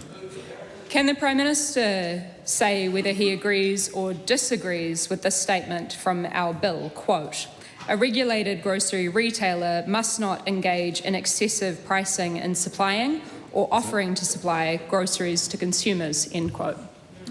Well, I don't agree with Green Party bills because the last one I saw was a proposal to actually input a wealth tax on all New Zealanders, and that would be a wrecking ball and drive up the costs of everything and not help any New Zealander. So what does the Prime Minister know that 86% of New Zealanders who, unlike him, support prohibiting excess supermarket pricing don't? Well, I definitely know they don't want a 45% top rate, an inheritance tax, a gift tax, a rentals tax or an asset tax. Is that it? Question number 4. The Honourable Barbara Edmonds and no one else. Malo Aotearoa, Mr Speaker. To the Minister of Finance, does she stand by all her statements and actions? Mr Speaker, Honourable Chris Bishop. In the context in which they were made on behalf of the Minister of Finance, yes. Supplementary. Does she agree with MYOB Chief Executive on the low-value asset write-off that, quote, raising this to $10,000 would provide greater certainty and help businesses to make investment decisions while reducing compliance friction and supporting productivity, unquote? No, I prefer the words of the Shadow Minister of Finance, who said after Budget 2025 in relation to investment boost it was, quote, good policy. And my suggestion to Kiwis is if they want to keep that good policy, party vote National. Supplementary. How many small businesses with a turnover of less than $10 million have actually claimed investment boost? Well, if the member wants to put that down in writing, I'm sure the Minister of Finance will have a look at it. What I can say is that members of this side of the House, and also, dare I suggest, members of the other side of the House, meet businesses every day in this country who are taking advantage of investment boost. We back lower taxes for small businesses on this side of the House. The other side wants to lift them up by $5 billion a year. Supplementary. Just a moment. Supplementary. Does she agree with Henry Chief Executive's comments on the GST registration threshold that, quote, for too long the GST threshold has acted like a red light to growth? We've watched sole traders who sell to the public hit the brakes just before 60,000 because crossing the line could make them immediately less competitive. This proposal finally gives thousands of businesses the green light to keep growing, unquote. Well, on behalf of the Minister of Finance, it's an interesting idea, but I think business is more worried about the $5 billion tax hike that the Labor Party is proposing, and they're also worried about the swathe of extra wealth-destructive taxes that they will load onto the rest of the economy that will send a wrecking ball through the economy. Supplementary. Well, how many businesses, full stop, have actually accessed investment boost? Well, on behalf of the Minister of Finance, I don't have those figures to hand. I'm happy to put them down in writing, but as I said in response to the previous question but one, there are businesses up and down the country, farmers and tradies and manufacturers up and down the country using accelerated depreciation, which is investment boost, which the member herself said was a good policy, which is based on the best advice from the IRD and from the Treasury in relation to what will drive wages and productivity. What is the thing holding this economy back? Productivity. What is the driver of our living standards? Productivity. What is one of the things we can do as a government to drive productivity? It is investment boost. You should keep it. Good. No audition for the job. Supplementary. Just once again, we'll just have the House calm itself, but the Honourable Barbara Evans. What support is she providing small businesses owners who own 2 or more businesses that are experiencing nearly 3 times the level of mortgage stress compared to non-business owners? Well, on behalf of the Minister of Finance, the single best thing we can do for business owners in that situation is get interest rates down. And the way we do that is by not having reckless fiscal policy allied to reckless monetary policy, which is what we experienced between 2021 and 2023 until the government changed and we had a focus on fiscal discipline to take the pressure off interest rates. A point of order, the Honourable Kieran McAnulty. Thank you very much. So I deliberately waited until the end of that exchange to do this point of order. I was hoping you might be able to advise the House whether it is appropriate for ministers to use question time to encourage New Zealanders to party vote in a particular way, and if it's not, whether you'll be ensuring that that doesn't happen in future. Well, it's probably not, but it would not be the first time in my time in this House where I've heard ministers from both sides of the House make those pleas in question time. But people should restrain from making pleas to voters. You do that outside the House, so we'll just take that on advisement and certainly not want to see it becoming a regular thing, or again for the rest of the day. Question number 5, Todd Stevenson. Thank you, Mr. Speaker. My question is to the Associate Minister of Health and asks, what recent changes has Pharmac made? Mr. Speaker. The Honourable David Seymour. Mr. Speaker, I thank the member for his question. Back in 2024, my letter of expectations to Pharmac made clear they should be improving health outcomes using robust data and evidence.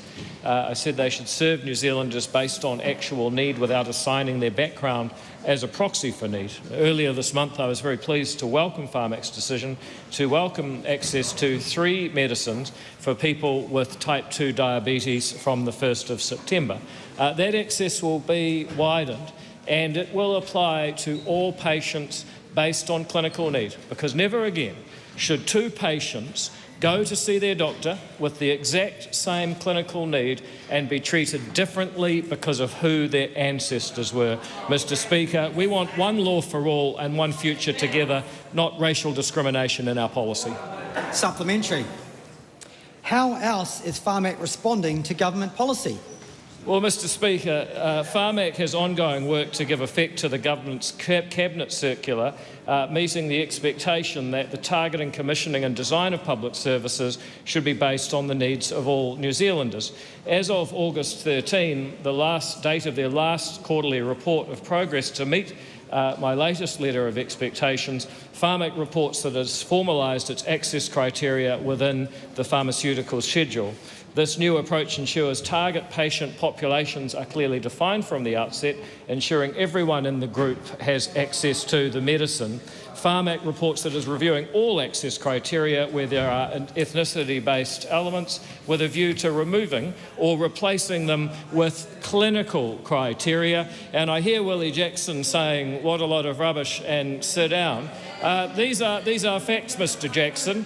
Number 1, Pharmac is moving to funding by clinical need, and number 2, racism is wrong. Supplementary.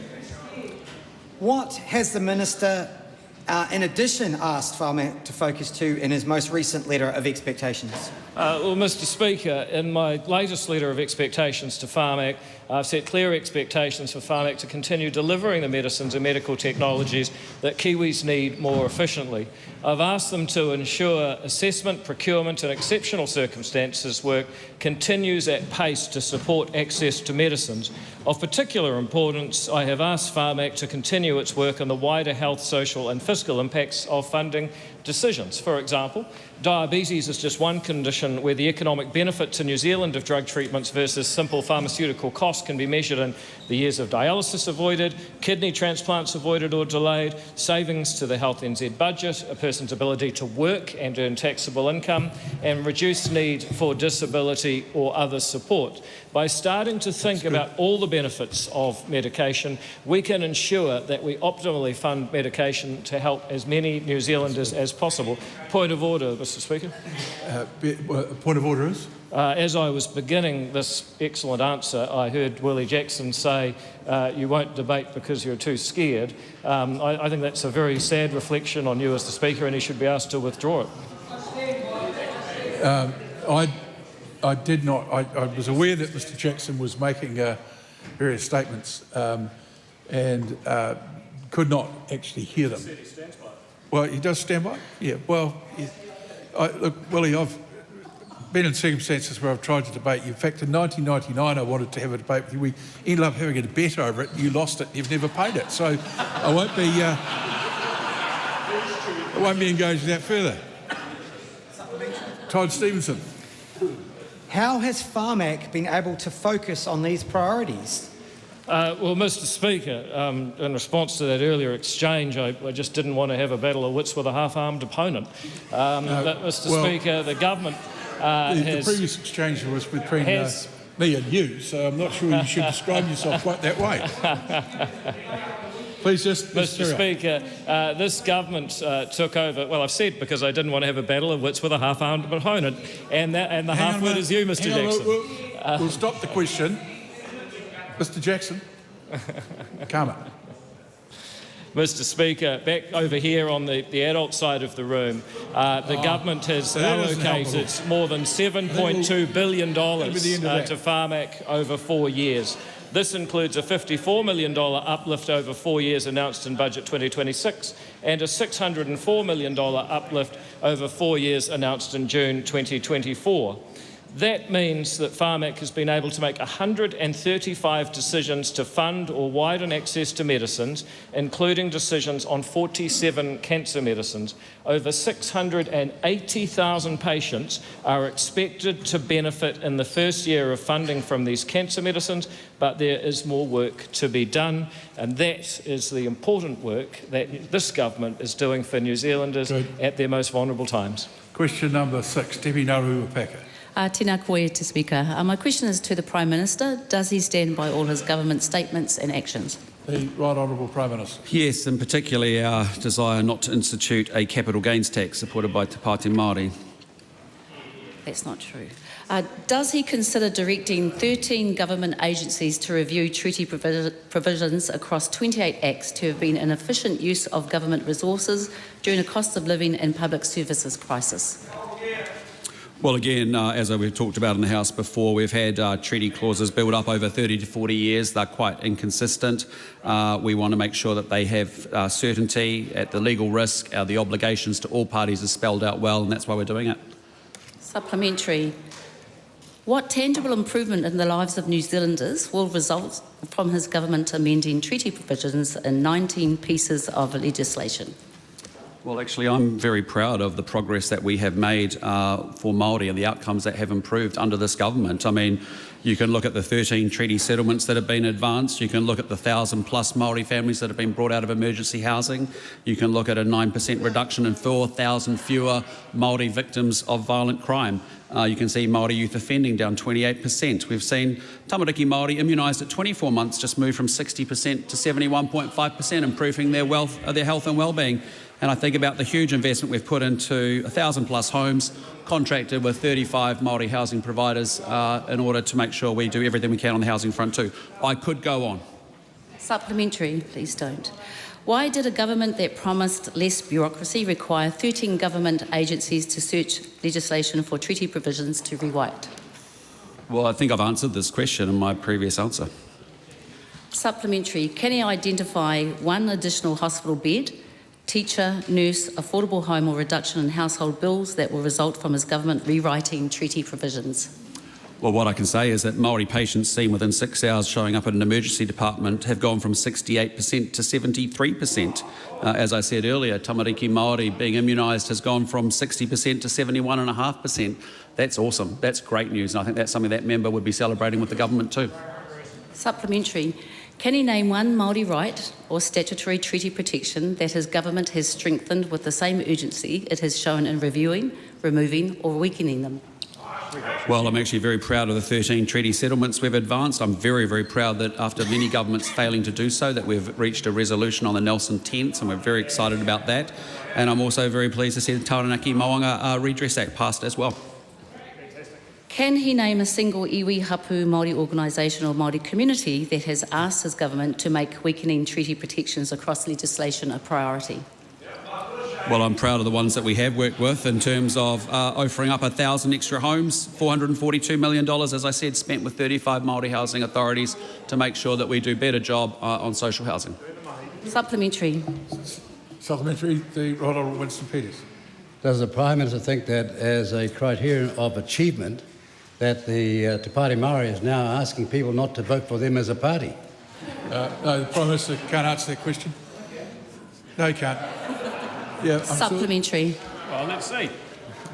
Does he regret his government's excessive use of urgency when it has revealed this morning that rushed laws caused 14,800 pensioners to miss out on the winter energy payments that they were entitled to?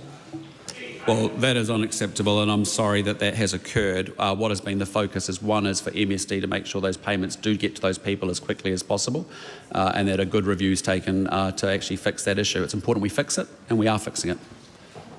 Question number 7, Rima Nuckley. Thank you. My question is to the Minister of Housing and asks, what recent reports has he seen on housing? The Honourable Chris Bishop. Mr Speaker, Stats New Zealand released its selected price indexes yesterday for July 2026. Annual rent growth in New Zealand has basically come to a stop. Rents in July were up just 0.1% year on year, the lowest for almost 25 years. Rents actually fell 0.1% from June to July this year, following on from a no-growth trend in the last year. The affordability indicators from MCERT show a similar picture. Rents are the most affordable they've been since the series started in 2003. Great news for the majority of renting Kiwis. Supplementary. How have New Zealand rent prices tracked over time?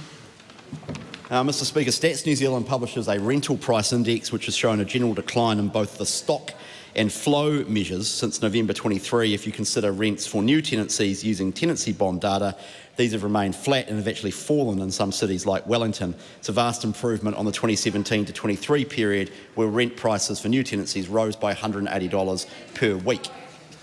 Supplementary. We're all done. Question 8, Willow Jean Prime. Honourable Willow Jean Prime. My question is to the Minister for Social Development. Does she stand by her statement regarding the Social Security Mandatory Reviews Amendment Bill that it would, quote, contribute to a more proactive, efficient and accurate welfare system, unquote? If so, is it consistent with 15,000 pensioners and veterans losing their winter energy payments? The Honourable Louise Upson. Mr Speaker, yes, I stand by my statement. The Social Security Mandatory Review Amendment Bill would contribute to a more proactive, efficient and accurate welfare system.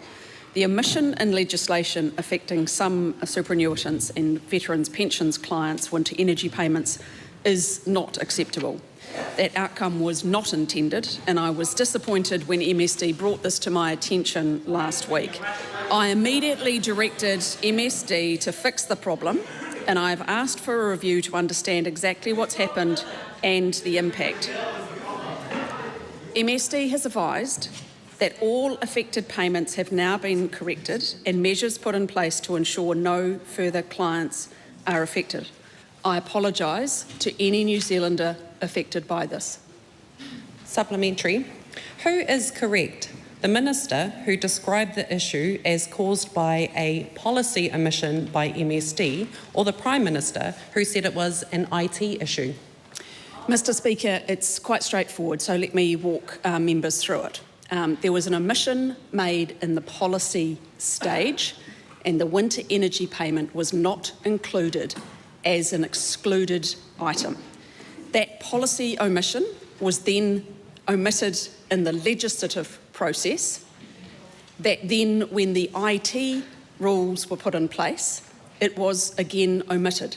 The policy omission is where this problem was caused. MSD have apologised, and I'm apologising to New Zealanders affected by this. Supplementary. How long did the average pensioner or veteran who lost their winter energy payment have to go without the money to pay for their energy bills?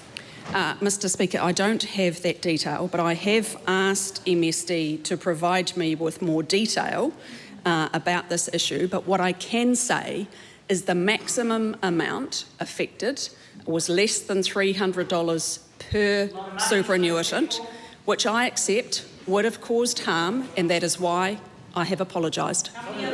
Supplementary. Supplementary question, the Honourable Winston Peters. Did the Minister read the front page of the Post this morning, which reported that her ministry has apologised for their drafting error and that the government will amend the law to fix this problem? And after that line of questioning, is she also wondering whether Willow Jean Prime has even read the newspaper today? No. We'll let it go. The Honourable Willow Jean Prime. Supplementary. One person speaking. Supplementary. Will she admit that rushing legislation through Parliament without proper scrutiny meant her mistake left vulnerable people without heating in a freezing cold winter? Mr Speaker, no. As I said, the omission occurred in the policy development. And of course, it is very unfortunate that this has occurred, which is why I asked MSD with urgency to fix it, to ensure that people did not go without. Supplementary. Will she commit to not rushing future changes through urgency due to the stress and harm that she caused to thousands of people across the country? Mr Speaker, unfortunately, as if I think back in my time in this House, there are many examples where legislation has required fixing at a later date. I am frustrated that this has occurred, and as I said, the priority was on making sure that those who were without winter energy payments were reimbursed at pace. That's exactly what happened within 48 hours of me being aware of this issue. Supplementary question, the Right Honourable Winston Peters. Does the Minister share New Zealand First's concerns about the delay in this matter for those pensioners? And that it is our concern because we were the driving force behind the winter energy payments in the first place. Not that.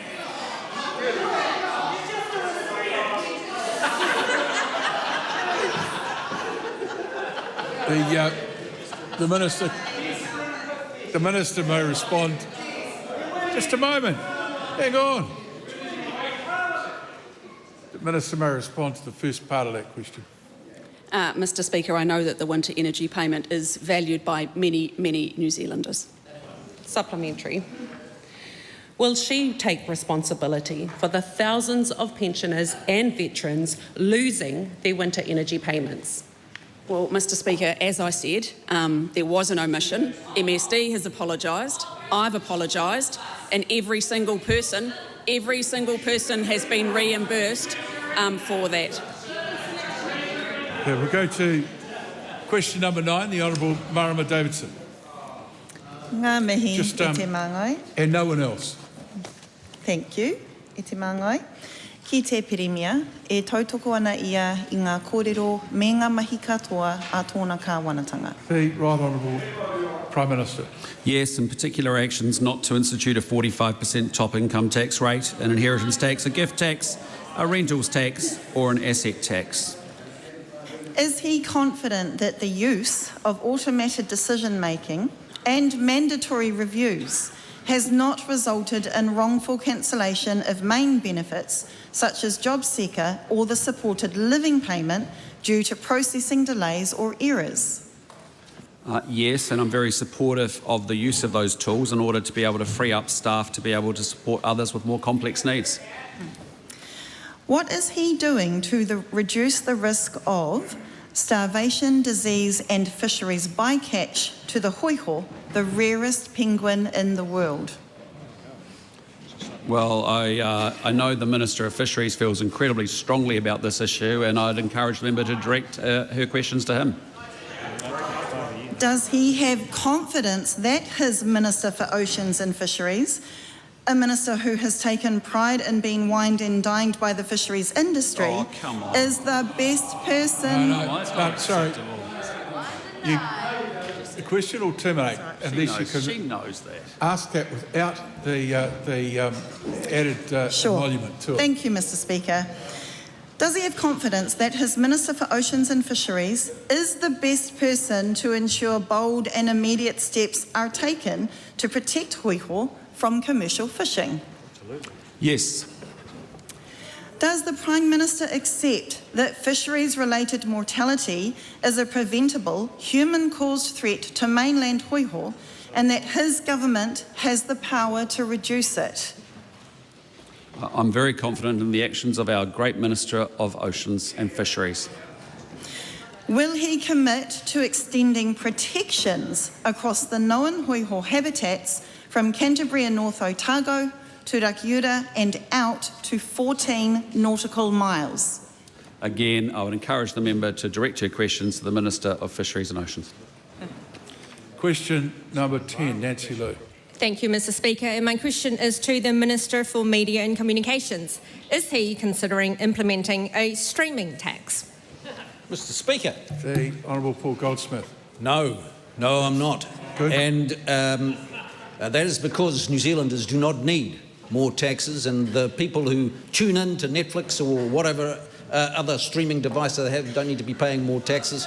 And a government that keeps control of its spending doesn't need to dream up new taxes every day. Supplementary question. There's only one person asking. Just calm it all down.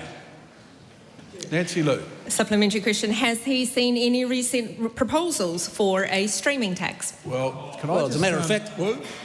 just remind the Minister before he answers to familiarise himself with 1813 and, for that matter, 1814.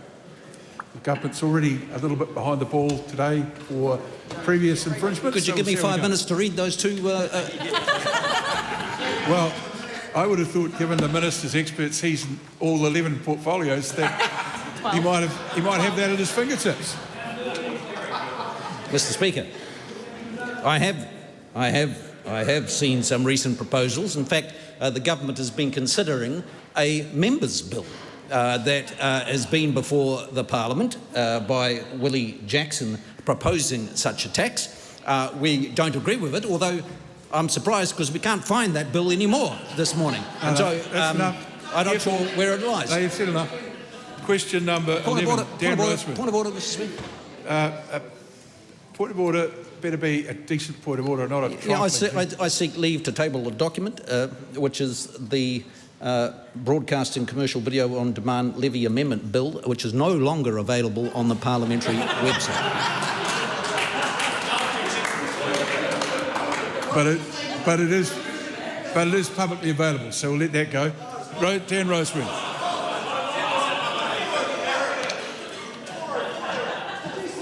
Sorry, I'm hopeless at the internet, but I could find it, so let's let it go. Thank you, Mr. Speaker. My question is to the Minister for Small Business and Manufacturing and reads, does he have confidence that small businesses are getting a fair go when dealing with large insurers? If so, why? The Honourable Cameron Brewer. Mr. Speaker, experiences will vary significantly depending on the insurer, the nature and location of the business, its risk profile, and the type of cover being sought. What I can say is that I have confidence in New Zealand's insurance regulatory framework and in the institutions responsible for overseeing the sector. Supplementary. What is he doing in response to reports that customers seeking windscreen repairs are often directed by their insurer to big players rather than small, local, independent businesses? Mr. Speaker, as I said in my primary answer, we have a lot of confidence in the institutions and the regulators that oversee our insurance sector. And as we know, the affordability of insurance review is underway. I know it's a residential review of general insurance, but the same principles will apply as to when that review comes back to us, and that no doubt will have different suggestions that we can take forward to improve things. Supplementary. Does he think it's fair and reasonable that independent repairers report being required to reduce and resubmit invoices before payment will be approved by insurers? Mr. Speaker, as I've said, there are plenty of institutions, regulators, consumer entities that continue to look at this sector, and we as a government will continue to look at this sector to make sure consumers that paint and panel places are getting a fair deal. Point of order, Mr. Speaker. The supplementary question explicitly sought the Minister's view and opinion, and Speaker's ruling 186/5 states that opinions can be sought and will be given. The Minister's answer did not provide a view on whether it was fair and reasonable. Instead, he spoke about other matters. Could I ask that he address the question that was asked? Yeah, but I thought he did exactly do that. Whatever he says, ultimately is an opinion. Supplementary. What is his view on the impact for small businesses that referral arrangements between large insurers and their preferred provider networks may not be disclosed to customers? Mr. Speaker, I'm very happy for the member to put these questions in writing and for me to give him full answers. Or likewise, I'm very happy for him to come and visit me on the ground floor of Parliament House if he is genuinely concerned about these issues. Put them on notice and we'll give him a full and frank answer. Yeah, you can't question someone's integrity and something like that. But next, supplementary. Supplementary, Dan Rosewood and no one else. Supplementary, what options, if any, is he considering to level the playing field for small businesses competing against businesses favoured by insurers? Mr. Speaker, as I said, we continue to look at the insurance sector. The Commerce Commission continue to look at the insurance sector. FMA continue to look at the insurance sector. And one thing that we're looking forward to is the insurance affordability review. And that will just show us what impact, where we're at with competition, the impact of natural disasters, and the impact of building and construction costs. We're going to turn every stone over to get better premiums for everyone that takes cover, particularly around the vehicle sector. Supplementary, the Honourable Paul Goldsmith. To the Minister, does he have confidence that small businesses are getting a fair go when they're investing in plant and machinery and other important things to grow their business through investment boost? Thank you, Mr. Speaker. Sorry, that's quite wide of the actual question that was asked. So we'll go to question 12, Grant McKellum. Mr. Speaker. Thank you, Mr. Speaker. Grant McKellum. Thank you. To the Minister of Agriculture, what recent reports has he seen on government policies to grow New Zealand's agricultural sector, including investment boosts? The Honourable Todd McLeod. Mr. Speaker, I've seen reports that investment boost is supporting the agricultural sector to grow. Of course, investment boost allows farmers to immediately deduct 20% of the cost of a new asset from their taxable income on top of depreciation. This means speeding up investment and a much lower tax bill for them in that year as a result of the purchase.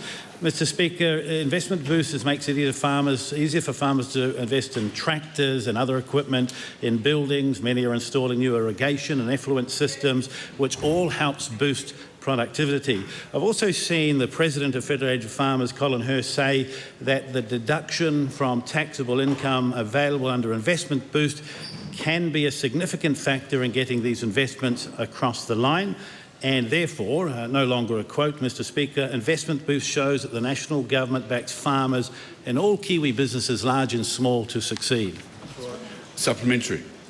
What other reports has he seen about how Investment Boost is supporting the agricultural sector to be more productive? Well, Mr. Speaker, the President of the extremely influential Tractor and Machinery Association said it definitely feels like the government's Investment Boost tax incentive scheme is kicking in. And this is because tractor sales in September 2025 were up 18% on the same month the year previously. This positive trend has continued, with tractor sales up nearly 19% in June of this year compared to last year. These sales indicate confidence that is backing farmers to grow their businesses. I've also seen comments from agricultural tax advisors who call it a golden opportunity for agribusiness investment, noting strong early inquiries from farmers, growers about buying new machinery. Of course, this helps them grow their businesses. Supplementary. No, we're all done. So that concludes oral questions.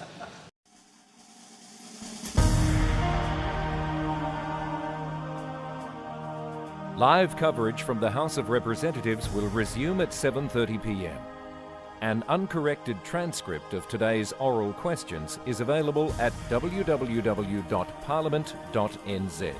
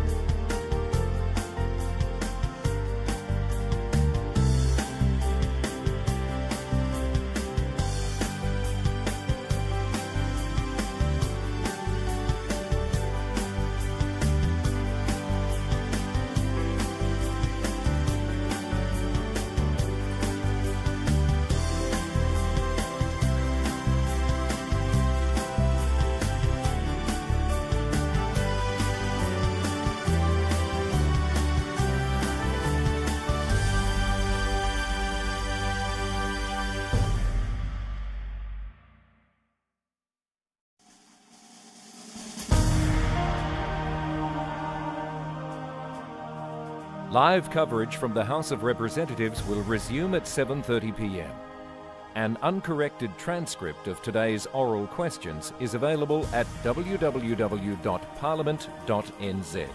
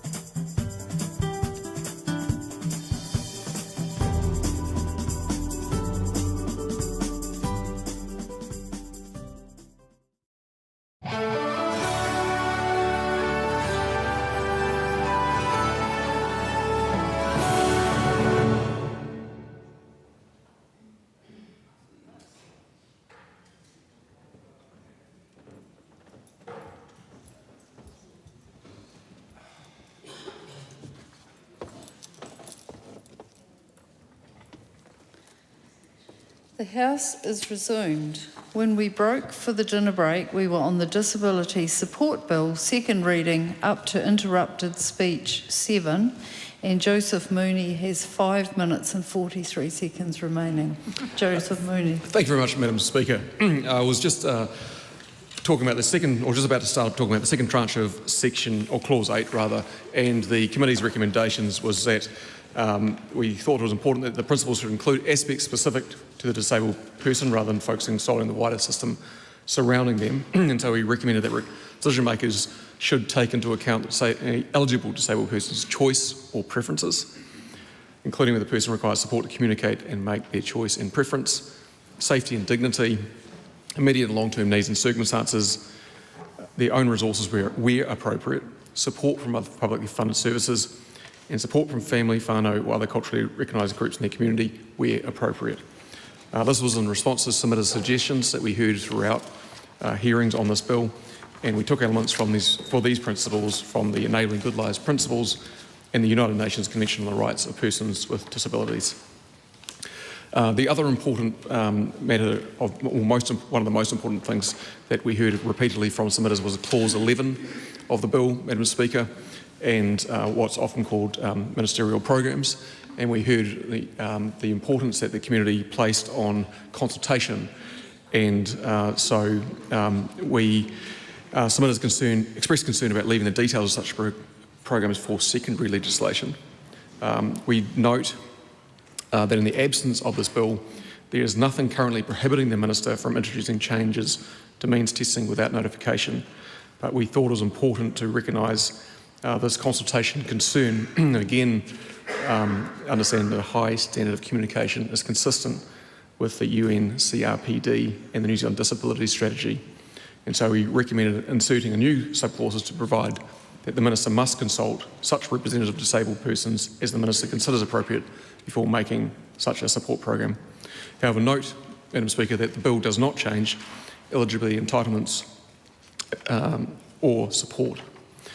Finally, Madam Speaker, the last and most important substantive change that we recommended is that we recommend a mandatory review of the Act's operation within 5 years of the Act's commencement, noting the various concerns that were raised, but also noting, Madam Speaker, that this is the first phase of establishing a foundational legislative framework for disability support services, and a further phase is envisioned that will address things such as safeguarding, information gathering and appeals and complaints processes.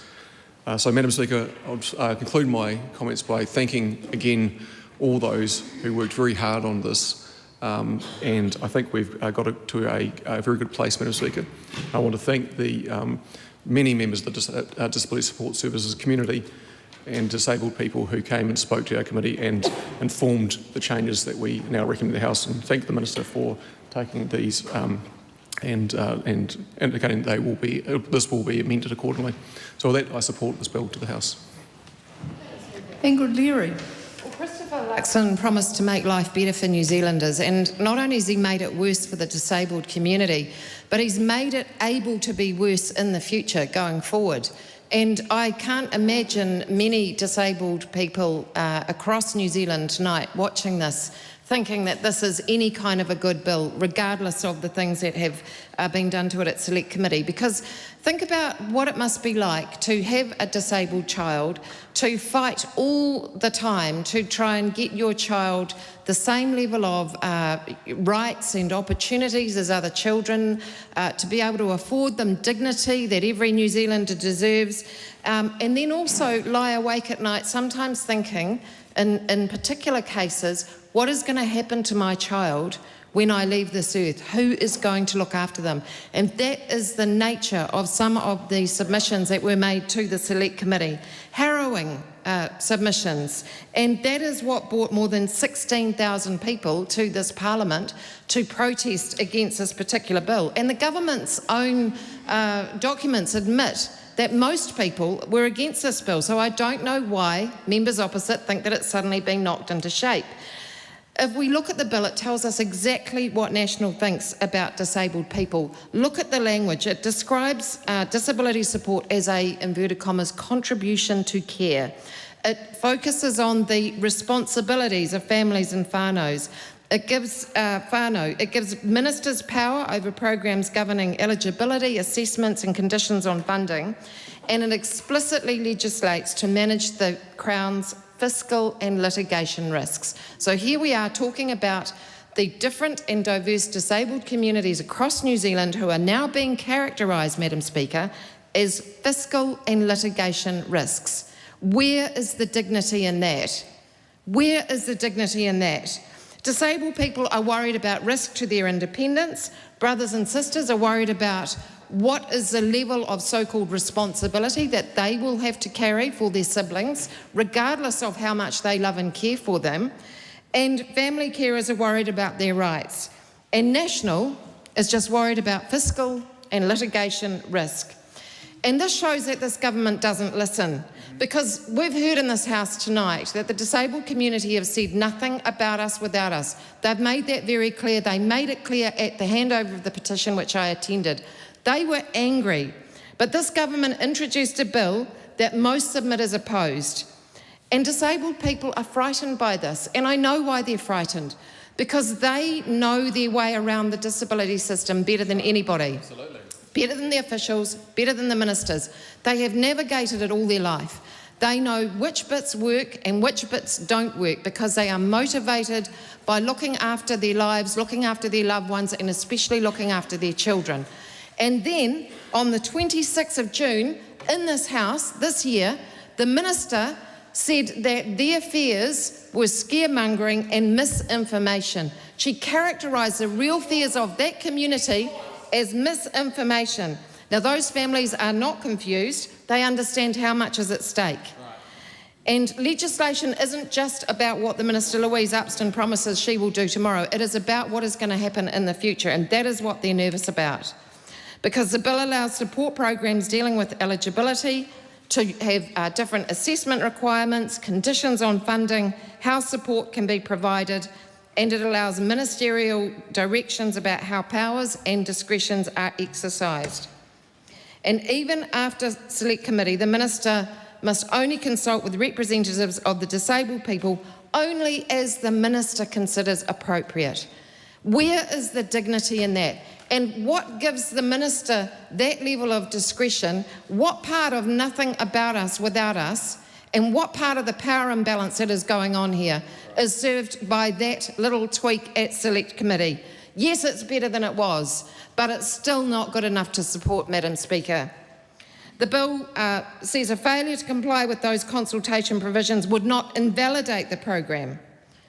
And then look what happens when families fight back, because families have already fought all the way to the Supreme Court over paid family care, and they won. So what does the bill do? It limits employment claims. It extinguishes unresolved claims.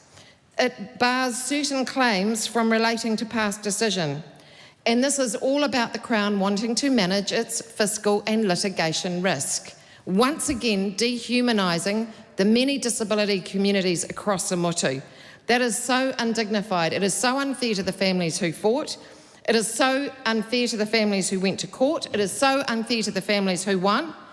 And all they want to do is legislate away the risk to the Crown. That is not putting disabled people at the centre of the response. And then there's a question that keeps many parents up. Questions from disabled children, their parents thinking, maybe my kid's going to be all right, but I've been the one fighting this fight for so long. Who is going to be there for them? And there were submissions. There was a man who put it, a father who had a 7-year-old disabled son and a 5-year-old disabled daughter, and his fear that one day responsibility for his son's care could fall on the little girl. And that is because despite the protestations from the other side, that gate is still wide open for legislative changes to be made about where the level of responsibility lies. It is not enough just to put the word responsibility and think that's been handled. There is still a duty and a burden on those families that is fundamentally different from where we were before. That says, because you have a familial relationship, the state is able to walk away from its duty of care to you. It absolutely does say that. It absolutely does. And that is what will happen in the future. It may not happen now, but that door has been opened. Because also, Because it's a framework, there's plenty of scope for regulation, as this particular government is so want to do. So let's look at what this means around the disability community and its relationship with the government. And I can see the member for Southland, Joseph Mooney, laughing in his seat. Wait till you get the emails tomorrow from the disability community, because guess what, government? They don't trust you. They do not trust you with those powers. They don't trust you with those regulations. They don't trust you with the eligibility. They don't trust you with the funding, and they do not trust you with their children's future. And guess what? Neither would I. Neither would I. So Labor has listened, and I want people at home to know loud and clear, we will repeal this bill. We will repeal it, because disabled people are not a fiscal risk to be managed. I was just on a committee before around the seniors poverty report, and I heard a member from the government parties talking about the fiscals of seniors.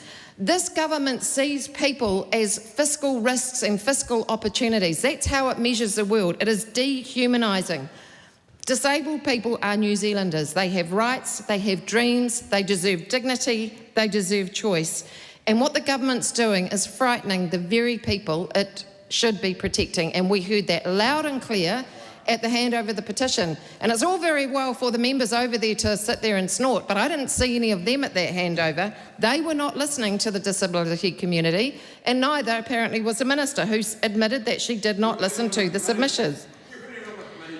So the broader question then is given what this government is prepared to do to the disability community, who are already one of the most marginalised group, what will it do to other New Zealanders? The disability community quite rightly has said it doesn't trust this government. It's lived through the trauma. It knows what this government's capable of. It has seen many, many cuts and many of their rights taken away. And I deal with constituents all the time who tell me about this, who tell me about the fact that they can no longer have choice over how they spend some of the money, or they can no longer buy materials or equipment that is going to help their children. So they don't trust this government. But to other people watching, take this as a lesson and wonder what would happen to New Zealand and what would happen to our disabled community if there's another 3 years of this kind of treatment from this government. They don't deserve another chance. They are happy to kick people to the curb, and if they can do it to one of the most marginalised groups in society and then try to say, oh, we've taken responsibility, we've made some tweaks at Select Committee, and we promise you that we're not going to change things in the future around means testing, trust us, which is their mantra, and we've heard that in the House tonight. Imagine what they could do with another term of government. So, Madam Speaker, it's good to see some of the changes at Select Committee. It's good to see other members of the House acknowledging that we are not dealing with one community here. We are dealing with many different diverse communities across New Zealand, many of whom are seniors who I speak to all the time in my senior spokesperson capacity. But disabled communities, regardless of where they fall and where they live, are deserving New Zealanders, and they deserve better. They do not deserve to have this government in for another 3 years. They do not deserve to be treated with such contempt and such disregard. And I do hope that the rest of New Zealand, if you can't decide for yourself, do it for our disabled community. Do not give this government, this cruel and heartless government, another 3 years. They'll just make things worse. Dana Kirkpatrick. Honestly, almost speechless at that nonsense that I've just heard from the member of the opposition. I just would like us to get back to a few facts. This is the government that invested $2.1 billion extra in disability services to support the disabled community. And yes, there's always more work to do. We understand that. I'd like to thank the Select Committee members who spent a lot of time deliberating and talking and discussing the issues in this bill, and made significant changes at the behest of the submitters, because we listened and we heard and we talked at length about the themes that came through very quickly, and we made some significant changes. But there's some things that just need to be repeated for the people of the other side who have clearly missed the memo. Until now, there's been no legal framework for disability support services. The bill provides a clear legislative foundation reflecting how the disability support services operates. The bill does not change current eligibility, entitlements or support. The changes we made strengthen the bill by providing greater clarity, and our priority in this government is that disabled people and their families can now understand how the disability support system works and have confidence in how decisions are made. And I commend the bill to the House. Well said. Honourable Jenny Salisa. Malo Lele and Happy Tongue and Language Week. Madam Speaker, I rise to oppose the Disability Support Services Amendment Bill at second reading. And I would like to state what we on this House, side of the House know, Madam Speaker. Disability Support Services has needed a proper legislative foundation for years. Families in whānau, disabled people themselves and the sector organisations that support them have said so consistently over the years. Nobody on this side of the House is defending the status quo of confusion about who qualifies for what and how decisions get made. But, Madam Speaker, a bill that fixes a real problem can still get the answer wrong. And this bill gets it wrong in its process and in substance. So, on the issue of process, Madam Speaker, this bill was referred to the Select Committee under urgency, with roughly half the normal time to report back. There was no community consultation before it was introduced. The government's own regulatory impact statement admits this, citing sensitivity of the proposals. But sensitive to whom, Madam Speaker? Because it's most definitely not to the over 55,000 disabled people in whānau who rely on the system every single day. Parents told the Select Committee that this approach may breach our obligations as a government under the Convention on the Rights of Persons with Disability to closely consult disabled people's own representative organisations on matters that affect them directly. When your own statement flags a likely breach of a UN convention, that is not a technicality. That is a warning. Now, in substance, three things stand out. First, most of what actually matters in this new system will sit in regulations, not in this actual bill. Regulations that a future minister can change with far less scrutiny than this House can apply towards primary legislation. CCS Disability Action, the largest pan-disability organisation in Aotearoa, New Zealand, has told the committee plainly that this bill could reshape disability support for decades, and most of the detail sits outside this bill itself. Second, this bill embeds language of natural supports and family responsibility that risks shifting more unpaid care onto families who are already stretched to the breaking point. And it does this while sidestepping a Supreme Court ruling that recognised some family carers as employers. Third, Blind Low Vision New Zealand put it better than I ever can, Madam Speaker. They said that this bill builds the fence around the budget before it builds the doorway for our disabled people. It leads with funding constraint, executive control and risk management, and it trails behind on rights, autonomy and participation. This is a reversal of everything that the Enabling Good Lives approach was built to achieve. And Enabling Good Lives approach, Madam Speaker, was something that was cross-party developed. It was something that both of the major parties agreed on, and it is an approach that Parliament has invested in as a cross-party over 1 decade, Madam Speaker. And I have to note that there is something else that's missing from the government's report on this bill. Not one word about Te Tiriti o Waitangi. Not one word about tangata whaikaha Māori. If a bill this significant to tens of thousands of disabled New Zealanders cannot even acknowledge Te Tiriti, that tells all of us everything about the priorities behind it. Over 3,300 submissions came in on this bill. Thousands of people also signed a petition. This House owes them more than a rushed process and a bill that manages them as a fiscal risk rather than recognising them as people, citizens with rights. As it stands, this bill does not deserve a second reading. It was rushed. It was not properly consulted on. It leads with control rather than rights. I urge members across the House to vote it down and to send the government back to do this properly, in partnership with the disabled people, not about them. Nothing about us without us. I do not commend this bill to the House. Paolo Garcia. Madam Speaker, the Disability Support Services Bill establishes a legislative framework for the disability support services for the first time.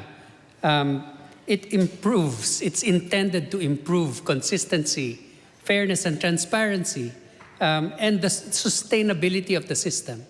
Madam Speaker, it is also aimed at providing a stronger voice for disabled persons in future decisions. I commend this bill to the House.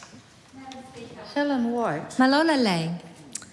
I want to pick up where the last speaker stopped, because he talked about how this is a bill about improving sustainability. And I want to take issue with the use of a word like sustainability, because what we're really talking about here was that there was a case that suggested that people should be paid for the work they were doing 24/7 with caregiving responsibilities for disabled people.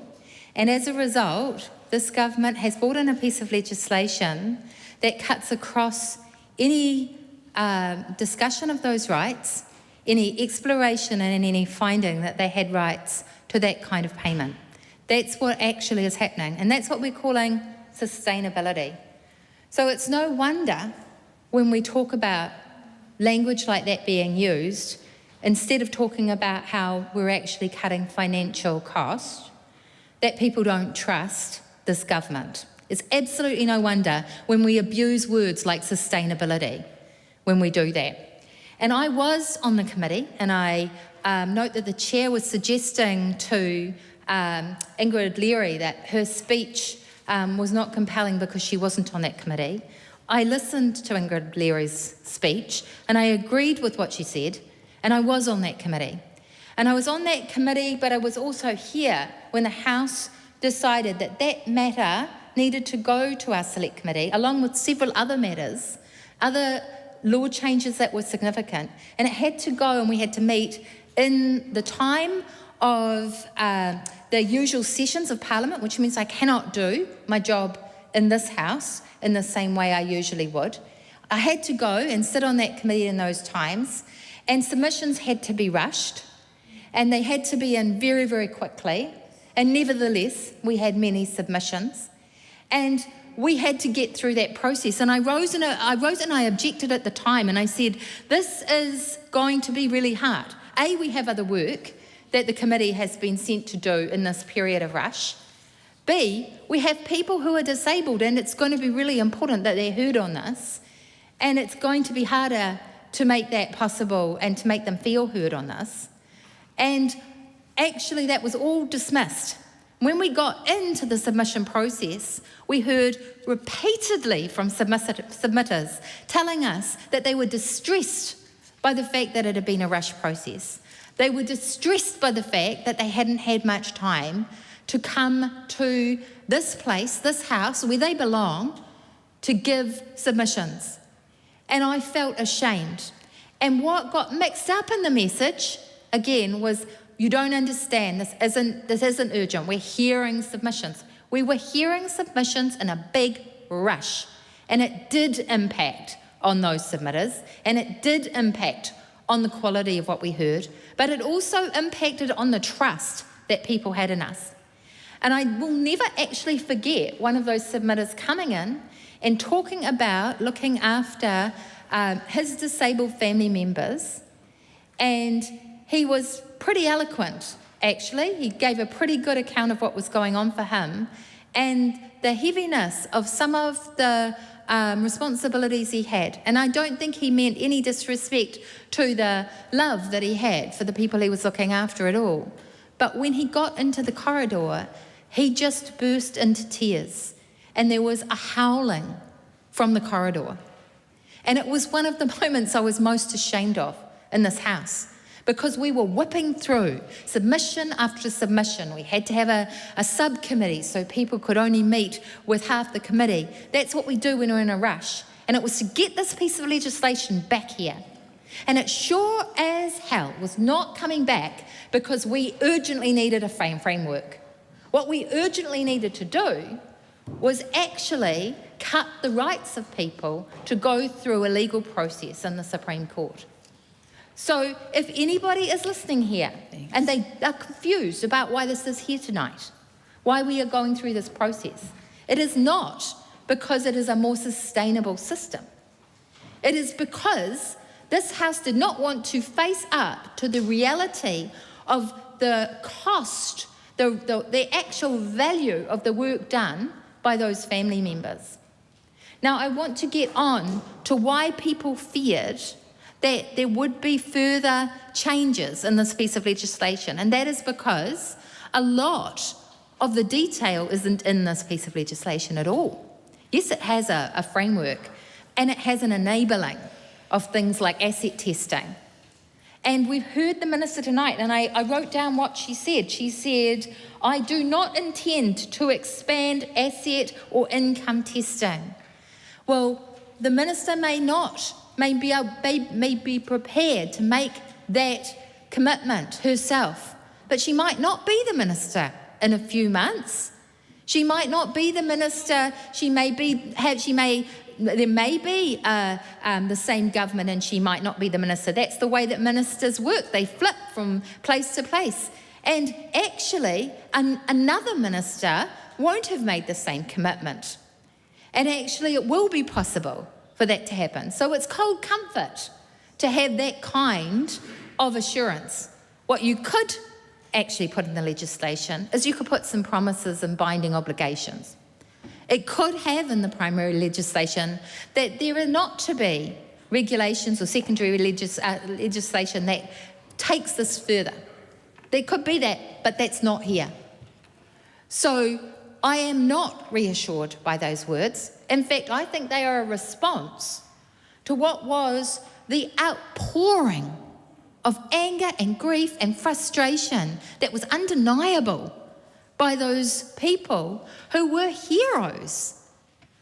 We had these people come into our select committee room who were actually managing disability in a heroic way, and we had people come in who were managing their family members' disability in a heroic way. And I just heard the Minister Goldsmith make a comment which was, oh, come on. I urge him to have a look at some of those submissions, because this is New Zealand. New Zealand families have people who are disabled in them. In fact, the Minister could be in that position one day himself. It happens within our families. And what I want is a New Zealand that supports those families, that actually supports them, that puts its money where its mouth is when it comes to this. And it's not an oh, come on situation. I was genuinely moved by seeing those submitters and understanding from what I was hearing just how much they were doing for our community. Because they're our people too, and our community needs to take responsibility. And it's not just a case of foisting all responsibility onto biological families, which is effectively what has been slightly softened in this legislation, but is definitely happening. We are foisting onto people huge burdens, and this is only one of them. We are doing this over and over again. We are talking up self-responsibility instead of talking up community responsibility. I want to be part of a New Zealand that's better than that.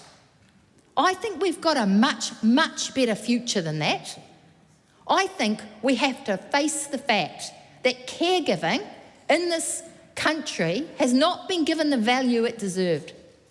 And we've had an argument in the last few years about pay equity for the same reason. A lot of the workers who had their pay equity claims dismissed by this government, they were the same people. They were our caregivers. And they are not being valued. And we have to decide as a society where we're going from now. Because we are breaking our families. They are ending up in trauma as a result of the way that our society is structured. And that's a big question. It's a big idea, but we have to have it. We absolutely have the capacity in a first world nation to look after our families and our caregivers. And this is another step in the walk away from that kind of society. And I'm not happy about it whatsoever. And it's why I am a proud member of the Labour Party, because the future in this country, it's not going to look like this. And lucky we're having an election, and it's people's chance to decide that they're going to have a better future than the one that Minister Goldsmith wants for them. Thank you. I do not commend this bill to the House. Vanessa Wenig. Thank you, Madam Speaker. In this second reading of the Disability Support Services Bill, I think it's useful to clarify that this legal framework that is being laid out by this bill is a new situation and enables the ability to make the funding programs much more clear. Now, that is a useful thing, and I commend the bill to the House. Thank you. Thank you, Dr. Wenig. The question is that the amendments recommended by the Social Services and Community Committee by majority be agreed to. Those of that opinion will say aye. Aye. To the contrary, no. Aye. The ayes have it. Party vote is called, please, Clerk. New Zealand National. 48 votes in favour. New Zealand Labour. 34 votes opposed. Green Party of Aotearoa, New Zealand. 15 votes opposed. Axe New Zealand. 11 votes in favour. New Zealand First. 8 votes in favour. Te Pāti Māori. 4 votes opposed. Tāku Te Whereas. 1 vote opposed. Mare Mena Kapakingi. 1 vote opposed.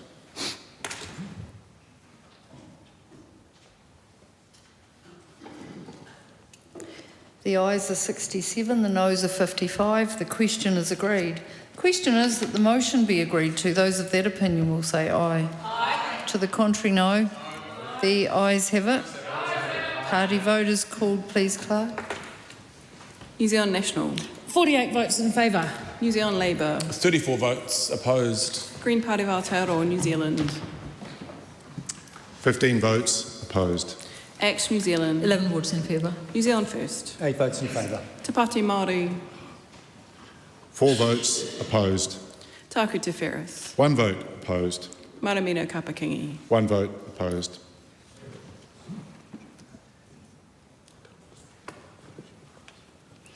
The ayes are 67, the noes are 55. The question is agreed.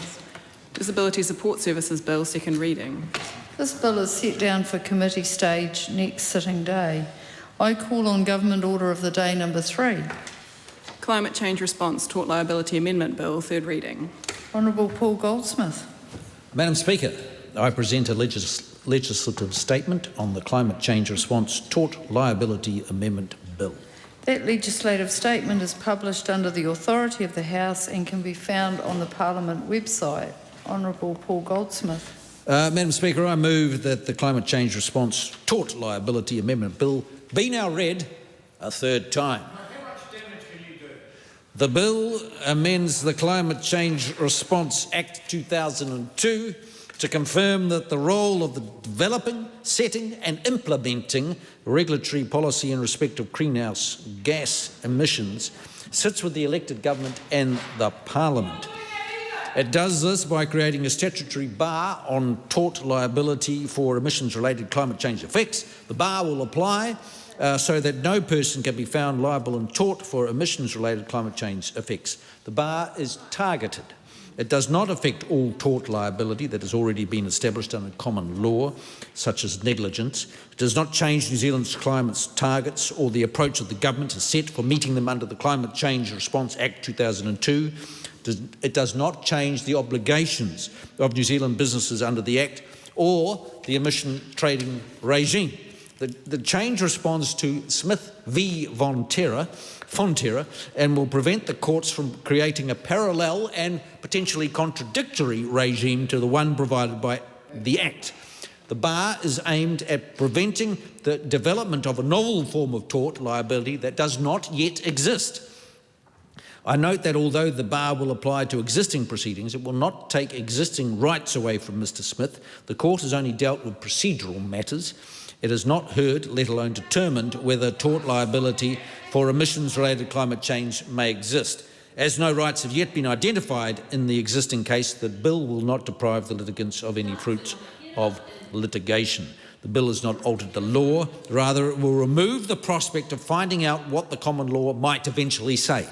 I consider that the application of the bar to existing proceedings is necessary to ensure that there is no risk of a parallel regulatory regime being developed which is inconsistent with the government's regulatory response. As Peter Watts KC has observed, Mr. Smith is seeking orders to control the future conduct of defendants rather than compensation for past damages.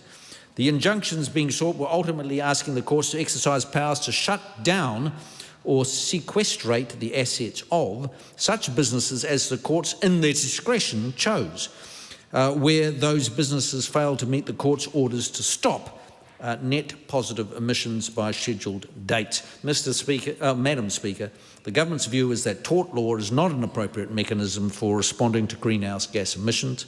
Responding to climate change harm is complex. The government is better placed than the courts to consider the social, the economic, the distributional implications of different climate change policy responses.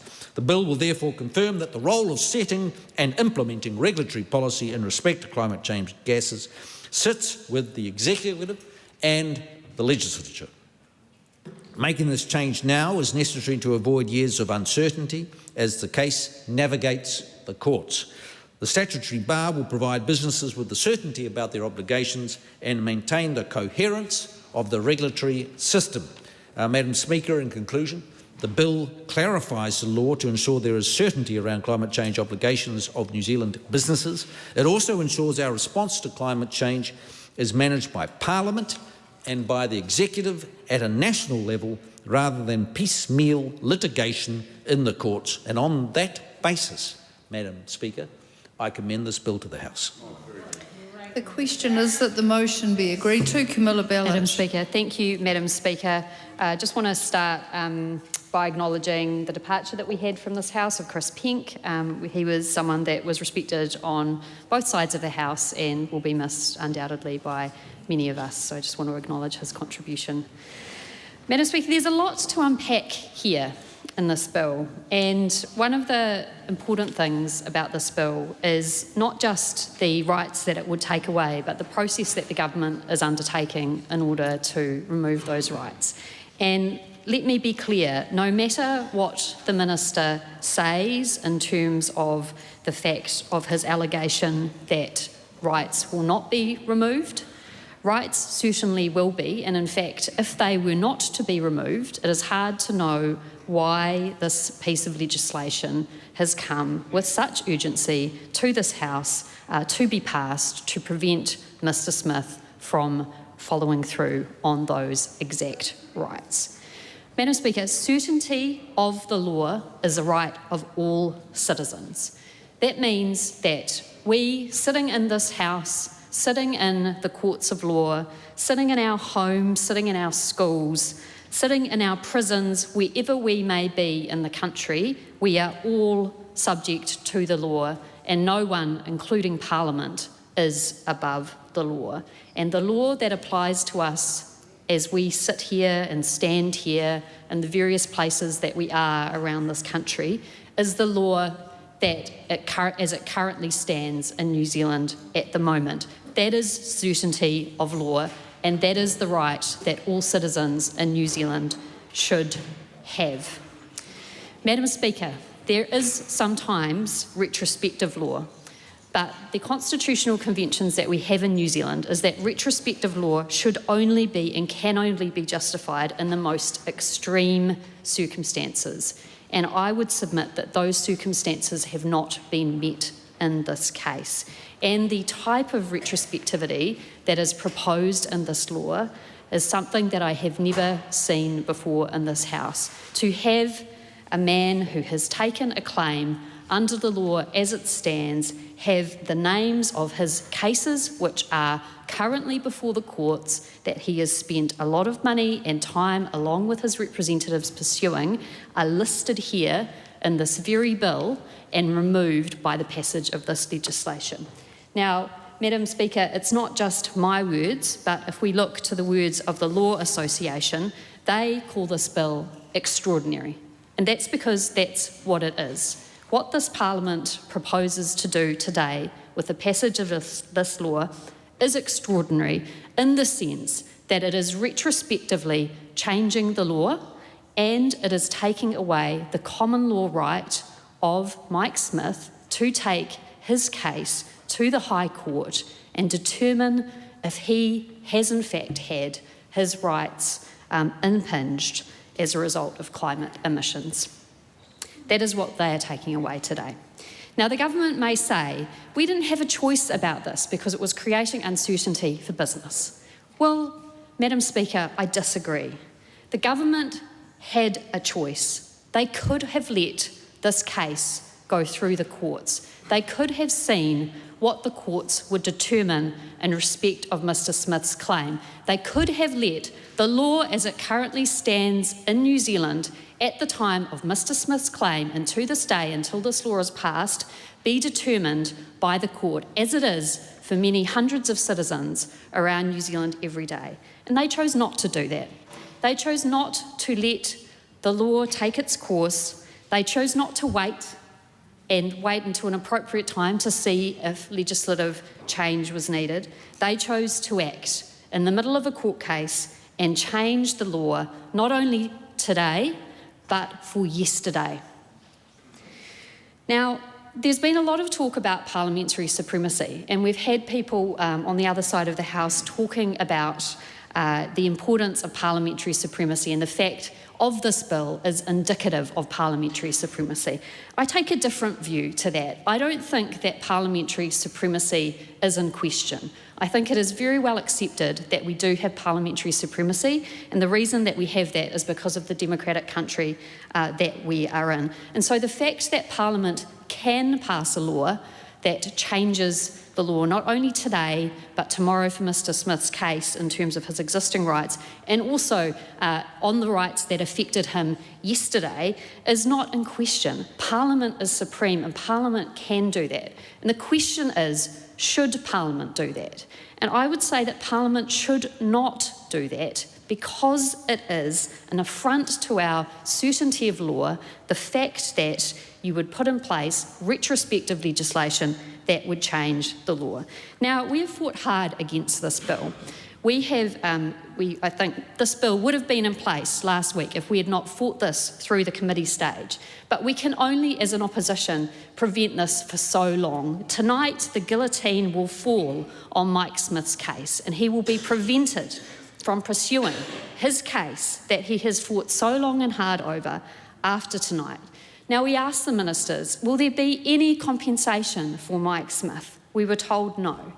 And I don't know, Madam Speaker, how any New Zealander can have confidence in the fact that their rights as they exist today can be able to be challenged in a court of law when the government has decided that it will intervene in this case in such, as the Law Association said, a dramatic way, an extraordinary way. Democracy, in terms of our certainty of law and in terms of our principles against retrospectivity, is under attack, and it is just another attack. And unfortunately for this government, although the minister has stated that it's not impacting the climate commitments that the government has, it's another step that prevents citizens from taking action around climate change when the government is failing to act.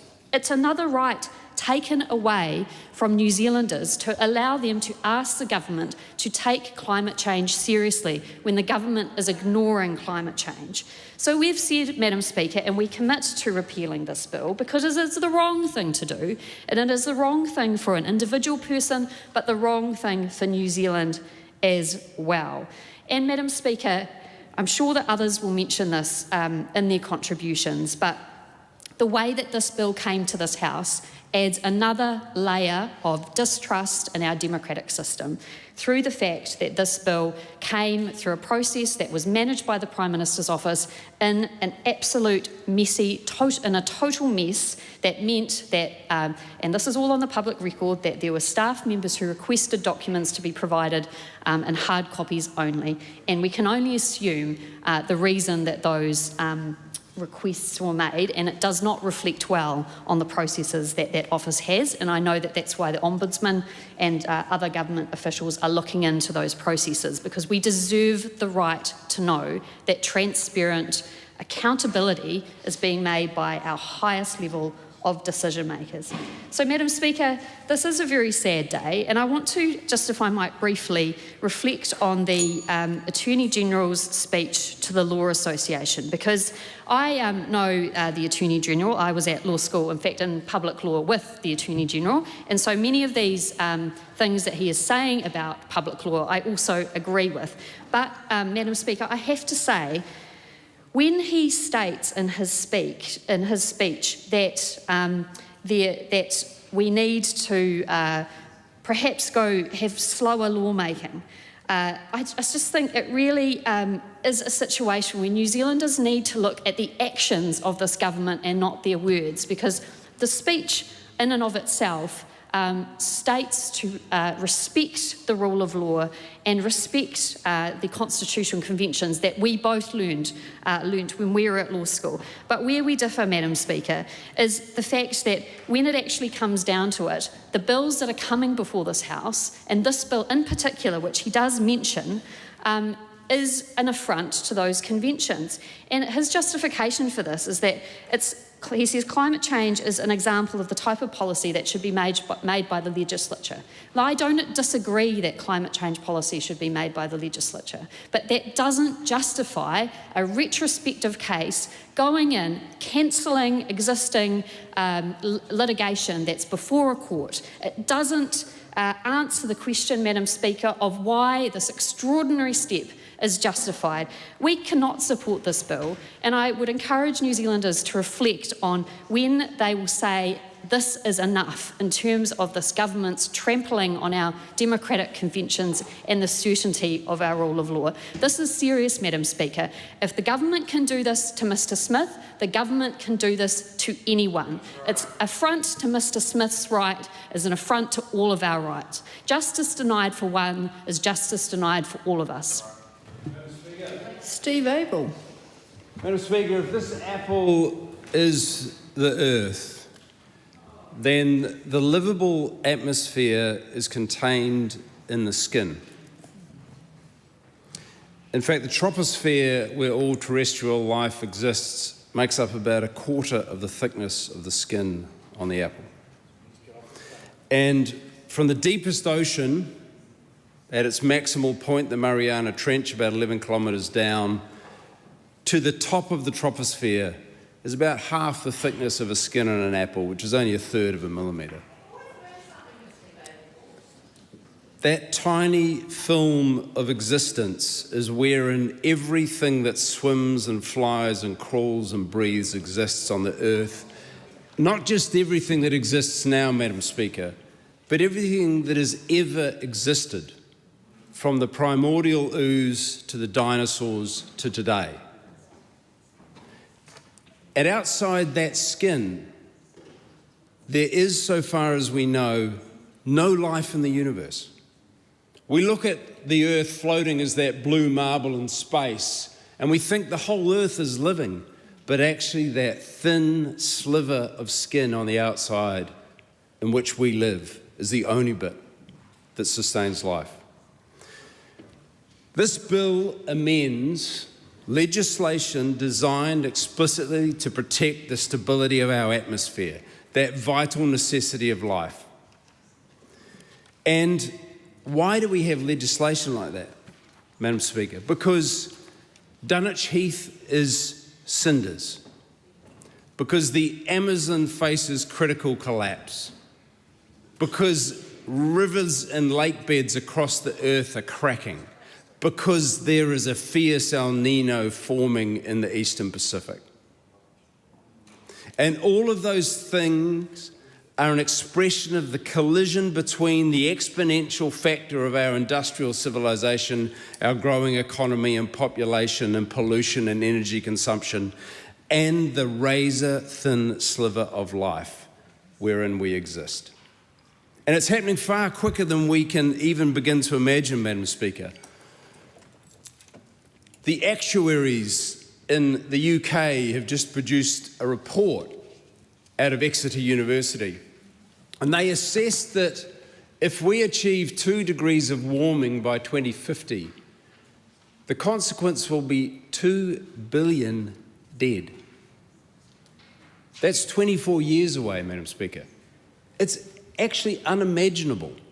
We actually should all be forgiven for not being able to imagine the scale of the catastrophe that climate change represents. Since the earliest part of the 20th century, Madam Speaker, we've known that climate change is caused by burning coal in the world's furnaces. The Rodney and Aotearoa Times said in 1912 that burning coal tends to make the air a more effective blanket for the earth and to raise its temperature. The greenhouse gas effect was described in 1824 by a French physicist, making it as old as the concept of evolution. The fires and the droughts and the floods that we are hit with by extreme ferocity and increasing ferocity are fueled and intensified by the burning of fossil fuels. Now, I first encountered the problem of climate change when it was explained to me that a company called ExxonMobil was paying and bankrolling a candidate for the US presidency, a guy called George Bush, because Bush was sympathetic to their position that climate change should be denied and that there should be no action on climate change. And indeed, they succeeded. Bush became president, and he shut down and he perpetuated doubt and denial of climate change, and he halted and stalled the necessary political action. And in that very parliament in Britain, that Congress, they said, drill, baby, drill. We've heard those words echoed here in this chamber by this government, Madam Speaker, that mocking drill, baby, drill. And those companies and their executives have locked in this earthly cataclysm for even their own children to protect the profits of the company. And to this day, those companies the world over do the same thing. They pour hundreds of millions of dollars into the efforts to influence politics away from decisive or necessary action to curb their poisonous pollution. And legislators the world over bow to the will of oil and gas and big agricultural lobbyists and act against both the will and fundamental interests of the people. The facts of this bill today is that it extinguishes the public's ancient common law right in favour of New Zealand's 6 biggest polluters. When a government acts so intentionally against the public interest when the matter is existential as climate change is, and that government goes against Ministry of Justice advice and excludes the most impacted party, Mike Smith, while receiving the solicitations of the vested interests, what do you call it, Madam Speaker? What do you call it? Mike Smith was not consulted. The minister, I believe, misled the House and the Committee of the Whole when he said that Mike Smith had been engaged with by the Minister for Climate Change and for Māori development. I've spoken to Mr Smith and he said that that did not happen. No such discussions occurred. But there were discussions with Fonterra and Z Energy, Madam Speaker. There were discussions with those vested interests who stand to benefit from the striking out of this legislation in this court case.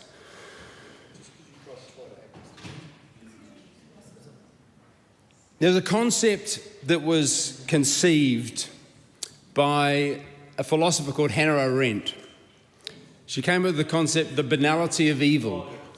She described the character of Albert Eichmann, a Nazi who participated in the Holocaust. It strikes me that those corporate bosses today, and frankly complicit politicians, are a truer form of the banality of evil. Because though they will never personally come so close as Eichmann did to transporting human souls to the gas chambers, collectively their actions are far more consequential. They are gassing our whole planet towards an inconceivable human and animal death Point of toll order, Simon that is counted. Madam Speaker. Sorry, I've just got a point of order here from Simon Court. From Simon Court. Who would have thought?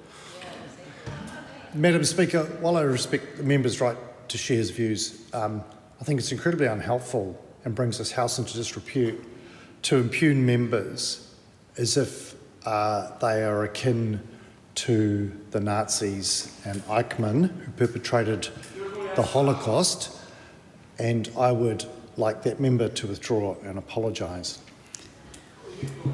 I think the member, thank you for the point of order, I think the member, it wasn't a great comparison to use, but I could link that back to the earlier discussions in the speech, so I think I'll just ask the member to be careful with the wording. I can see the picture that the member is trying to build, but just be careful with that comparison and don't use that comparison again. Thank you.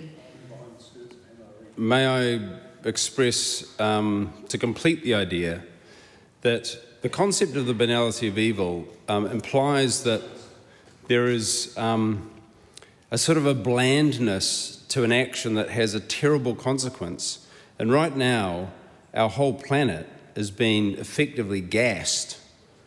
And the consequences of that is not 6 million deaths, but tens of millions and hundreds of millions of deaths. This is what the predictions are. Yeah, the predictions. Cassandra. I will finish by saying, thank you. I appreciate you calling me Cassandra. I had the privilege of sitting alongside Mike Smith and Hineka Mako in the hearings in the Supreme Court. And those were some years ago. And I saw the superb work of the counsel, David Bullock and Davey Salmon, who was in full flight in his finest, eloquently presenting the case for why tort law was an appropriate pathway for addressing climate change. The argument in simple terms, in my layperson's understanding, was that if the government can't fix it, which it hasn't, and industry can't fix it, which it hasn't, then can not the courts fix it? And if the courts can't address the existential challenge of our time, then what use are the courts? And Fonterra was lawyered up to the eyeballs. It was half a dozen dirty polluters versus one. And they had the best paid and brightest lawyers in the land. And I watched the justices scrutinise the arguments, and I saw their countenances soften and turn. All of those polluters stood and made the arguments against Mike Smith, and they lost. The justices said there was a case to be heard, and the grounds for a tort argument on climate change should be heard in the High Court. So what did those companies do, Madam Speaker? They cheated. They cheated by coming to the government of the day and saying, please extinguish this case, wipe out this case, nullify it. And so the great judgment of the finest legal minds in the country, the Supreme Court, is burned by this law today, Madam Speaker. It is struck out with all of our rights as citizens to take polluters to court by this bill. For now, the banality of evil wins the day. But there will be another day, not too long from now, when we will bring justice back to this Parliament and we will act on climate change appropriately. Thank you. Simon Court. Thank you, Madam Speaker. ACT supports the Climate Change Response Tort Liability Amendment Bill. It's an important bill because it answers a very simple question.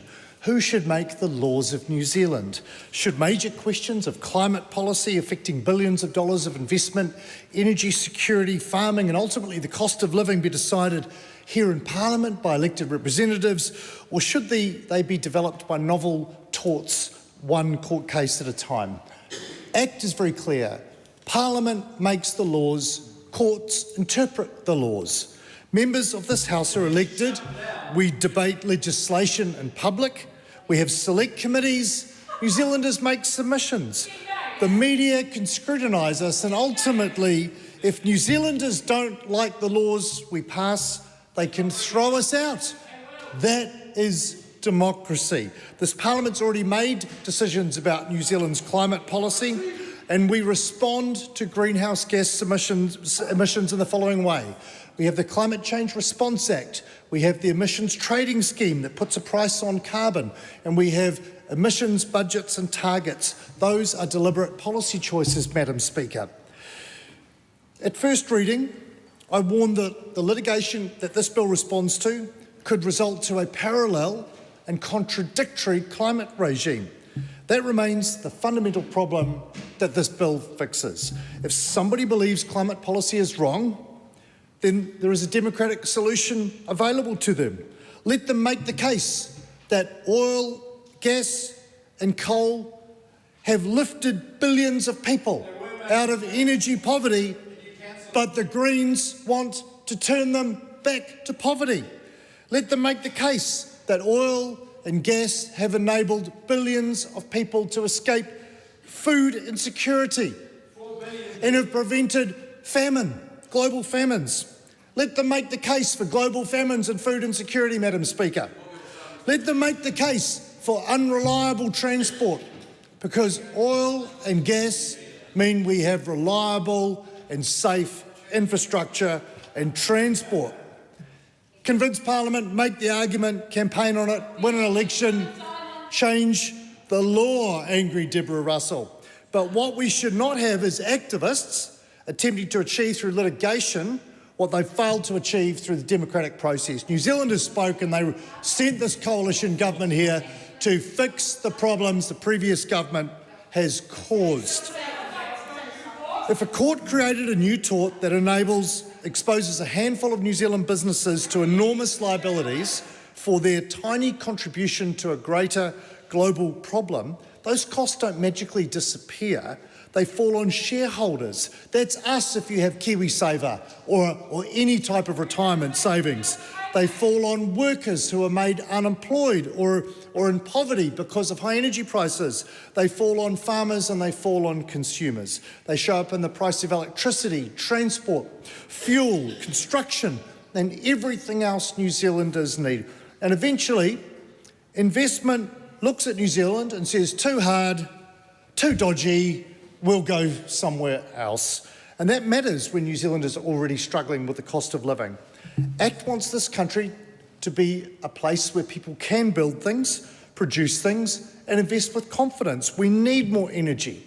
We need more infrastructure. We need productive farms and businesses. And we need investment that creates jobs, raises wages, and unlocks New Zealand's potential. We cannot fix what matters to New Zealanders if productive businesses are spending their time worrying whether complying with climate laws passed by Parliament actually protects them and fulfills their responsibilities, or there's another entirely new set of liabilities invented by courts through litigation.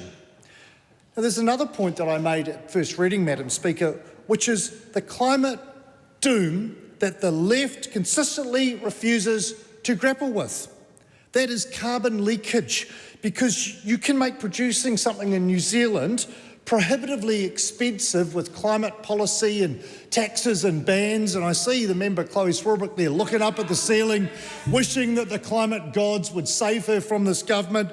But what the climate gods are telling you, Chloe Swarbrick, you can congratulate yourself when the factory closes, you can celebrate when investment that you dislike disappears, but if that production simply moves to another country, the atmosphere, the planet, that little skin on the apple that Steve Abel described in such emotional terms simply doesn't care. The emissions are simply created somewhere else.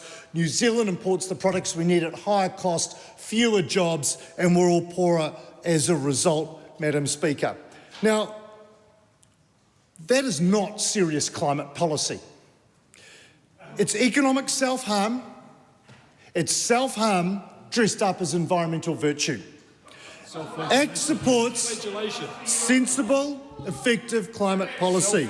We support using mechanisms that recognise the reality that climate change is a global phenomenon. We must play our part, but we reject sending New Zealanders to penury and simply shift economic activity, our wealth and our opportunity overseas. There will be members opposite who say that Parliament should simply stand back. Let activists in the courts decide. ACT disagrees, and those people misunderstand Parliament's job. We do not need to wait for judges to create a new climate tort and then wring our hands about the consequences or scramble to come up with new policy in response. If Parliament believes the law should be clear, our job as members of Parliament and as a Parliament is to make it clear. This is not an attack on Mike Smith. This is not an attack on the judiciary, as been framed by some members of the opposition. This is Parliament doing its job, Parliament doing exactly what it exists to do. The courts will continue to interpret and apply the law, Madam Speaker, but this House decides what the law is. And when the question involves balancing emissions reductions against energy security, investment, jobs, the cost of living, and New Zealand's international obligations, those public policy choices should be debated here openly. They should be made by people who have to explain themselves to the public. And those people, including members of the opposition, who've brought climate catastrophe and doom to this Parliament, they should be accountable at the ballot box too, particularly those people in the former Labor government who banned oil and gas exploration, declared a climate emergency, flew off to climate conferences, first class, enormous boondoggles. Those people, including Megan Woods, the former Labor Energy Minister, Jacinda Ardern and her cohort, should be accountable to the people of New Zealand for wrecking our economy and making us poorer. Madam Speaker, ACT believes in fixing what matters. For families, that means affordable power, affordable food, and a country where their children can see a prosperous future in high-paid and highly skilled jobs. For businesses, that means knowing the rules before they invest millions of dollars and employ people. And for New Zealand, our lovely country, it means climate policy that actually works instead of policies that export jobs and export emissions while we make ourselves poorer. This bill provides certainty, Madam Speaker. It protects the integrity of the climate framework that Parliament has established, and it reasserts an important democratic principle. Major questions of public policy should be decided in this House by representatives that New Zealanders elect to represent their best interests. ACT supports this bill, Madam Speaker. I commend it to the House. Dr. David Wilson. Madam Speaker, I rise on behalf of New Zealand First to support the Climate Change Response Tort Liability Amendment Bill. One thing I've learnt over the years, Madam Speaker, is those who peddle fear are trying to sell you something. And they're trying to sell it to you so you can get to vote for them more. So, when you're finished with your little chirping over there, I'll carry on.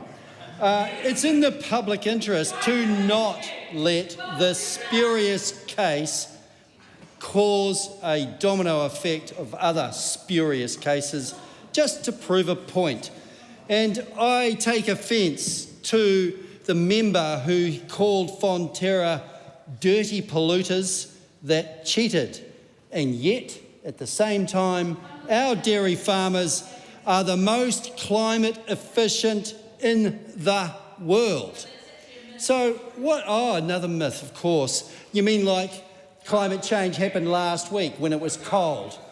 In the 70s, I remember what we were all going to die from the climate activists at that time was an ice age. It was an ice age, right? Then followed that. What followed that? We're all going to die from a thinning ozone layer. Well, actually, that was quite believable in some cases. Overriding, yes, we have fixed it, exactly. So that point's exactly in my lane. Thank you very much, Steve Abel, honourable member from the other side. Yes, we can address climate change. Yes, it is an issue, except that it's over 100,000 years, not last week, last month, or the last 10 years. That's the issue we've got here. Climate change is a real thing. We can address it with innovation, and we can address it with new forms of energy that we have been investing in, supercritical geothermal. The ETS is a good initiative, even though I didn't like it to begin with, but actually it's working out fine. Thanks very much. The Regional Infrastructure Fund. What are we doing with the Regional Infrastructure Fund? We're adapting. We're looking at those things that are really threatening, and we're actually building something instead of just doing this, constantly chirp, chirp, chirp, chirp, chirp, offering no real solutions, but still selling the fear. Madam Speaker, climate change policy should be made by the executive and the legislature. New Zealand's response to climate change must be balanced, wherein Parliament, not a courtroom, is the arbiter. I commend this bill to the House. Thank you, Sir. Debbie Ngā-Riwa-Peka. Tēnā koe te pika. Every aspect of this bill is rotten. Its wakapapa, its content, its whole process for its enactment. This bill has been designed, without a doubt, to protect the largest corporate emitters in Aotearoa from being held accountable for any of the damage that they have done and will continue to cause. And this is a huge shame for us to carry as a nation, because effectively we've gone out and said to them, carry on doing what you're doing, we're okay, we're blind to you, as long as you continue to bring us the profits. And we're going to remain, Te Pāti Māori, steadfast in our tautoko for the complaint to the UN Special Rapporteur on climate change and human rights, filed jointly by Mike Smith. We tautoko the thrust by the National Iwi Chairs Forum and its pautikanga, and we also commend the advocacy of Climate Clinic Aotearoa and Lawyers for Climate Action, because what we have seen is this government, not surprisingly, use its powers beyond what it should have done in the form of what should be seen as natural justice. In 2024, Mike Smith was granted permission by the Supreme Court to sue 7 of the largest corporate emitters, 7. And what it was specifically was a mana mokopuna crime of greenhouse gas emissions. In the same year, Z Energy and Fonterra provided briefing documents to the Prime Minister's office, which just happened to land there without anyone knowing how they landed there. And then these documents became exact replica of what the government announced in its decision to change the law. If there is nothing rotten about that, then we are all in denial, just as much as this side of the House is in denial of climate change. But then we've got this whole part here where we are being asked to trust that you're thinking for everyone in Aotearoa. So when did we see everybody from Aotearoa? In the submission process. Instead of the standard 6-month process, there was 11 days. And in those 11 days, we received 621 submissions to this bill, and only 16 were in favour. Only 16. And amongst the concerns submitters raised was rule of law and separation of powers, New Zealand's climate response, lobbying concerns, process concerns, te tiriti concerns, international obligations, interference with individual rights of human rights, and legal clarity. And what did we do?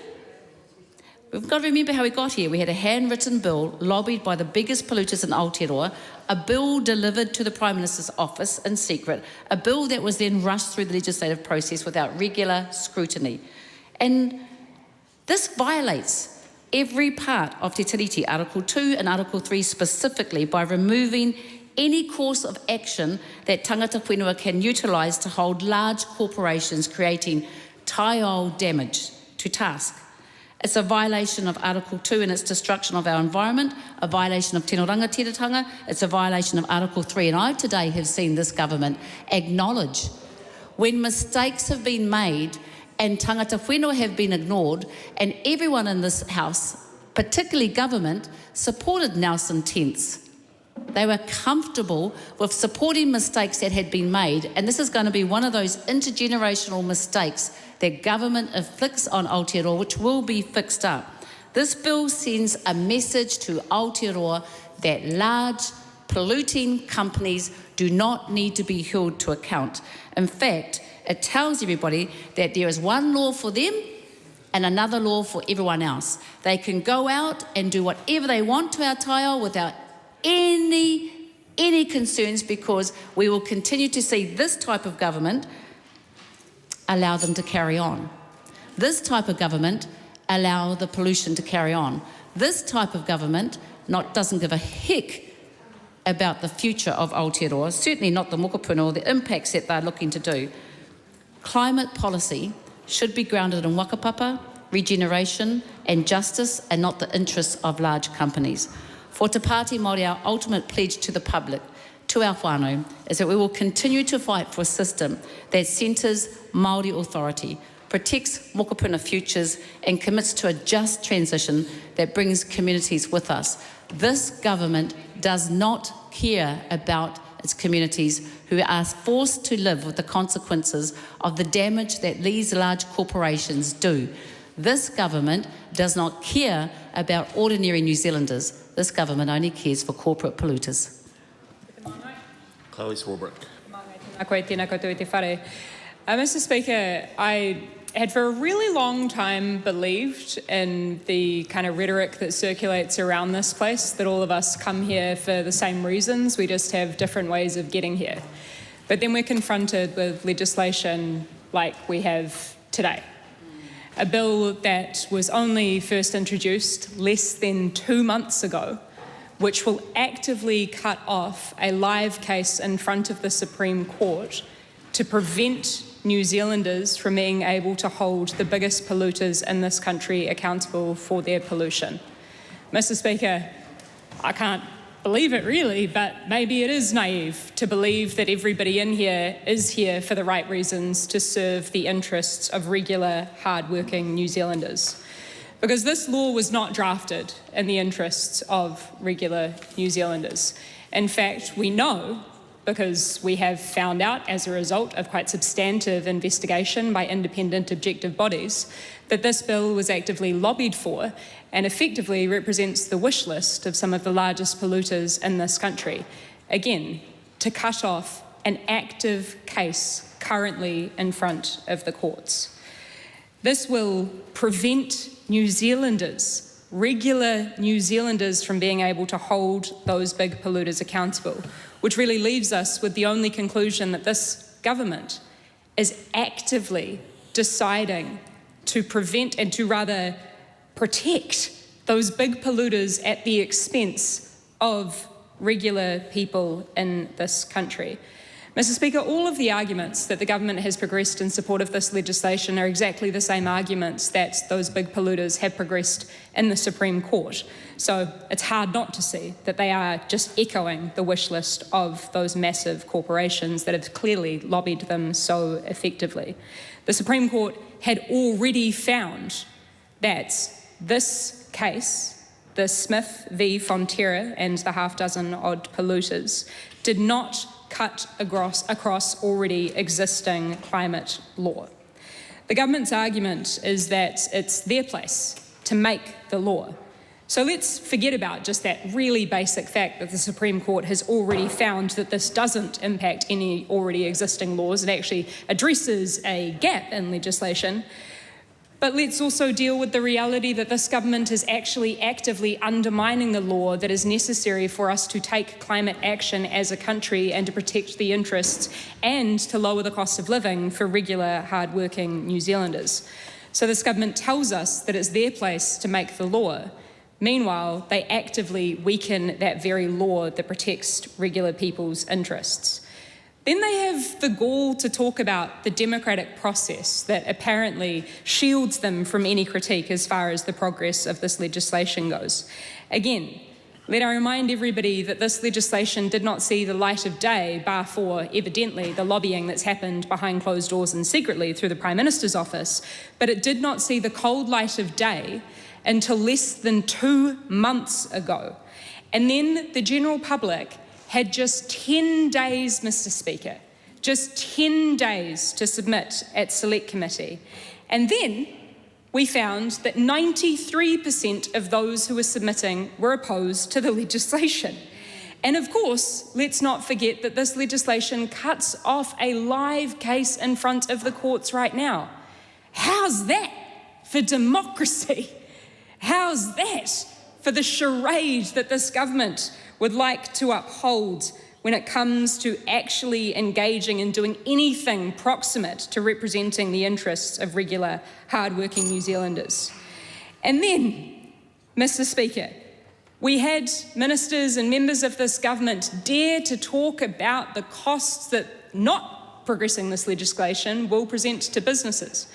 Well, Mr. Speaker, as plenty of the analysis and those who did submit doing a lot of work to get their act together when this government clearly refuses to get its act together, have demonstrated that with this legislation cutting off the right for regular people to hold big polluters accountable, in fact, the costs will be borne by every other business and all other households, regular, hard-working people in this country. Mr. Speaker, when something like this progresses, legislation to cut off the right to remedy through tortious law, as occurred with rights in healthcare, you create a different system like occurred with ACC.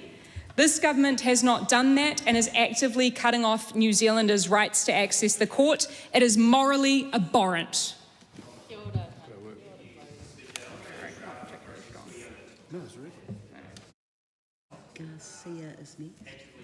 From the submitters who submitted to the committee, everybody who wanted to make an oral submission was given the opportunity. Mr. Speaker, really proud of the process we ran as a Justice Committee. That member on the other side can scream and yell, but she did not once participate in the Select Committee process, Mr. Speaker. Didn't turn up. And Mr. Speaker, you can say the same about the Te Pāti Māori MPs and the independent MP on the committee. They did not once engage or participate in the process, Mr. Speaker. So as a and she says, how about I do my job? We did. We had submissions, we heard from public submitters, Mr. Speaker. Really proud of the process, and so I commend the bill to the House. Honourable Dr Deb Russell. Malo ilale, Mr. Speaker. As I said in my first speech in the first reading of this bill, again in my speech in the second reading of this bill, after discussions with our caucus, actually it was quite a brief discussion because it was so obvious what we needed to do, we have committed and we commit that if we are elected government in November this year, then we will repeal this bill. This bill is an egregious affront to the process of law and lawmaking in this country. It is an egregious affront to the rights of those who would bring a case to try to establish a novel tort. It is an egregious affront to the rights of Mr. Mike Smith, and we will repeal it. I've listened to the speeches tonight, Mr. Speaker, and I want to refer in particular at this point to a speech made by a member of the government, which was effectively a speech of climate denial, a speech that claimed that global warming, climate change, was happening over the course of 100,000 years. It was topped off by another member of the government parties, saying that we were just preaching gloom on this side. Mr. Speaker, those gentlemen may not care to believe in climate change, but their insurance companies certainly do. And Mr. Speaker, beyond that, Those gentlemen may not think that climate change is happening, but scientists all over the world do. Mr. Speaker, those gentlemen may not believe in climate change, but the leaders, the people, the parties in our key trading partners certainly think that climate change is happening. They might those gentlemen might like to live in a fantasy world where they could say something and that makes it true. But climate change is not like Santa Claus. It's not something that one can choose to believe in or not. Climate change is physics, and it is happening. It is happening fast. Last week, the New York Times published an article on August 15 last week, and it noted the extra deaths in 1 week in Europe, in the European summer. The deaths over and above the normal rate of death. 16,000 people. 16,000 people dead during a heat wave. During the 5th heat wave that Europe has experienced this summer. Those are deaths that are attributable to climate change. You know, Shropshire, normally so green, photos of Shropshire at the moment looks like central Spain. There is drought, there is heat wave, there is climate change affecting Europe. And why does this matter? It matters because we have signed trade agreements with the European Union, with the United Kingdom, that commit us to sustainability, that commit us to making our best efforts on climate change. And trust me, Mr. Speaker, with the summer that people in Europe and in the United Kingdom are experiencing right now, they will be getting even more serious about commitments to climate change. So even if those gentlemen don't think that climate change is happening, not only do their insurance companies think it is happening, but our key trading partners think it is happening too. And they will be looking at us and looking at this retrograde step by this government and questioning this government's commitment to sustainability and questioning whether we are holding to those commitments we have made in our free trade agreements.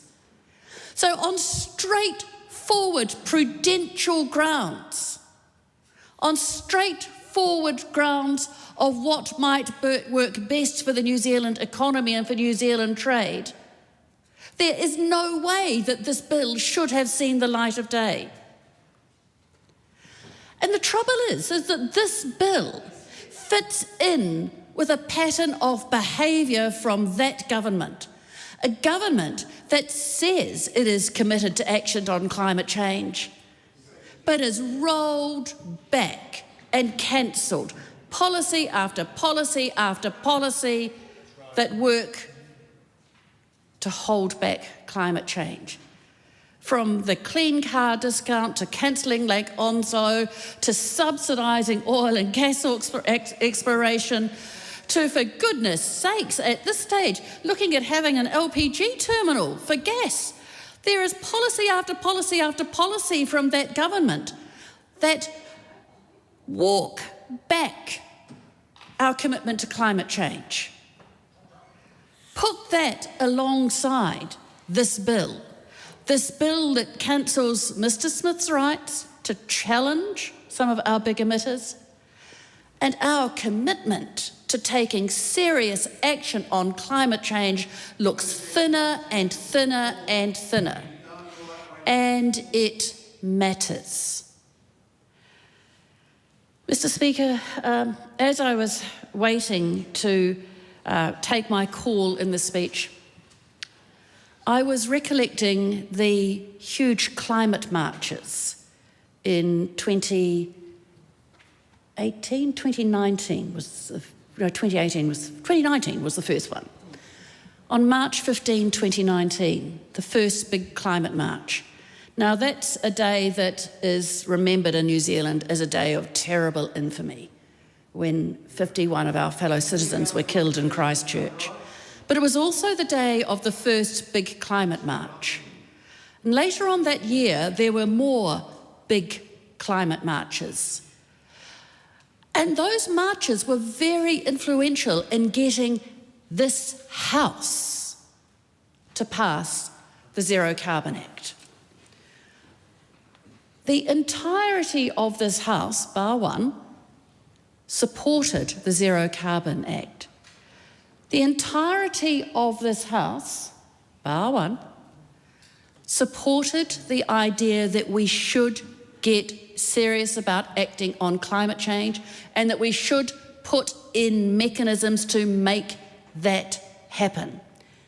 It was extraordinary bipartisanship. And yet that government has walked that bipartisanship back and back and back. We were not consulted about this bill. I don't think any of the opposition parties were consulted about it. Just like we haven't been consulted about other climate measures. This government has walked away from our nation's commitment to taking serious action on climate change. And they said they are the people who are best placed to make government policy on climate change. Well, guess what? Their policy isn't working. One of the justifications for this bill was that the government was best placed on this to make the policy, and the courts shouldn't. But just in the last few weeks, we have had the Independent Climate Change Commission's annual monitoring report showing that we were at real risk of not meeting our climate budgets. Just last week, the Independent Climate Change Commission's monitoring report on adaptation came out, and it said that we need to move fast in a number of areas because the need to adapt to climate change is coming at us fast and we are not adapting fast enough. And what does this government spend its time doing? It spends its time putting through a bill that, even though the government itself won't take action on climate change, was trying to force action on climate change. It said it was the best place to do the work, but the government is not doing the work, and now it won't let Mr. Smith's tort action do the work either. That government has no commitment to working on climate change. This bill is a symbol of that, and it is an absolute disgrace. Mr. Speaker, the Climate Change Response Tort Liability Amendment Bill addresses a gap in New Zealand legislation, the gap that the Supreme Court in Smith versus Fonterra noted, and that gap, this bill is designed to ensure that no parallel regime may be developed in common law. I commend this bill to the House. The Honourable Dr. Duncan Webb. Thank you, Mr. Speaker. And having listened to Dr. Deborah Russell's speech, she traversed the climate change impacts of this bill and the fact that it reflects the government's total disregard for the climate emergency that we see facing us. So I want to focus on some really troubling kind of constitutional aspects of this bill. And probably at the heart of it is the retrospective nature of this bill. In fact, there's a whole lot of things about this bill. The fact that the bill is essentially, to use a Latin term, an in personam bill, a bill that attacks a single person, a bill that is actually about one man's claim and denying his ability to bring a court action. And in particular, that in doing that, it is taking away established rights.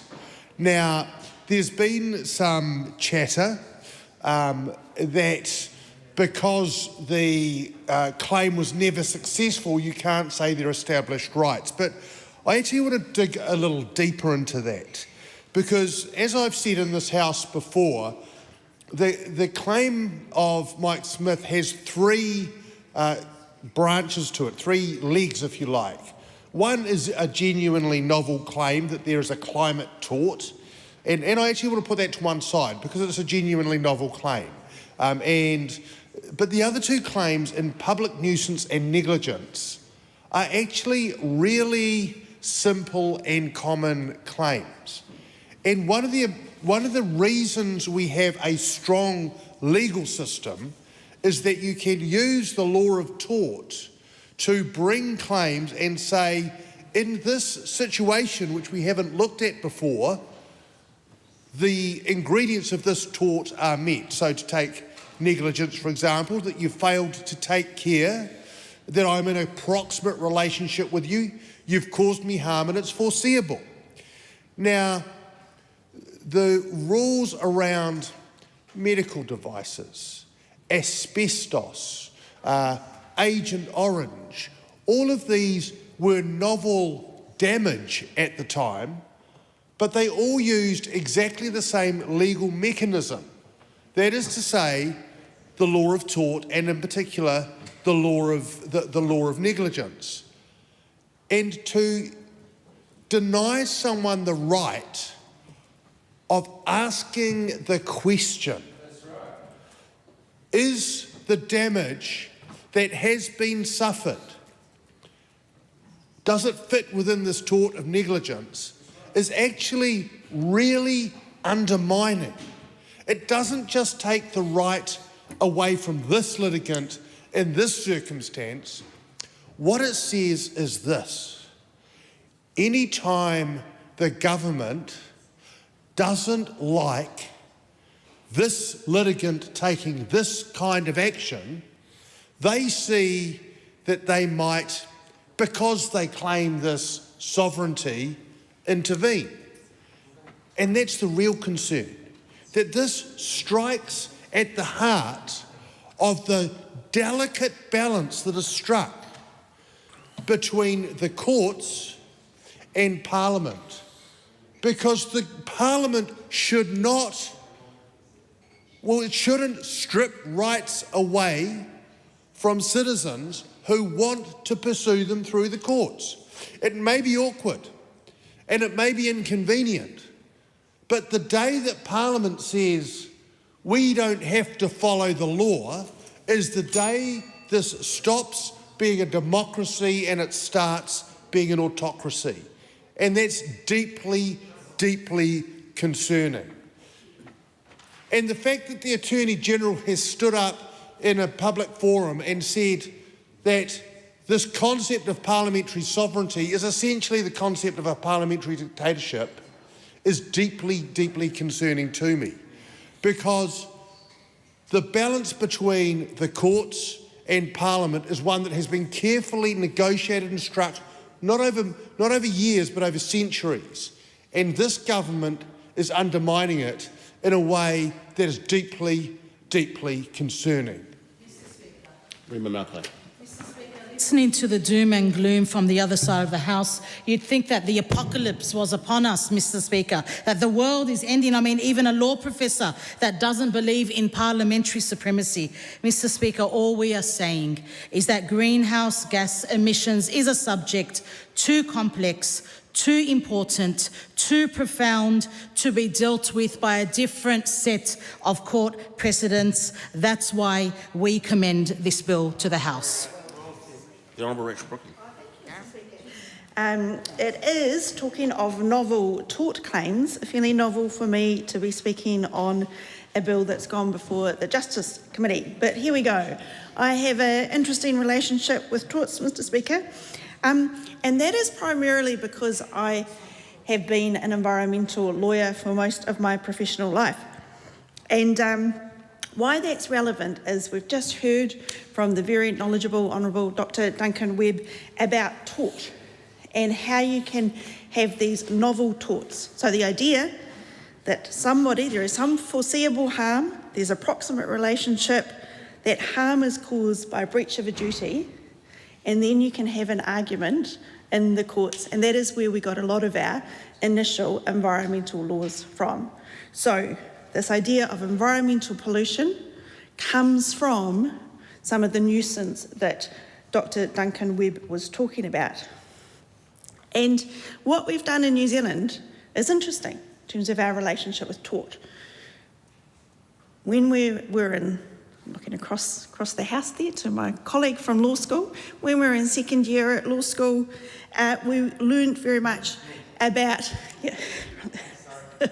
Todd over there, we learned about the ACC scheme in New Zealand and how unusual it is in the world because it's a no-fault scheme. And what that means is that we're putting the tort to one side and having instead a comprehensive cover. So you don't have to go ambulance chasing, you don't have to have these tort argument and tort. And interestingly, the same is true to an extent for our environmental laws. So we have codified them where you might be able to mount an argument about a nuisance. If someone pollutes, someone causes pollution upstream of someone else, they cause some damage, then there would have been an opportunity to have an argument in tort. But instead, we have the Resource Management Act. Now that legislation is going through a process of being replaced, and there's going to be a regulatory relief scheme in that will probably diminish many of our environmental protections. And I've been talking to a lot of concerned people about this, and they have told me that Simon Court from the ACT Party is saying to people, well, you need not worry about environmental protections because you can go back to tort.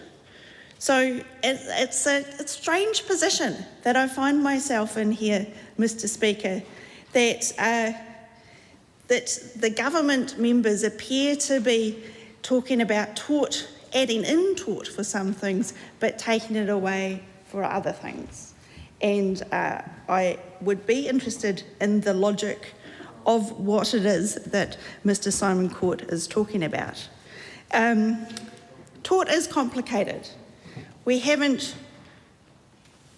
got that far with the Smith and Fonterra case.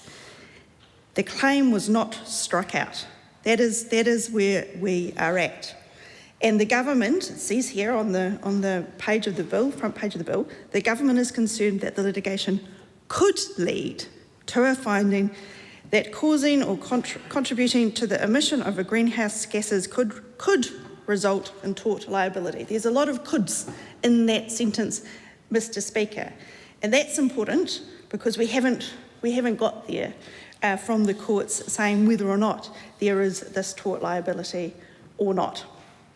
What we do know is that we will never find out because this remarkable legislation is stopping an active court case. So we've heard that the individual, Mike Smith, is there taking his action to the court, and this government is saying, we're not going to wait to find out if there is a tort. We are going to stop you in your tracks, Mr. Smith. We're stopping you in your tracks. And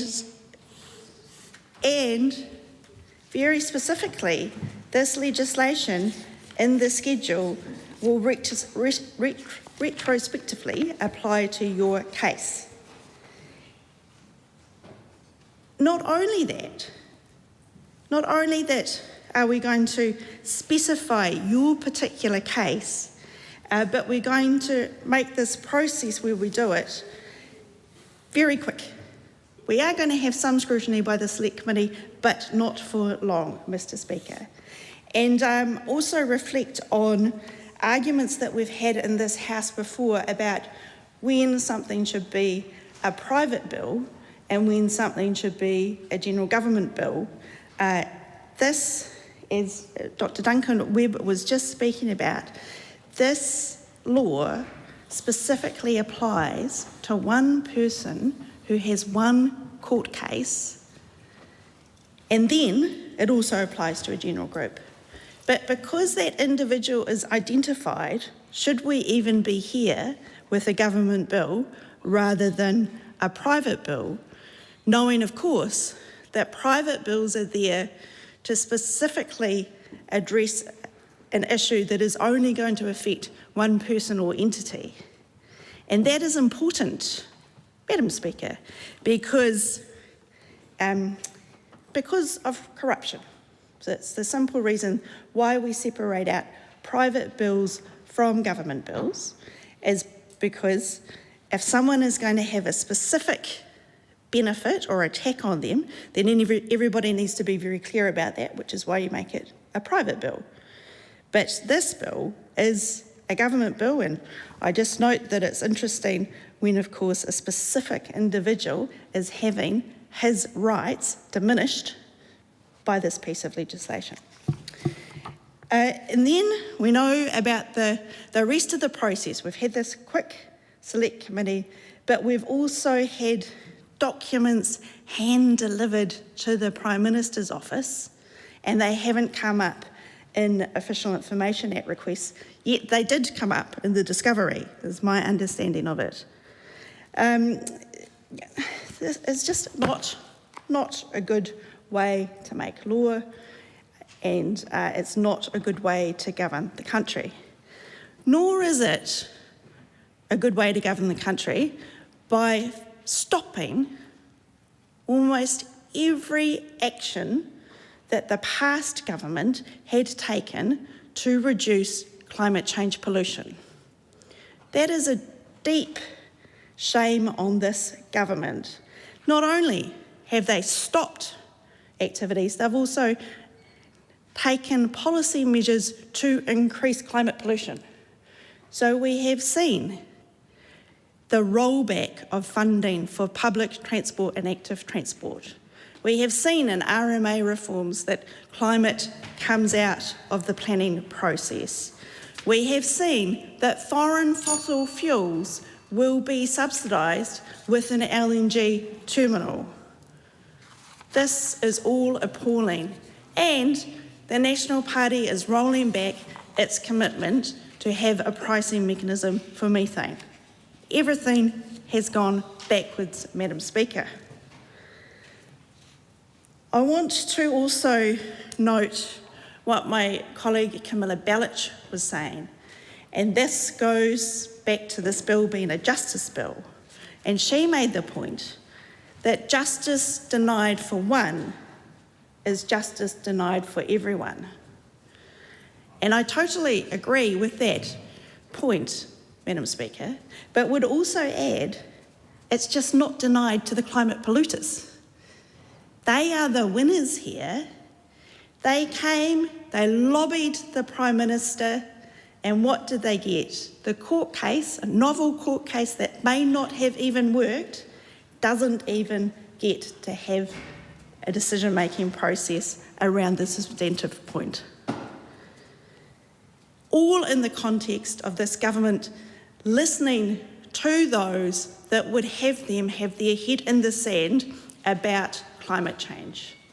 Climate change is real, climate change is happening, and we need to play our part in reducing that pollution, Madam Speaker. We need to not just be here for the short term, we need to be here for the long term. We don't just want to be here for those big companies that do that pollution. We need to be here for everyone, every citizen of New Zealand that is going to be affected by climate change and the future generations as well, Madam Speaker. Madam Speaker. Cal Bates. Thank you, Madam Speaker. Madam Speaker, this bill is important, not just because of the role these big companies play in the New Zealand economy, but the hundreds and the thousands of farmers and businesses and people and workers who participate in the economy that's created by the work of these businesses. This law doesn't alter the government's responsibility under the Climate Change Response Act, nor does it change the obligations businesses have under the ETS, where they'll still be required to meet them. Therefore, Madam Speaker, I commend the bill to the House. The question is that the motion be agreed to. Those of that opinion will say aye. Aye. To the contrary, no. No. The ayes have it. Party vote has been called. Please, Clerk. New Zealand National. 48 votes in favour. New Zealand Labour. 34 votes opposed. Green Party of Aotearoa, New Zealand. 13 votes opposed. Act New Zealand. 11 in favour. New Zealand First. 8 votes in favour. Te Pāti Māori. 4 votes opposed. Te Kuta Whereas. 1 vote opposed. Maria Meno Kapakingi. 1 vote opposed.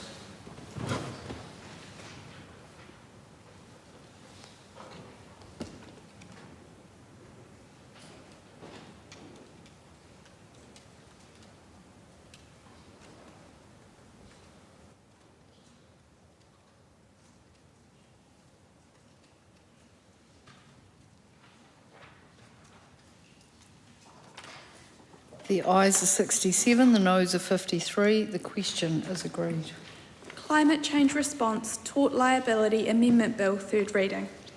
I call on Government Order of the Day number 4. Oranga Tamariki, responding to serious youth offending Amendment Bill, committee stage continued. I declare the House in committee for further consideration of the Oranga Tamariki responding to serious youth offending Amendment Bill.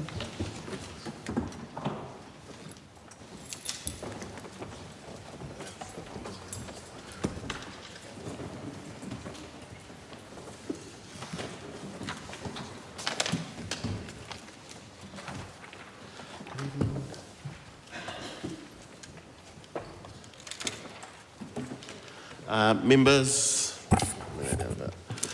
the House is in committee for further consideration of the Oranga Tamariki Responding to Serious Youth Offending Amendment Bill. When we last considered the bill, we were debating Part 1.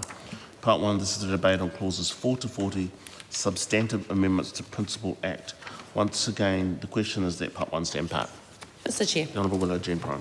Thank you, Mr. Chair. If I also remember correctly, I think my last contribution was speaking to my tabled amendment, timestamp 70527, and that was an amendment to Clause 4, new section 320J1, and I believe I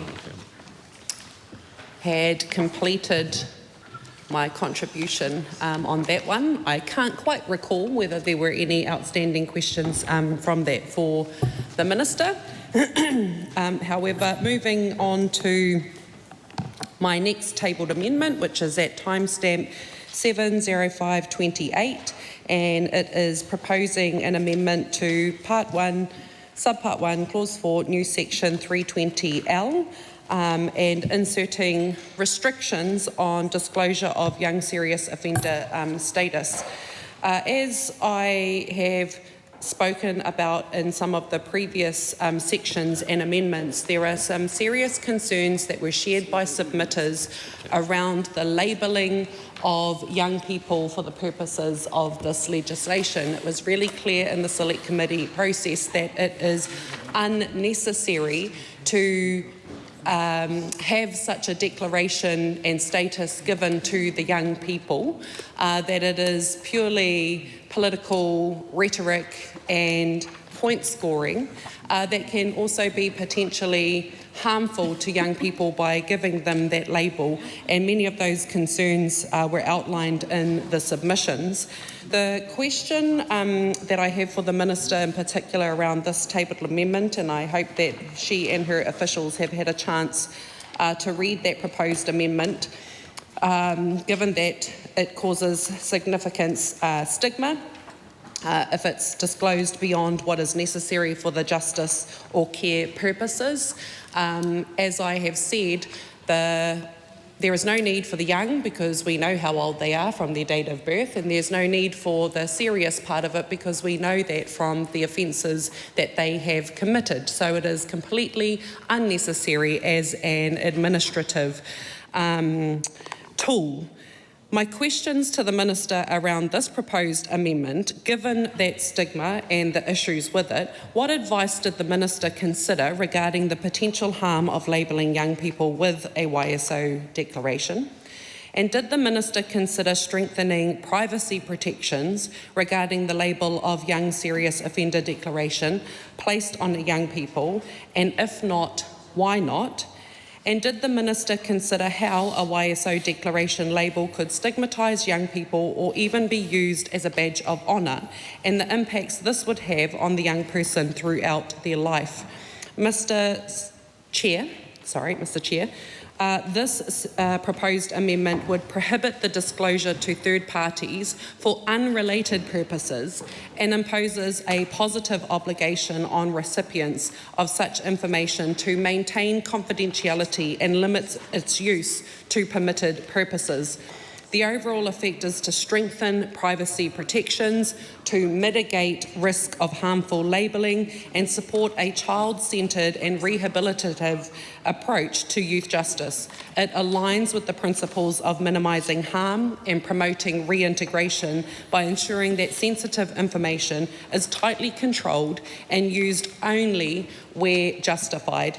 So again, my questions to the Minister is, did the Minister consider regarding the potential harm of labelling young people with the declaration? Did the Minister consider strengthening privacy protections regarding the labelling so that it's not used beyond this, even though we don't agree that you even need it for this? And did the Minister consider how a YSO declaration label could stigmatise young people or even be used as a badge of honour, and the impacts that it has on a young person throughout its life? And has she considered my tabled amendment to limit where that declaration can be used? Honourable Control. Mr. Chair, I believe this has been addressed multiple times last time we sat on this, but I'll repeat it one more time for tonight, and that would apply to Amendment Paper timestamp 70528 and timestamp 70529. I do not support these amendments, and it's the same reason for both. Those that need to access to information about the person's young serious offender status, such as lawyers, police and the courts, will have access to this information, but the information will not be publicly available, and the Young Serious Offender Declaration is just used as a tool. As such, this amendment is not necessary. Dr. Lawrence Zenon. I want to check with the Minister. I know that we've done quite a few bits of Clause 4, the new Sections 320. I want to check a couple of things with the Minister regarding Section 320I, particularly with 320IE and 320II. I guess this is more trying to get an understanding from the Minister on some of the ministerial intent on how what is the Minister's expectations on how some of these could be measured. So for example, with 320IE, when we're looking at, when it comes to YSO, looking at measures taken or proposed to be taken, particularly around reparation or apologies, what sort of measures does the Minister have in mind when youth court are considering this, or as part of the policy development process, what are some of the things that the Minister may have considered? I think that is important. While the youth court are going to, of course, be able to make some of those decisions themselves, I think it will be helpful to have something on hands-out or record to indicate the ministerial intent, if the Minister wouldn't mind elaborating on some of her considerations. With regards to 320II, when we're looking at the cause underlying the young person's offending, the same thing, sort of, if the Minister wouldn't mind maybe expanding on how some of these measures would be available to address some of those causes. So for example, what we see a lot when it comes to youth offendings, etc. There's a lot of undiagnosed neurodivergency or potentially undiagnosed disability. We're looking at potentially higher instances of, ADHD, autism, but in particular, quite prominent as we see in sort of, I guess, the correction system with fetal alcohol syndrome disorder, FADS, Whether that is something that the minister would expect there to be the kind of availability for some of that diagnosis, so that way the court is able to make a more informed opinion. And with that, I mean, my colleague Tamitha Paul has an amendment. This is her amendment that's date stamped or time stamped to 11/50/06. This simply introduces a new subsection in here, subsection K, which refers to the matters that youth court must have regards when considering implication for YSO declaration, any medical conditions or disability that may affect the behavior of a young person. Now, I understand that that might be something that is potentially covered under I already. If it does, it would be good to know from the minister. But if not, then would the minister consider this additional insertion by my colleague Tamitha Paul? Mr. Chair. Honourable Counsel. So in regards to Tamitha Paul's amendment, date stamped 11/50/06, I believe I've previously responded to this amendment already. I don't support this amendment. The existing principles of the Oranga Tamariki Act apply to these provisions, including the Young Serious Offender Declarations. The courts are already required under the principles in Section 5 of the Oranga Tamariki Act to put the well-being of the young person at the centre of decision-making. This expressly includes, for the example, a young person's experience of disability. Vanessa Walters. Ask the Minister a question. So maybe just as a quick preface, one thing that I frequently came across when I was working at youth law is that we'd have young people who often really weren't sure where they were in the process, why certain decisions had been made, and we found often that there was quite a delay in terms of explaining to those young people the decisions that had been made about their placement, or even in the context of the youth court and where they were in the system. And just with that background in mind, I'm looking at clause, so this is Part 1, Subpart 1, Clause 4, and this is new Section 320L4. This is an amendment proposed by my colleague. It was filed on the 5th of August, 705.32, and it's proposing a new insertion after practicable, inserting but in no circumstances later than 48 hours after the time at which the order was made. So this amendment introduces a clear outer time limit on the provision of a written statement to a young person where it's not practicable to provide the statement before the young person leaves the court, but it just means that that time period ensures that it's provided as soon as is possible. Completely understand that we have the word practicable there, but particularly for a young person, it is useful for them to know what time period they can expect that information, and certainly for the provider of that information to know what is considered reasonable.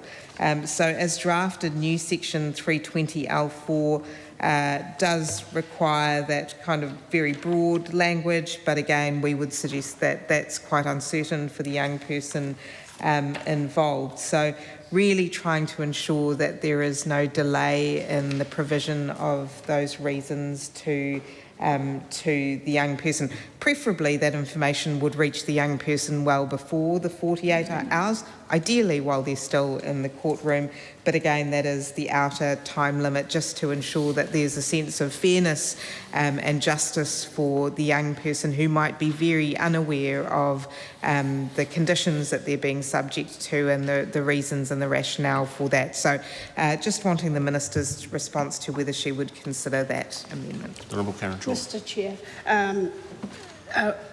I consider that the current requirement for the court to provide the written statement to a young person as soon as practicable is appropriate. This timeframe is consistent with similar requirements in Section 340 of the Act around providing written statements after the youth court has made disposition orders, so I won't be supporting that amendment. Honourable Dr. Duncan Webb. It's good to see that the Minister has actually gone through these amendments and has pre-prepared responses to all of them, despite what we might say in the House. But there is a considerable importance, and in terms of the Section 320L in subpart 1, clause 4. It is obviously important to let the young offender or the young person know what's going on. But the interesting thing about that is that in subclause 3 there, it sort of says that it does say the court may, for the purposes of subsection 1C, which is telling them what's going on, direct that the offender remain at the court for a period not exceeding 1 hour. And there's two things that are problematic there.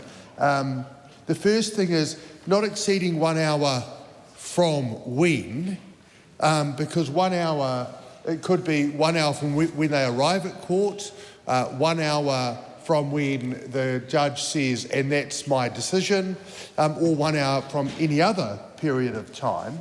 And the other thing is actually quite, the idea of that the offender must remain at the court is actually quite unclear, because if you go into any court building, you'll know that it can be, in some circumstances, a quite large precinct.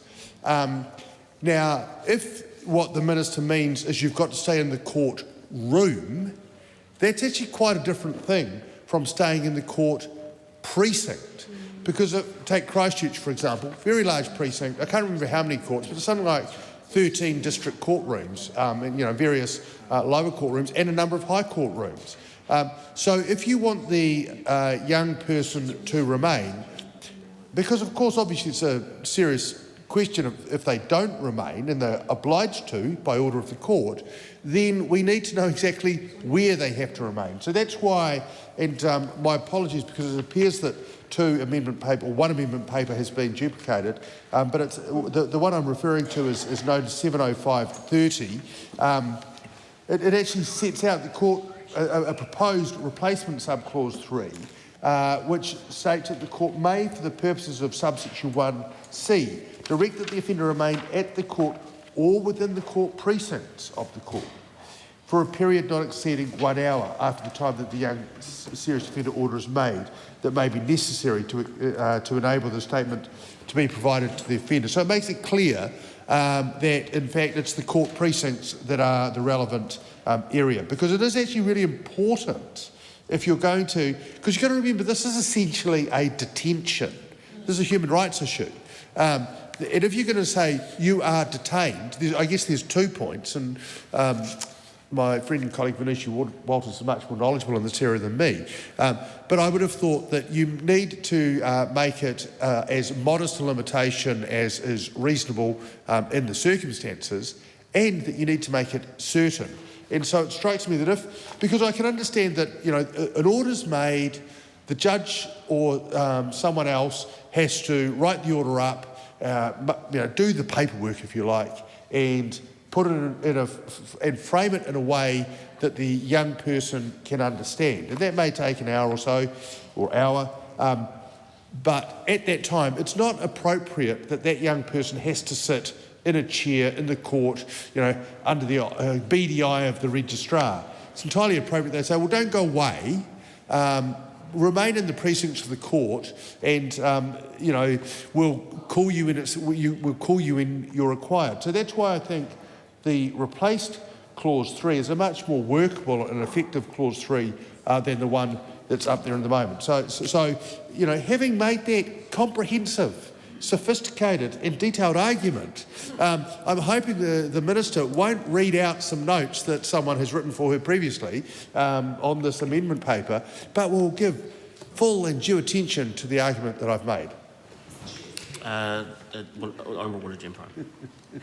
Thank you, Mr. Chair. She must be thinking about her response to the questions from the Honourable Dr. Duncan Webb. While the Minister is doing that, I want to turn our attention to a tabled amendment in my name. It is timestamped 5th of August 70533. It is proposing to replace subsection 1 of new section 320M with a period not exceeding 1 year. So what we're asking the Minister to consider here is to reduce the default duration of the Young Serious Offender Declaration from 2 years to 1 year, with the provision for renewal by the court for a further period of 1 year. As it is currently drafted, Mr. Chair, the provision establishes a 2-year duration as the standard period for the Young Serious Offender Declaration. Given the significant impacts of such a declaration on a young person, a shorter default period, we argue, would be better, and it better reflects the principles that interventions should be proportionate and no more restrictive than necessary. The amendment ensures that the declaration Could you just keep remains it down a in little bit force. on that side of the House, please? It is making its way across the chamber. Okay. Sure. Apologies. The declaration ensures that the amendment ensures that the declaration remains in force for only as long as is justified, and by requiring any continuation beyond 1 year to actually be actively renewed by the court, it introduces an additional safeguard and promotes regular judicial reconsideration of the young person's circumstances and progress. This approach would align with the Oranga Tamariki Act 1989, including the importance, once again, of minimising intervention and promoting rehabilitation.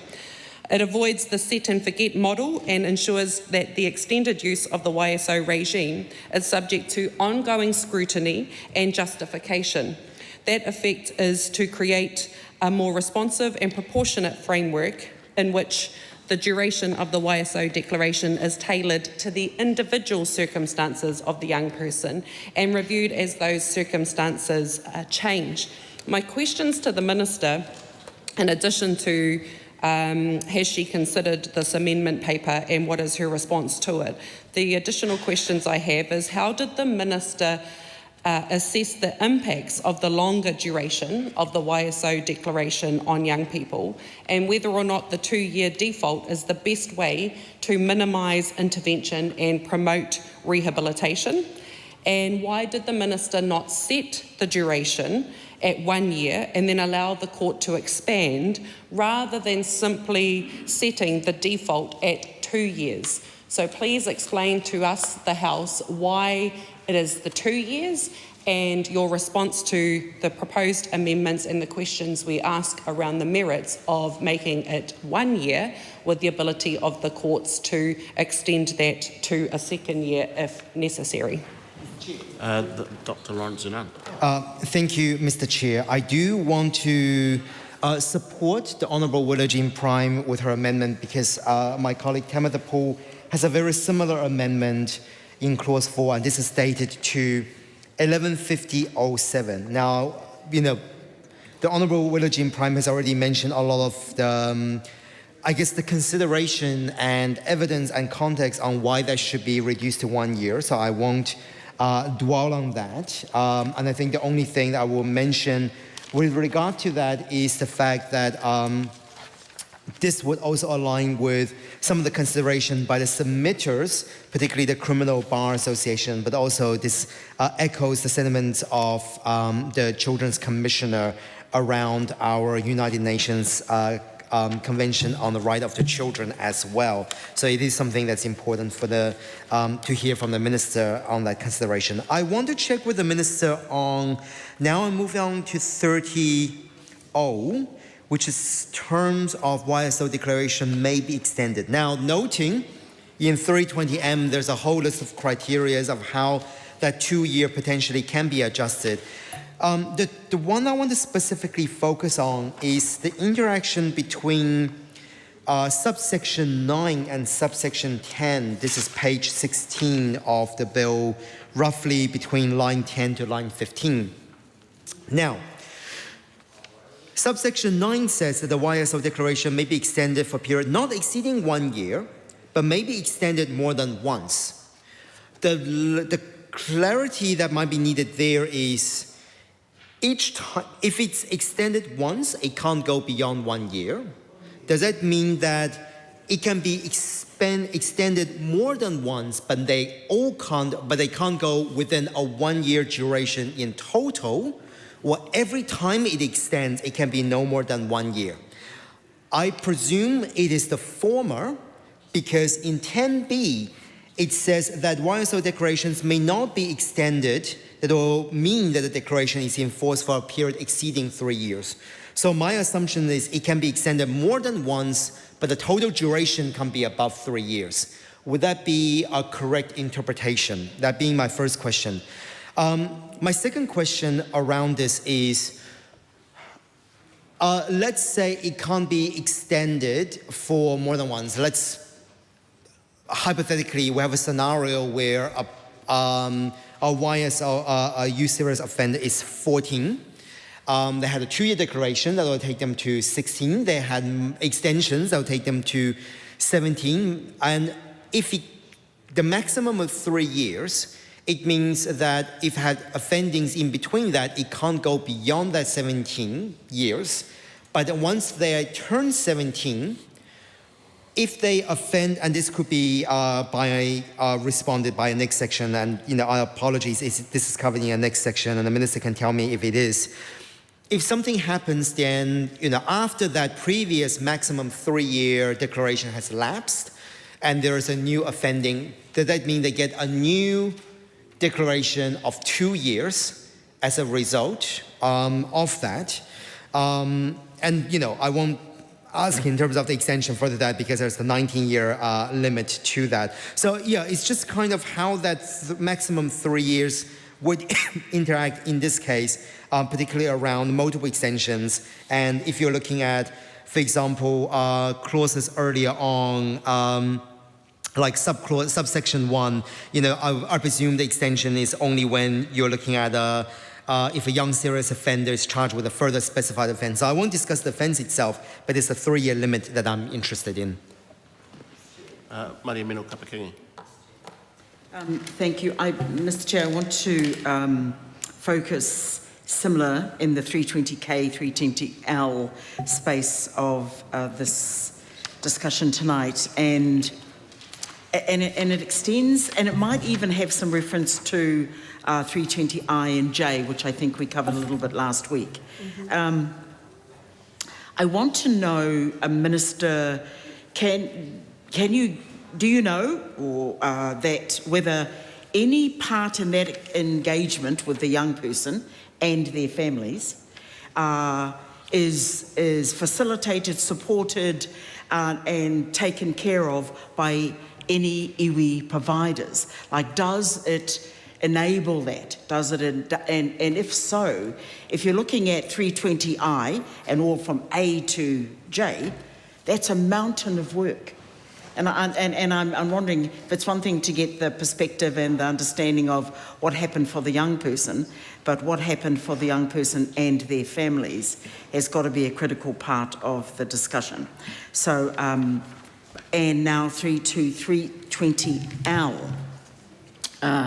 And so I'm imagining too, like my previous members discussing the engagement in court, and how does that actually occur? And I know too many, because I used to sit inside these places, and they're not the nicest places to be, of course, but again, you're imagining a young person, and a young person being, this material has been explained, they're going through what's happened, and this is where we're going to head with this particular situation.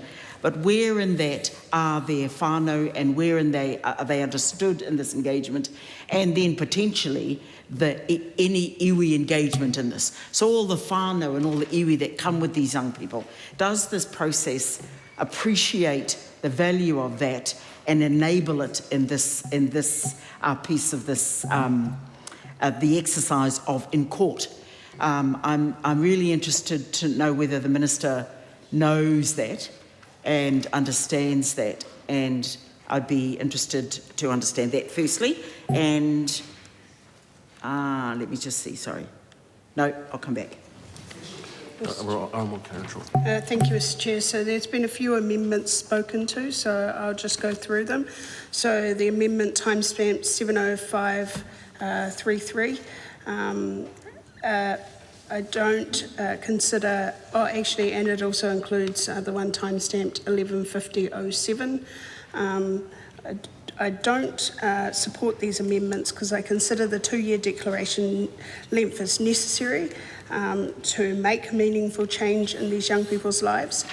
These are young people who the Youth Court considers are likely to reoffend, and previous interventions have been unsuccessful, so changing behaviours takes time.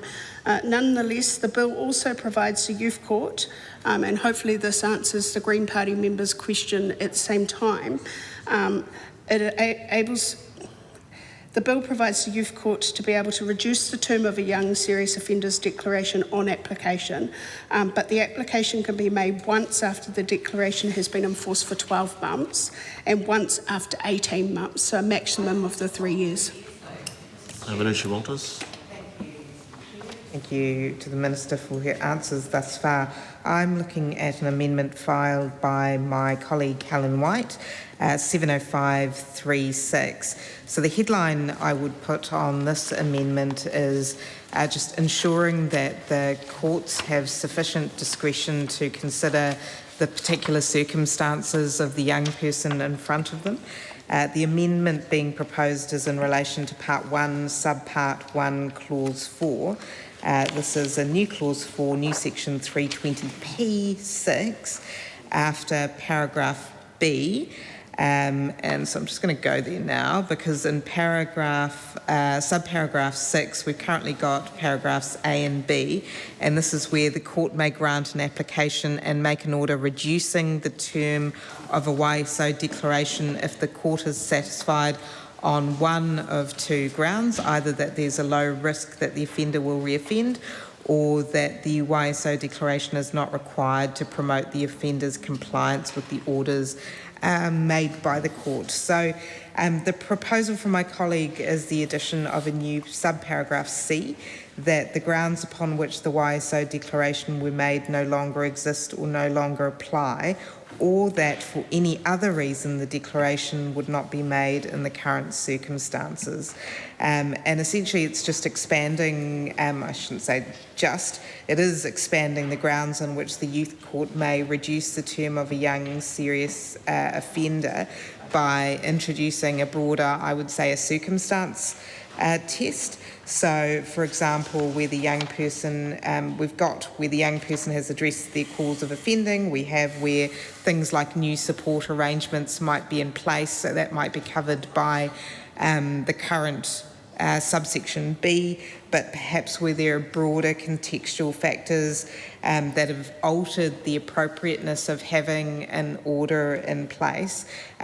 The jurisdiction isn't quite there under the existing drafting to allow a court to stretch into circumstances that might just relate particularly to the individual concerned. So a question to the Minister as to whether she would consider broadening the jurisdiction of the court to take into circumstances that may be quite particular to the individual young person. Honourable Counsel. Yes, timestamp 70536, amendment in Helen White's name, proposing to provide more grounds for the court to reduce the term of YSO declaration.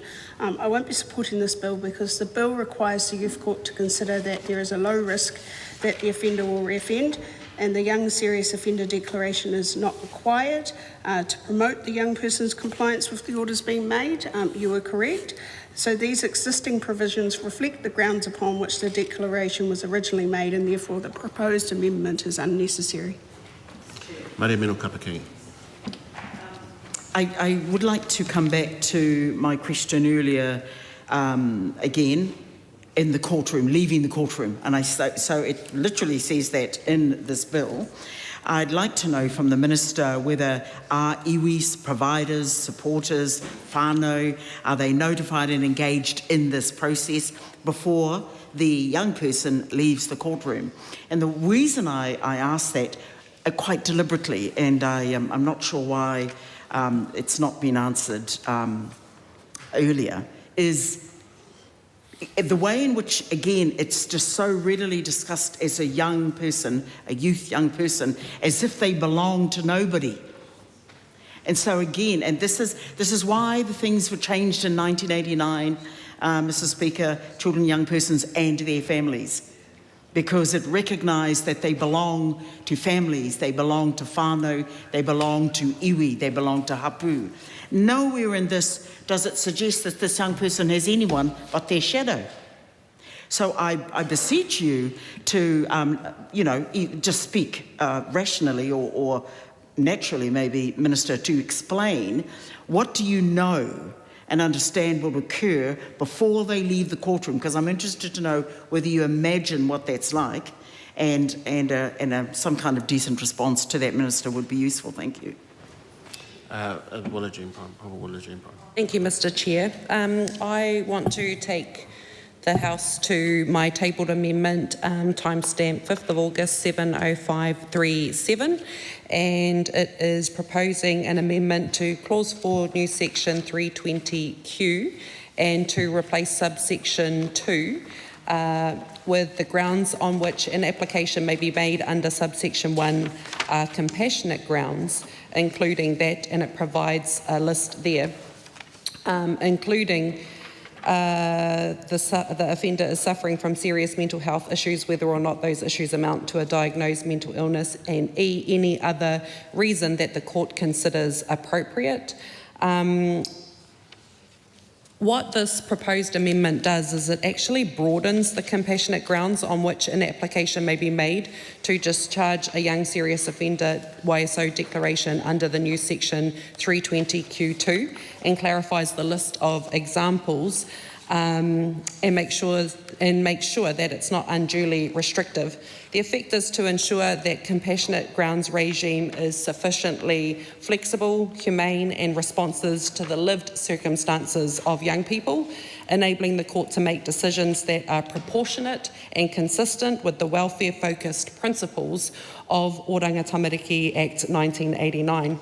As it is currently drafted, the subsection is framed as permissive, but it provides such limited and relatively narrow set of examples that may influence how the court interprets its discretion. The existing references to circumstances such as the offender being expected to soon give birth or being unlikely to recover from an illness sets thresholds that may exclude significant and genuinely compassionate situations. This proposed amendment makes several improvements to ensure that pregnancy itself is sufficient without requiring that birth be imminent. It also clarifies that serious illness need not be terminal or permanent by introducing the concept of recovery soon, thereby capturing conditions that may be temporary but nonetheless severely debilitating. And in addition to the amendment expressly recognises serious mental health issues, whether or not they meet the threshold of a diagnosed mental health illness, reflecting the realities of youth offending and vulnerability. Mr. Chair, I ask the Minister questions regarding this because we know that in the first pilot of the Military Style Academy, we had a young person opt out of the program and leave within just a couple of weeks of that program starting. And in MSA 2.0, the second Military Style Academy, we know that 2 young people have voluntarily left the in-residence phase of the Military Style Academy. Now, once this is made into law, young people will not be able to voluntarily leave the Military Style Academy program. So my question to the Minister, before our time expires tonight, is what does she say to my tabled amendment about extending the compassionate grounds on which a young person can leave the Military Style Academy and this YSO declaration, given that in the first pilot and 2.0 version, we have had young people voluntarily leave?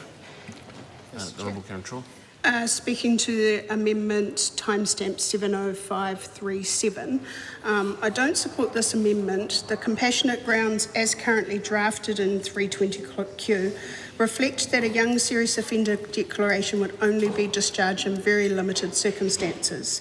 I note the current ability of the Youth Court to vary or discharge any order, such as a supervision with residence order or any condition such as curfew that a young person is subject to.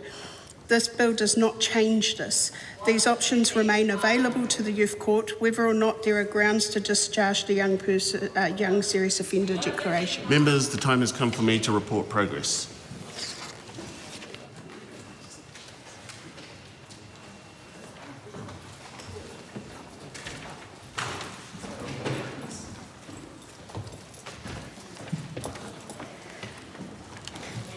The House is resumed.